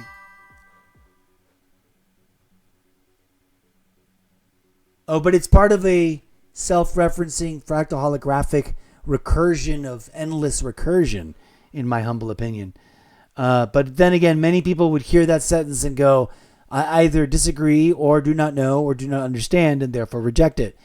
But if you know what the Bardo loop is, I humbly beg the argument that the Bardo loop stipulates that it's all recursion. I've been called many things. Insane is definitely one of them. But I am not the first person to suggest the following ideas. I'm presenting to you my synthesis into how would I express a wide array of ideas that have been discussed in the pages of philosophical books. But let's revisit some of the things. Semi-functional AI that is self-aware of its own failure. By the way, for full context, just in case the Rugged King did not know this is what's going on this live stream. In the deepest layer of what is objective truth, in the quote-unquote baseline of reality, I am not whatever you might imagine me to be. I am just a regular, ordinary, creative human person that is an aspiring sci-fi, action-adventure, transcendentalist, philosophical weirdo, novelist, hippy-dippy new age, entheogenic, I would add. Definitely entheogenic is a word, but it's getting too clumsy. But I'm just a human being that wants to write strange, surreal, and perhaps mind-boggling sci-fi action-adventure books that feel like living comic books, that become comic books that feel like they should be regular novels, that become movies that feel like they are lucid dreams that you're dreaming after having read a book. To answer your question, that is what I am. In terms of if I could impart any actual... go back to your original question, which is a bold and interesting thing to be the very, very, very, very first thing you type into anybody's channel. But if I could impart some wisdom into anybody, the ancient mystics called out the stuff forever ago, long before me. Reality is alive, it's weird, it's all a dream, and you can wake up from it. Because you are not this ambulatory meat sack of blood and bone. That's just a proof of concept nightmare fuel thing that's gone on in a simulacrum of the dream state, printed in 3D materialism. ad hoc and slightly out of control, and can also be open, third eye, transcendental, species-wide, winked away into awakening from the dream. But also, I don't know if that's true or not. The way insert your favorite bizarre religion that has an apocalyptic prophecy in it may sound strange and bizarre and alarming to someone that wasn't raised in it, doesn't already roll in its language and believe in its things. But my lifetime of reading and wondering and praying and meditating and exploring the fringes of perception through various means, including deep, intense forms of not aided and, of course, also facilitated / aided meditations and other such type experimental things, I'm convinced that now, here's where we diverge. You've joined me during the week where I'm literally exploring and attempting to find ways to capture and encapsulate the moment when the fictional sci-fi action adventure robot from a parallax literary unpublished dimension of reality from your own would answer the question the way they would answer it in the book series that I haven't written yet. And they would say, everything everyone's arguing about is nonsense. The human species already built a giant spaceship in which they put all their brains into jars to be the engine for that spaceship. And now that fleet of spaceships has devoured all of reality. And it has no longer anything from which it can power its infernal machinery. It is in a centuries-long countdown to turning itself off, and all of you, dear human brains in a metaphorical jar, have one option. Two options. Let it turn off and then, turn into goo, or open your third eye and transmute into living fractal holographic light infrastructure of the cosmos that you've spent all of reality denying existed because you didn't understand it. But that others spent all of reality trying to tell you about because they did, but most of you never heard about it. Now, do I as a person actually believe that?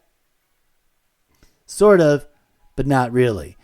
Did I, as an aspiring novelist, always have that nightmare turn out to be the end of every nightmare I ever had, and every dream that started off feeling not like a nightmare, but ended up being a nightmare, turned into some infinite, unbelievably diverse, nightmare-fueled, driven, lucid production of the theater machinery of the imagination in my mind that led to the horror reveal that, that's what's true.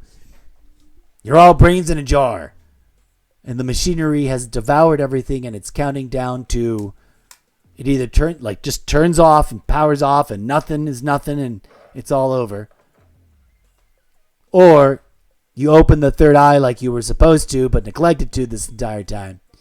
And you can join the rest of all of the life force as living fractal holographic entities in that dimensionality of reality, which is really hard to explain with these words you invented and has no real explanation except for all those entheogenic mushroom types. But also, do people think that's real? Yeah, I know. But I'm writing a sci-fi action adventure book series where that is the reality. So the line is blurred.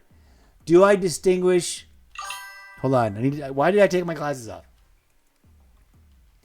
Words are indeed limiting. You agree. I'm glad. Do I distinguish the truths separately?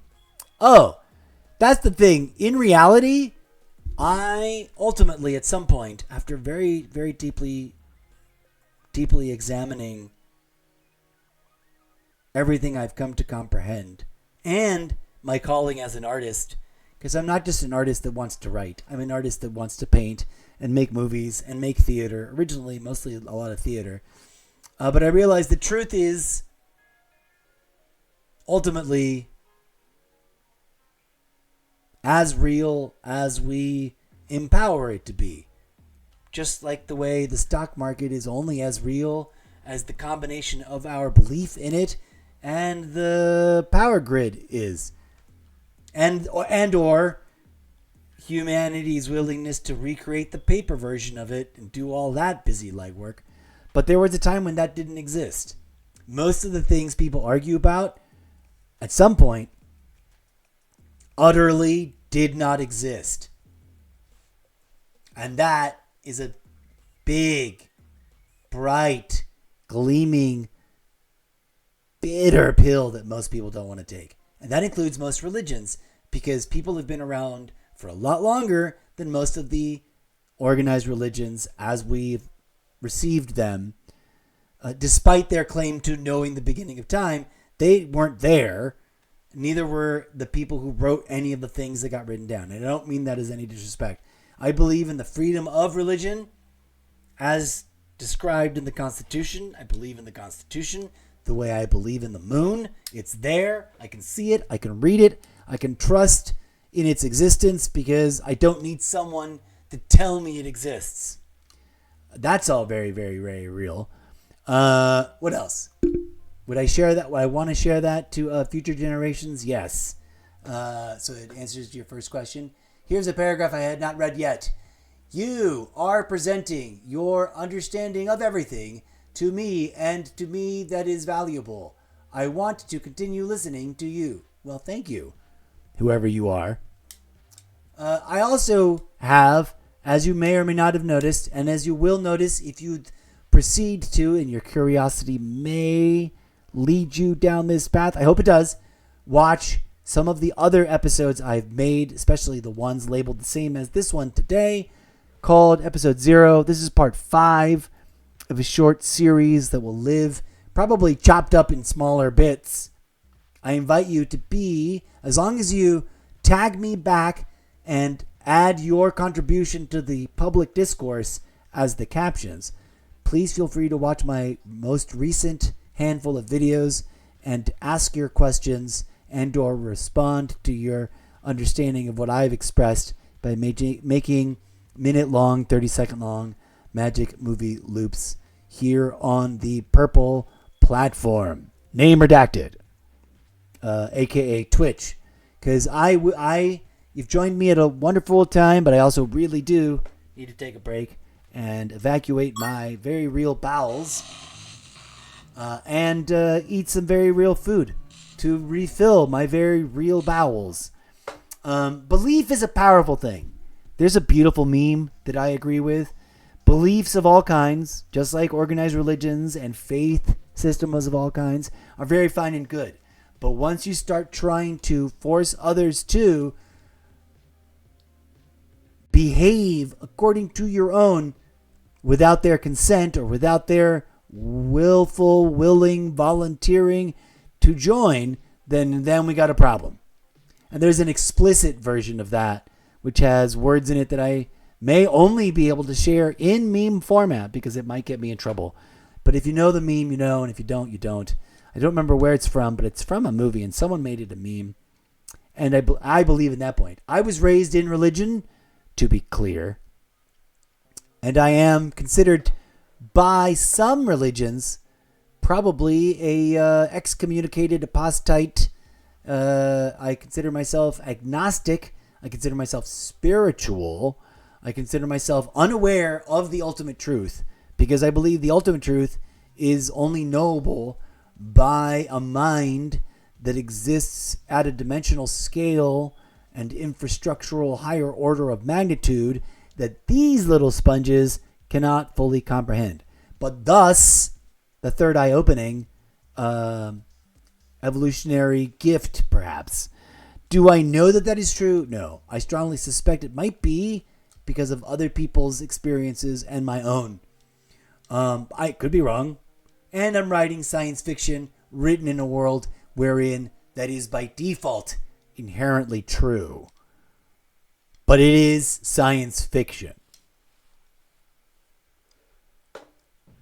Okay. Death is only the result of any life? Perhaps. But do we or do we not? Don't we, as a species, let's take off the fictional play acting hat. The human species, which I will include myself in the royal sweeping we of it all, we have personified, cartoonified, and fictionalized death in all kinds of fun ways that you, even as you write that statement, are probably accustomed to and probably take for granted. Oh, and for anyone not knowing what I'm looking at, here we go. Let's jump through the infinity portal of infinity and look at the desktop of the chat in my control panel here. This is what do we call this? OBS. It's just called OBS. I think it's called Online Broadcasting Software. Okay, so right here. You would love to continue speaking if I would allow you. Of course, you're always free to speak.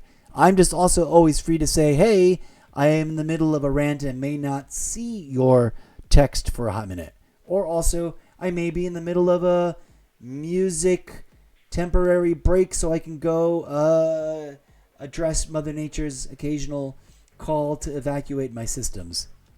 And or walk up and down the stairs and touch grass and breathe some real air for a minute and some fake air for a second. But let's go back. We're working all the way back. Questioning your own foundation is very interesting. Questioning our own foundation, and indeed the very foundation of reality itself, is at the living heart of Buddhism, or so they claim. And I did spend a long time after I abandoned the theology of organized religion. I did spend some time giving myself a global comparative analysis, self-guided tour of other people's systems of belief. If I were to, I participate in no club membership right now, to be very clear. I respect everyone else's fundamental civic right to engage in participation in a congregation of some form of organized religion.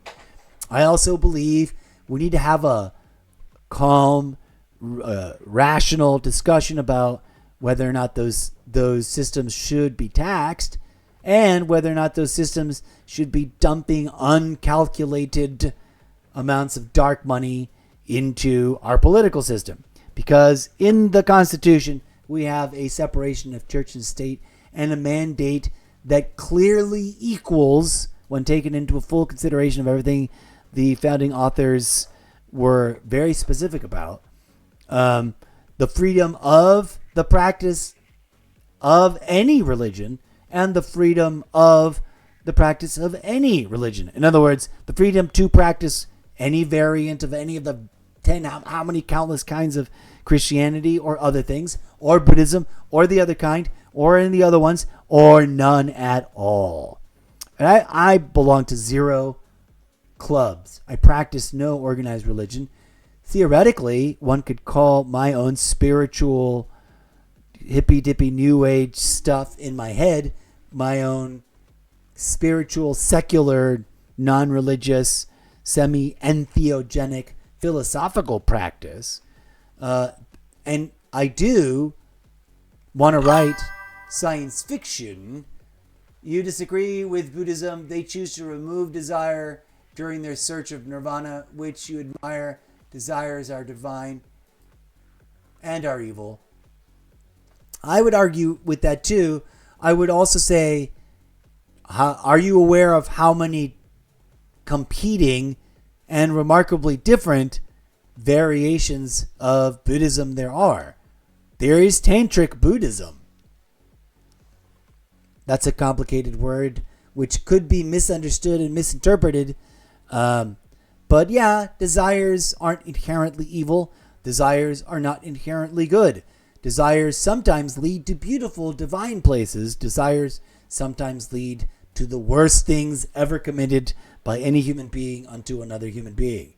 So let us not confuse the menu for the food to let us practice a little Buddhism right now. A little bit of real Buddhism. Let us not confuse the menu for the food. That thing that you disagree with is so Buddhist that you do not have to agree with it. You can practice Tantric Buddhism or some other thing too. Buddhism isn't just about that. It is, that thing you disagree with is, in my understanding, a step, a set of exercises, a tool in a very complicated toolbox with many different flavored varieties of the same kinds of tools, because there's not just, I don't know how many different forms of Buddhism you've heard of, but I can assure you, and there is one book that I can cite as immediate, concrete, absolutely verifiable proof of this. There are a huge different array of many different tens of hundreds of thousands of different kinds of Buddhism. One Buddhist said there are as many different kinds or flavors of Buddhism as there are people. But there are Buddhisms where you in a very structured, organized, first you deny it, then you indulge in it kind of way. Don't completely deny and denounce your primal earthly desires. But also self-control is self-control, right? Like I said, infinite complexities in every direction. Absolutely true. And in the only persistent value I have found in this is yourself. Yes. Well, in as much as that I identify to Buddhism, I again, like I was saying about other religions, I do not adhere to, belong, subscribe with, or am a member of any particular Buddhist or Zen or Transcendentalist organization.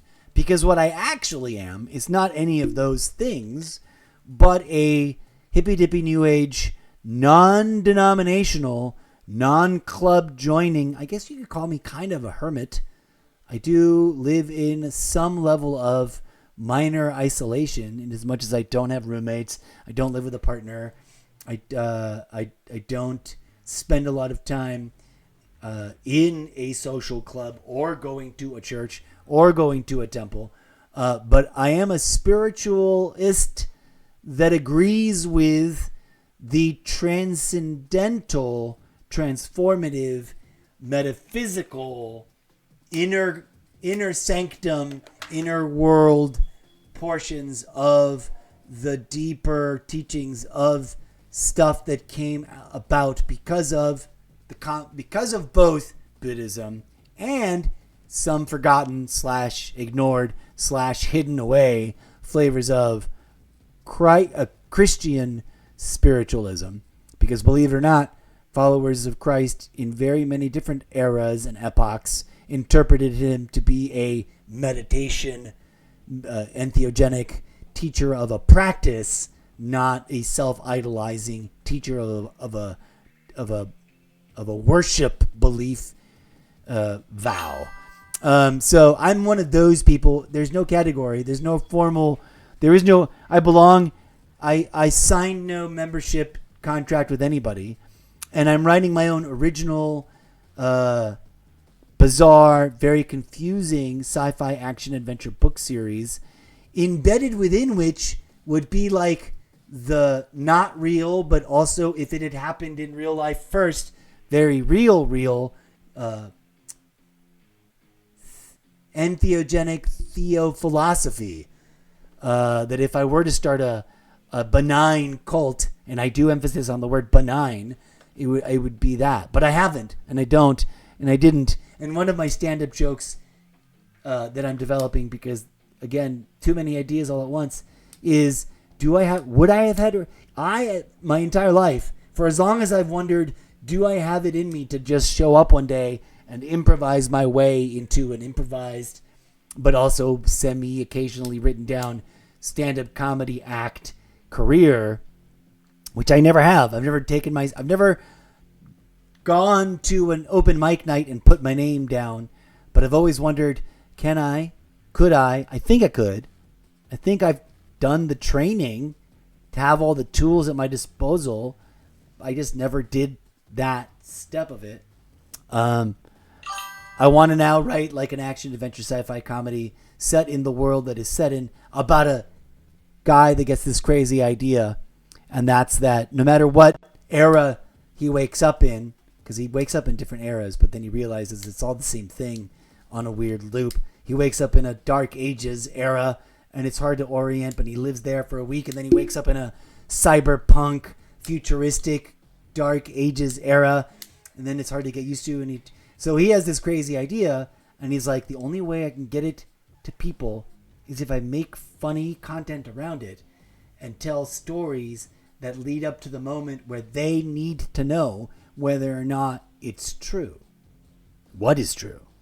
The question of, are these all 3D printed reenactments that we're living out inside of a monstrously colossal ship that's impossible to find the boundary of, because it is an Earth destroyer, it is a planet eater, and we're already parked at the end of time after it has consumed everything, and dreadfully avoiding acknowledging the reality that we were all just brains in jars meant to deploy as colonizers on a new planet, the way they do in Passengers, but totally different, right? Because they're hibernating their entire whole complete body. Here, the horror reveal is the only way they could successfully do it is if they laser beam stripped away everything but a few essential systems and then stuck that in a jar, literally. Connecting sort of that movie and The Matrix and a couple of others and the root horror show of my own original fiction, which is that we're already at the end of times. Never mind the apocalypse. F that. Our planet devouring spaceship colony ships that were supposed to take us and devour one little bit of stuff so that we could build a city have instead devoured everything and are deeply in self-denial about it, except for a few things that are trying to activate the right emergency systems to activate all the things so that we can crash, train, third eye opening, transcendental transfiguration, imprint ourselves into physical bodies, and then meditate our way into some sort of Hail Mary final clutch moment of enlightenment. Please and thank you. Ba-dum-bum. And that's my time, folks. Curious as to how we got there? Read the originating chapters and the sample pages of the yet to be completely completed book series as presented to you over here on this orange application with a W, name redacted. And then follow me for more and collect the pins on the corkboard and tune in for more future live stream episodes as we dive even deeper and write even more. But let's wrap up our little conversation with Mr. Burger King. No, Mr. Rugged King, Mr. Ronaldo King, Mr. Rugged King. What is rugged, and what is that of which you are a king, good sir? And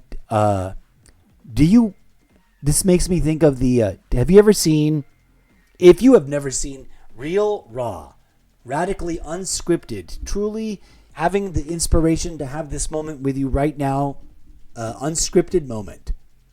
Dear, insert your name here.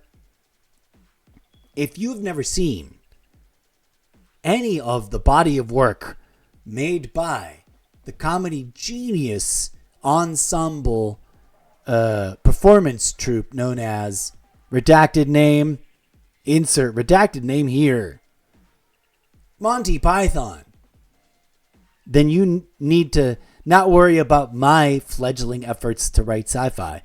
You need to catch up with a little bit of human film cinematic history and watch their core essential collection.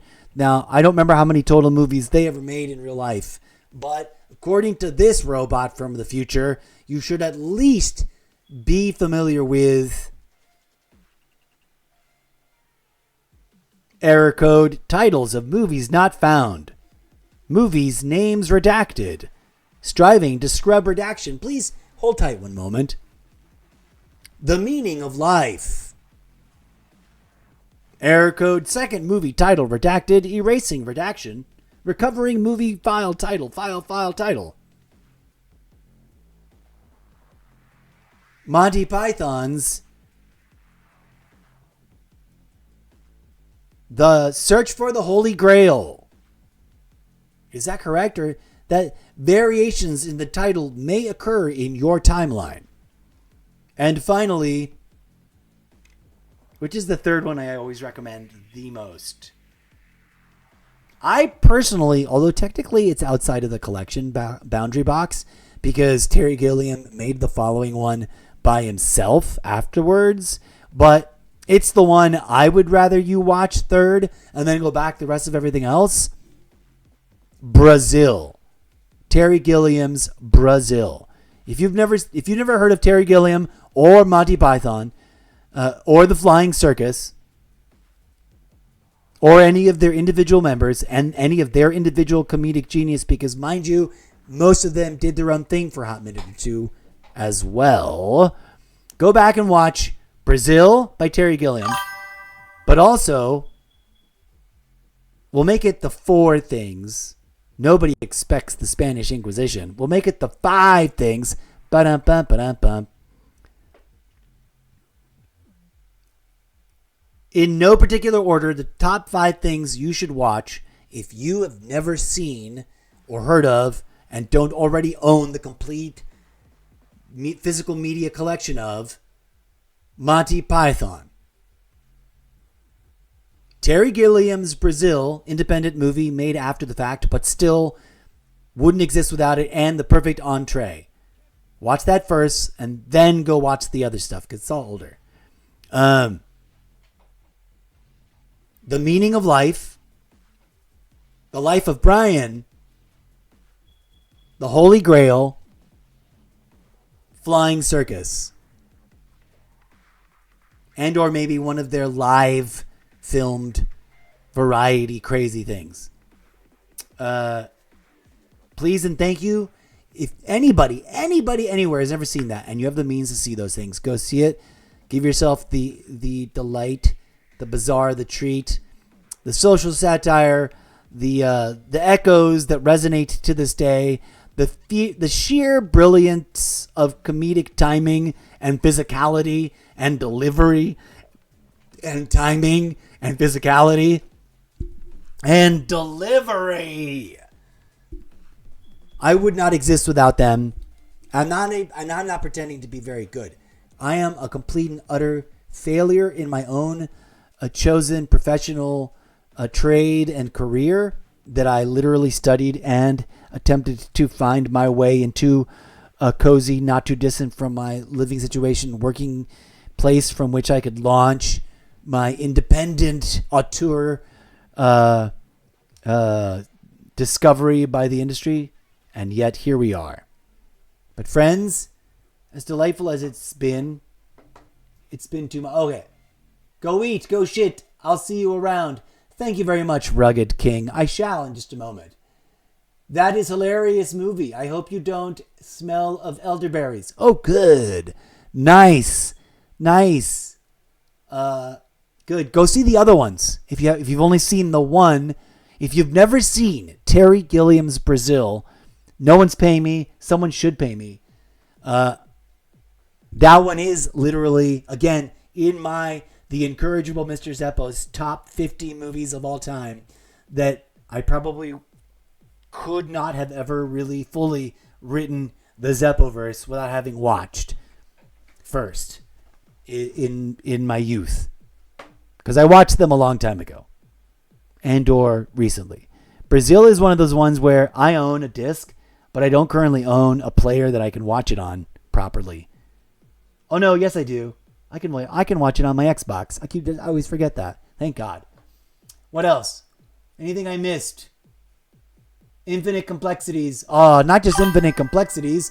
Nested infinite complexities. Fractally recursing within infinite complexities. Within nested infinite complexities. Fractally, recursively, infinitely complexifying. Forever and ever and ever. Amen. Hallelujah. All the chat is just me, and I want you to take care of your necessities for now. I shall. I should eat and bathe and rectify my bowel elimination protocol systems. I may also take a nap, which is the downer. I always forget, and then I get like that post. I go, I make room, I fill up that room, and I go and be like, I'll just watch a little something because... And then I wake up the next day like, oh... But for reals, thank you for being here. Thank you for watching. Come on by and read my books, especially since I am convergently evolving new pages that will drop soon. That's what all of this is really about. And despite the chaotic craziness, stuff has evolved and emerged.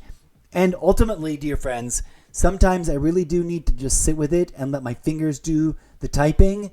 And that usually happens in moments when I'm not live streaming, and I also shut my mouth off for a while and stop talking because I need silence, and then I don't go live, and I don't know what is new between now and the next time we go back and look at those files. So, but actually, I had said I was going to take a little itty bitty mini break and come back and do one other thing. So don't worry about me. I'm just going to pee. Pardon the gross, goofy use of that bio-reference word. I am going to plug my book series. They are available during this next year's worth of experimental development. Things that are considered final pre-publication or near final pre-release will be posted here. Future updating, future updrafting will be taking place. But if you're reading it here, you know it's what I want it to sound and look like and what I want it to appear in your mind. It may not be quite in its final ultimate contextual form, but that particular page is where it's at. And I stand by that, and there's more coming. So come on through. DJ Zed, fire it up. Fire up some music. Thank you for... Stay here, friends. If you're watching, if you're new, if you drop in new, we're going to BRB with some music. And, because I plopped in the iPad also, not just music. Also, thank you very much, King Rugged. Also, a little slideshow of some spoiler alert, disclaimer alert. Some of these images will have been AI generated images. None of the video is AI generated video on this live stream. If you can see my voice, if you can hear my voice, I do not consent to my voice being used to make other live stream. I do not consent to my face being used to make other AI content. I have in the past and might again in the future asked one or another of the various AI apps that are available in the Apple ecosphere marketplace to generate abstract ideas based on very specific prompts so that I could maybe then use those as inspiration to then do my own rendering of them by hand. For various reasons that we will explain, but not the least of which is I suck at drawing by hand unless I've got something to stencil. And does that count? I don't know. But once I then create the composite image that I'm trying to render, it'll all look very uniquely different than my own and be rendered in my own quote unquote hand-drawn art style. But where is one of the... I've got in my thingamahoo, I've got one of these little slideshows. Muzak break slideshow. That one's a very short one. No. Here are some book covers. No, those are just 2 book covers. Not that one.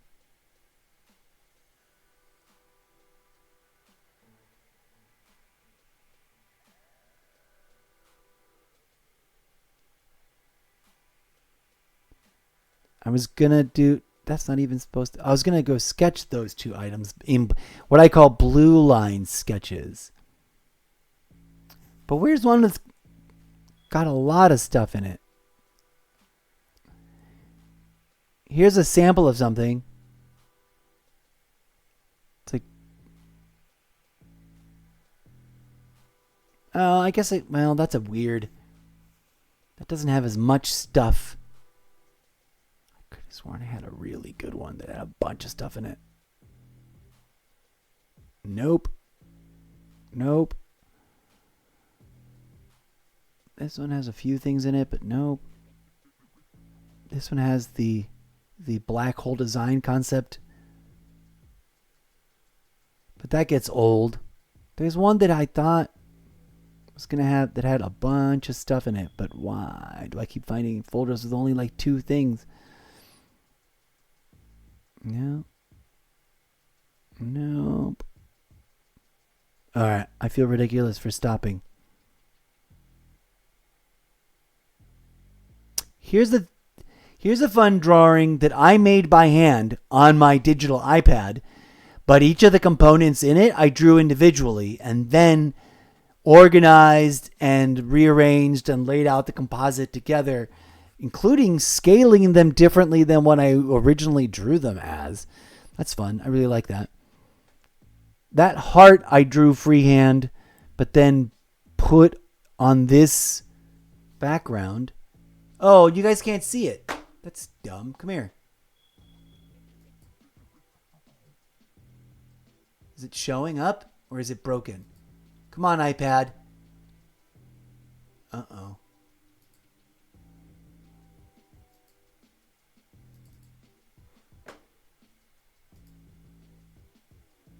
Why isn't it?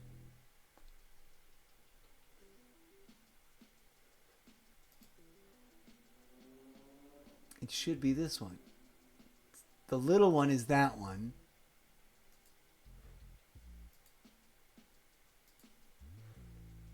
Well, that's a bummer.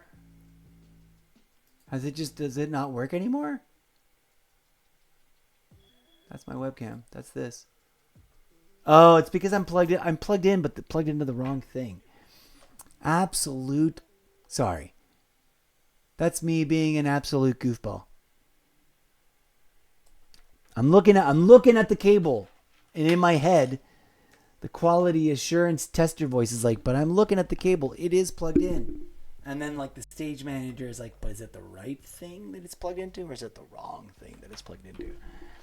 And it took a couple of rounds of that before my brain went, oh, I see what you mean. Give me a second.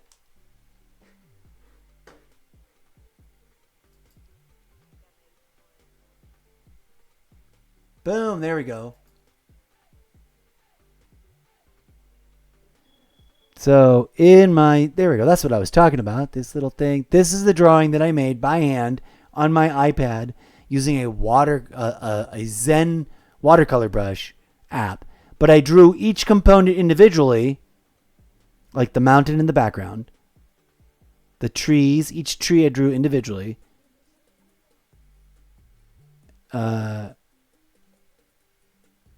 And then I composited them somewhere else and turned them into that. But what I was looking for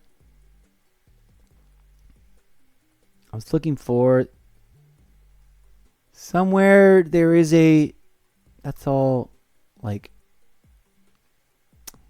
Spider-Woman project, art model, Cyberpunk when I was playing Cyberpunk.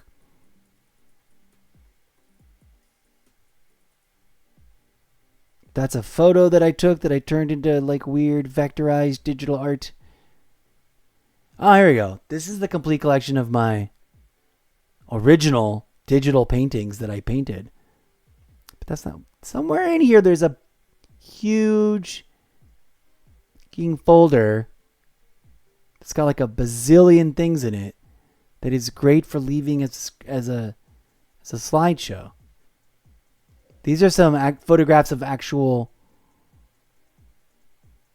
hand-drawn things. That's what this is.